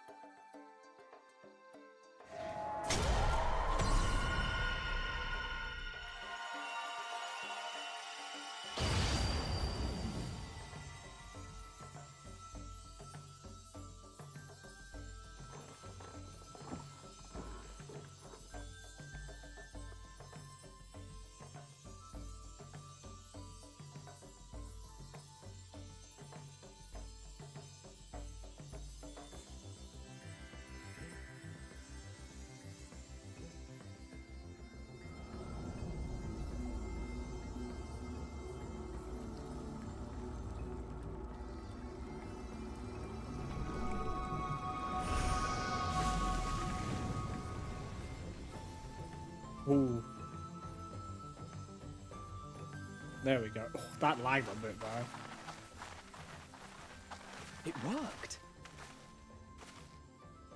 Like a literal charm. The float really was helping the reeds. That was amazing! To think that such a thing was even possible!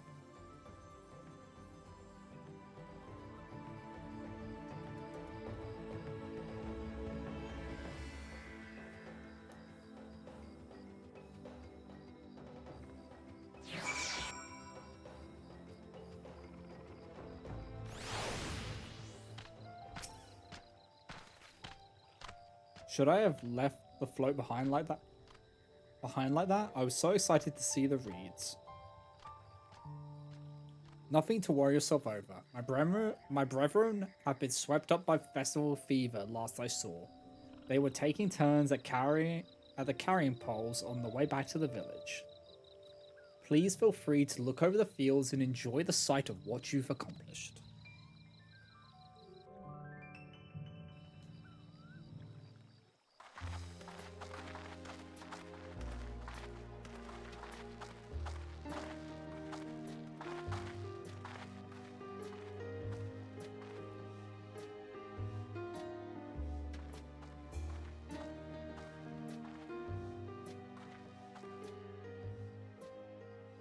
Some of them still look a bit sickly.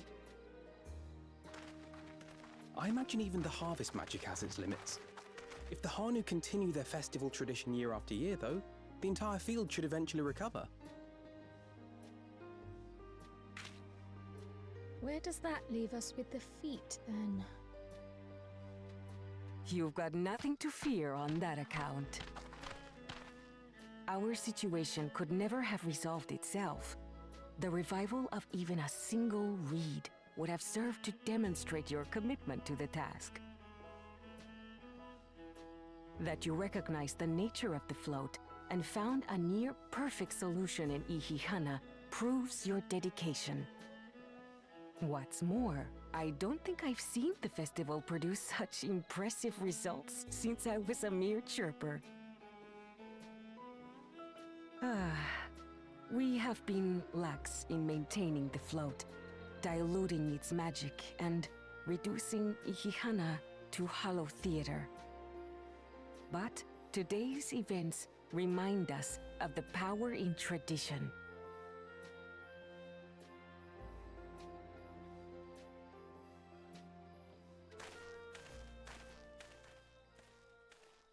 Connor! I was delayed by an unpleasant encounter, but it seems I arrived at a good time.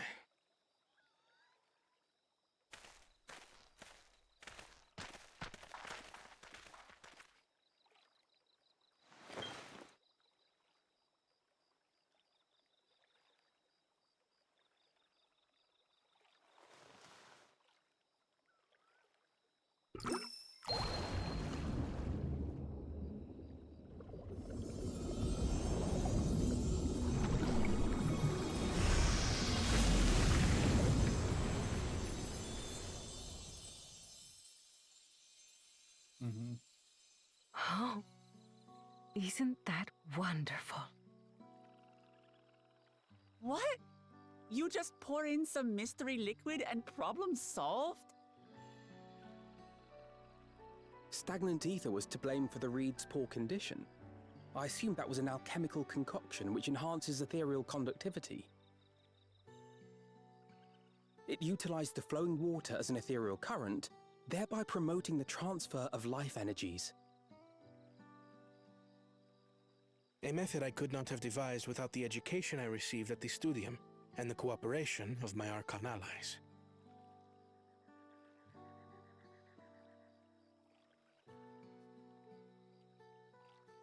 Archon allies?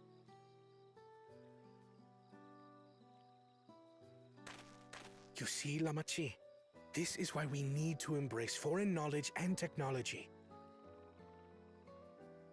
Employed appropriately, they make light work of what would otherwise be arduous labor. There's no need to lug around heavy floats.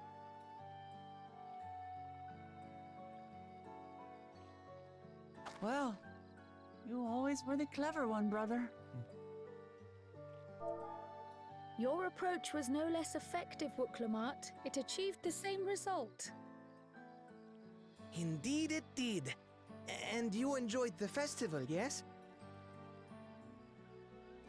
I did. It was so much fun. Having visited your village before, I thought I knew everything about it. As it turns out, I knew very little. About the reeds, about Ihihana.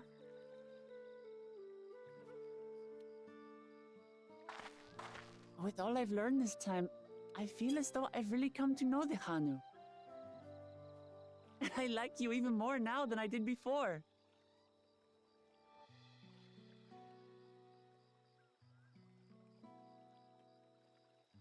The feeling is mutual. And it's not just you who had a lot to learn either. I'll never look at our float the same way again. The two of you have exceeded expectations. Come forth and claim your stones.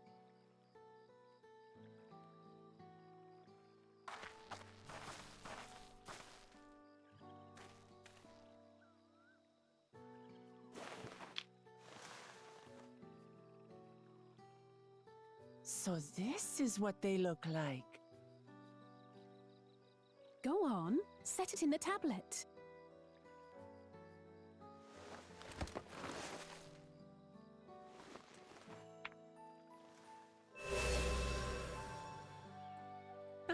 A perfect fit. That leaves 6 more. And on to the next.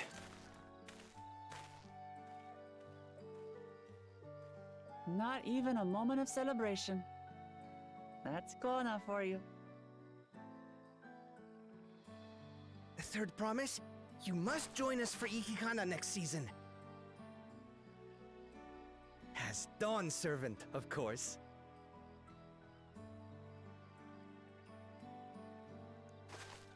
Right. It's back to Tulihiola for now. Thank you for having us. I look forward to seeing you all again.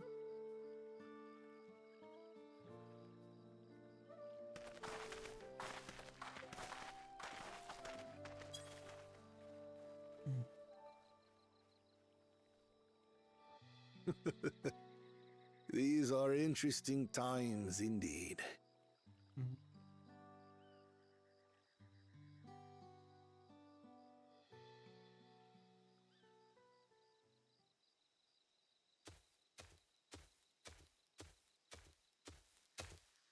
The concoction was brewed by Kona himself. It's a test vial, but it should contain the same reagents.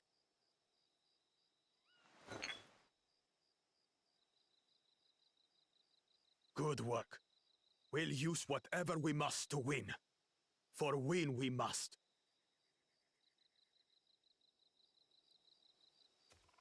This asshole.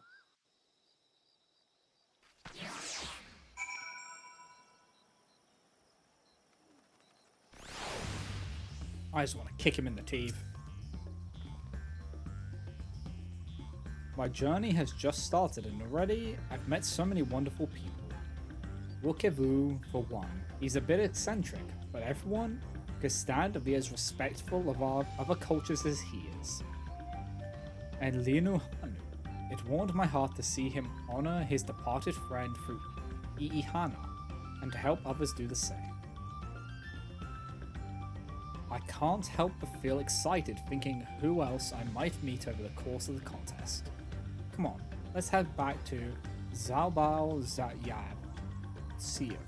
Oh my god. That's probably the hardest name to pronounce, that one.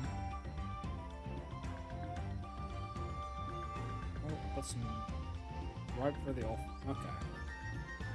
We're gonna come back here.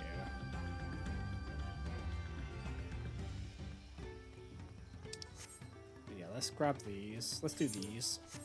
We'll do these, and then we'll hand in the quest, and that'll probably be it for today. Like, we finished one chunk of the quests. 1/2. Yeah, it is. You're Wuklamat's companion, aren't you? Kisiav smiles upon me. I had hoped the great bird would guide one of the village's saviors to me. You see, the time is come for us to make our customary offerings to Kisahi. It is a ceremony we hold dear, and I would invite you to participate as an honored guest. Okay. You will join us then? Oh, that makes me so happy. My feathers are standing up straight. The traditional offering is a fruit that grows to the southwest, and they must be so ripe they fall into the earth. Gather free and deliver them to Lahuhali at the shrine.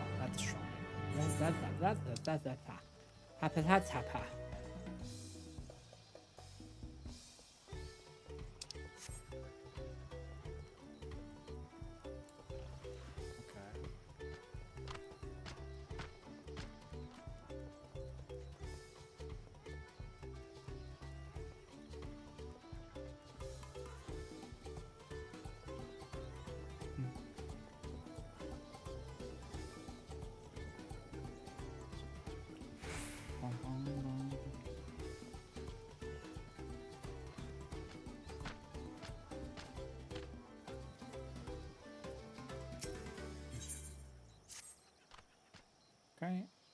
Ohokali, Salt. Of course I know your name. Who isn't familiar with Wakalamat's companions?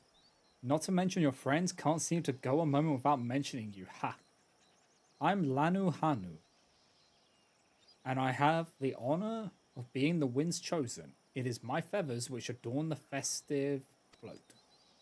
I feel the wind has guided you to me for a reason. As a visitor to our village who has fast become an honored friend, I would offer you a chance to strengthen our bonds. Okay. Perhaps you're familiar with Landsgar. It is customary among the Winds Chosen to save their molted feathers and present them to these brave protectors as gifts every few years. At this very moment, one of their numbers is making their way to Okuhanu to receive our offering, but there's much more to it than just a simple delivery, and I think you'd be interested in taking part. It would deepen your understanding of our ways. Perhaps you and this member of the Landsguard will become fast friends. I would start with a small task if you're willing. Nahanze is the name of our guest, and he was due to arrive some time ago. I fear he may be lost. Could you search the road for him? I'll stay behind in case he arrives here after all. Okay.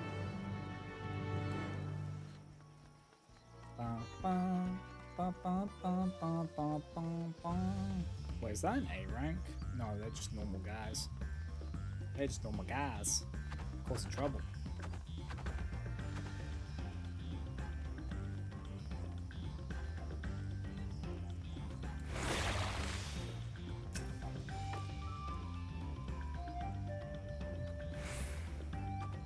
You're looking for me? You're not a Hanu Hanu, unless you're molting something awful.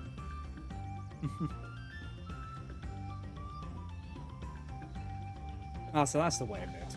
Well, now that you found me, I suppose I better get on with it. Sorry for my lack of enthusiasm.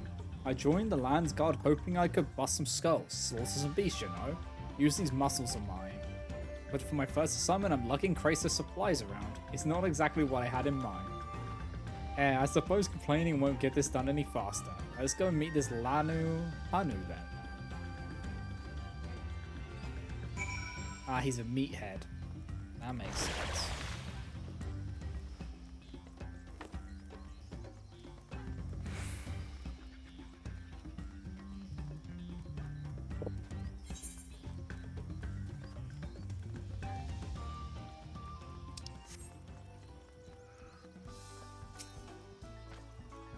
You found him, now we can begin. Before the gift of feathers is to be bestowed, there are proper steps that must be taken.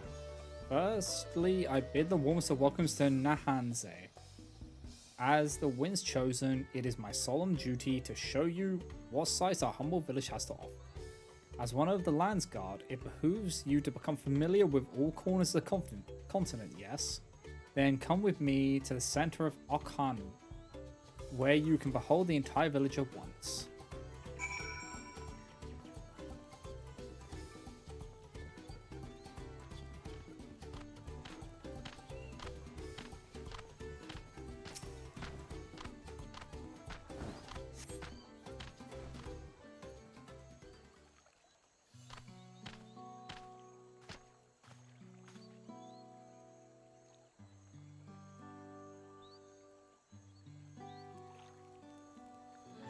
take it all in. This is Okuhanu. As you can see, our homes are made from wood and reeds, both of which the forest blesses us with in abundance. But nature's blessings are to be treated with care, for dry reeds can easily catch flame, and if they do, we risk setting our entire village alight. Building waterways through Okuhanu is a way to protect us from such incidents, but aquatic beasts can travel them as well, and when these beasts become too great in number, we beseech the land god to cull them. Do you now? I always thought hunting duties was just a way to keep us sharp.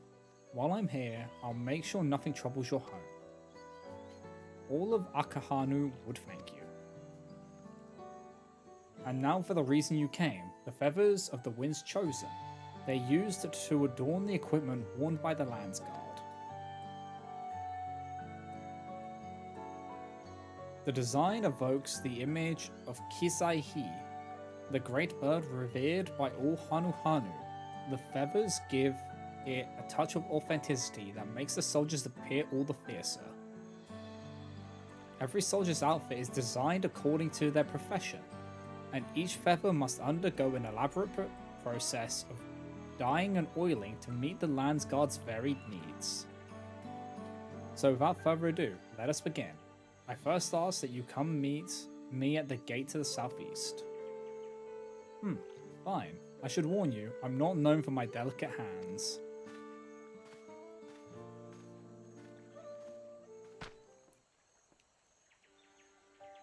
That went about as well as expected.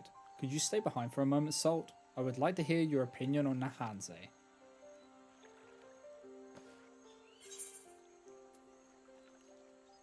He's not the most motivated person.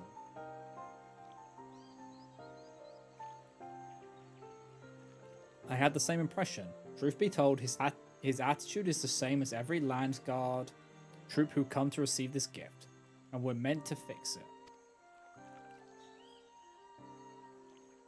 Consider this a rite of passage of sorts. The Lands Guard send us troops whose rough edges want for polish, and the task we set before them serves as a whetstone. Over the course of our work, they gain a great insight into history and meaning behind this exchange of gifts. Soldiers with a tangible bond to their charge will protect it all the more staunchly. In recent days, however, even our treasure trove of knowledge hasn't been enough to rouse the spirits of some. But working alongside someone as capable as you, Nahanze may find extra motivation he needs. Now then, let us proceed to the southeastern gate, and while this goes without saying, keep this little conversation between us a secret.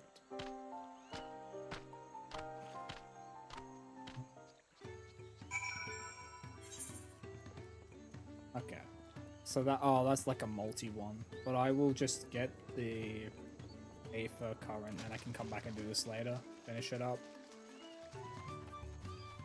If it's one of those, because it might not be a bluey. Sometimes they are, sometimes they're not. It depends on their mood.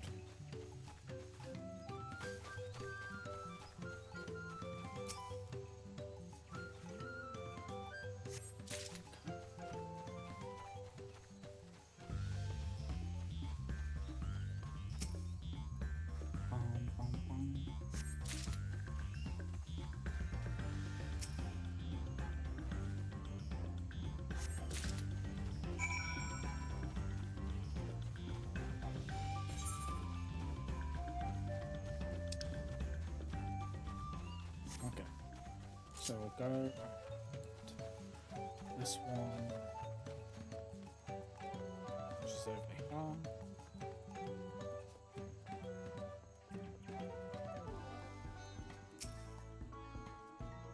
What did I do to deserve this? Now I know why my superiors were snickering behind my back as they departed. The Hanu-Hanu might think this bird god is worth all the trouble, but I just want to get it over with. Okay, yeah, it's a yellow, so it's not even a bluey one. They do that sometimes, where it's like they'll just have it like starting as a blue and then it goes into a yellow. So it's like it's an optional one, but you don't actually get anything from it. Kind of optional. That makes sense.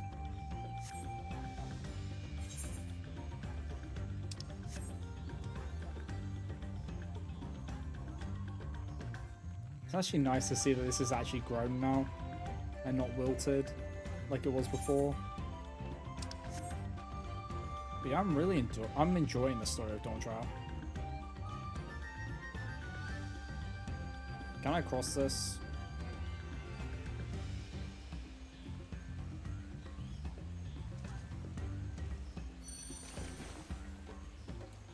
Yeah, I can just cross it.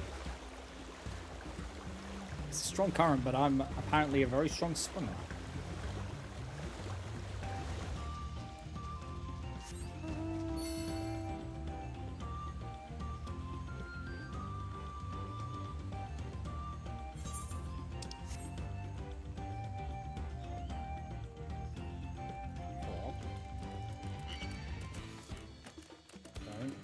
Don't you dare.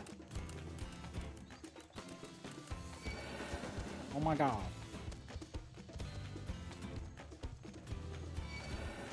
Everything's angry at us.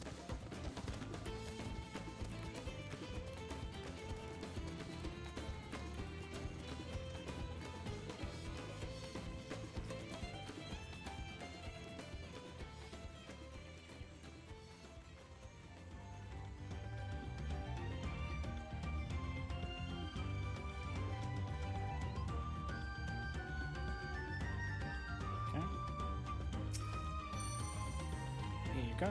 Oh, hello. To what do I owe this honor? Here you go.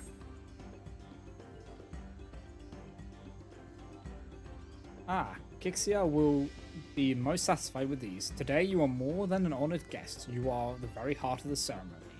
After your efforts to bring Ihana back to us, Kixia is doubtlessly overjoyed to see you in this role. The fruit shall bear a powerful blessing indeed. Now, you must take this previous offering back whence you came. Deliver the blessed fruit to Anu Hanu, and the ceremony will be complete. Go with haste. Well, I can just teleport back there. Wow.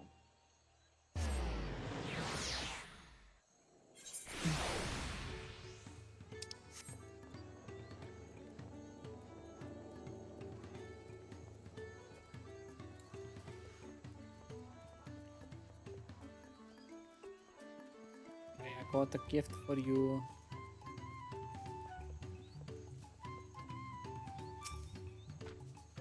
Welcome back. Was Lanu Hali impressed with your offering?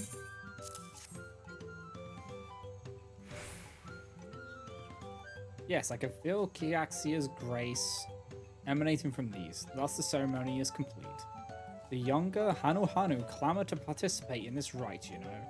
It's said that the fruit offered to Kiaxia becomes imbued with its divine spirit, and all who carry them shall be blessed with great luck. Surely you will be too. Although you traveled far, I hope you feel enriched by the experience. Go with our gratitude, and may the wings of Kiaxia sweep ill fortune from your path. Oh, I need all the luck I can get.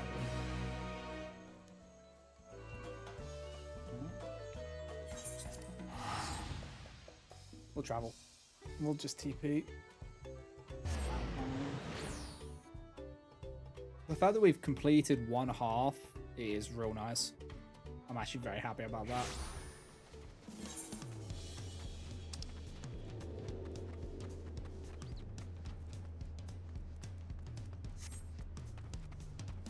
Side of the west, that might be the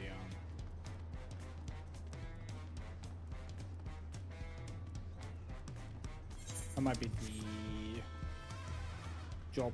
I don't know. It might be.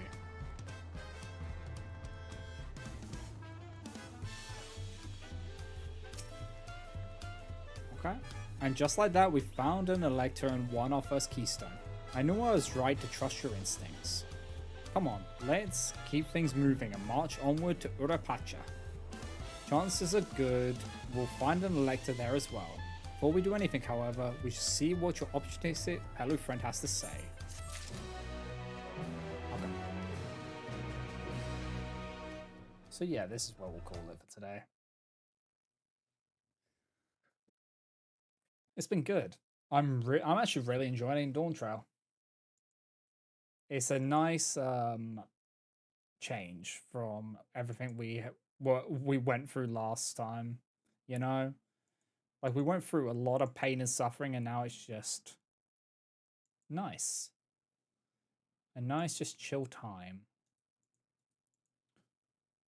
Which honestly we needed. Let us see who to raid out to.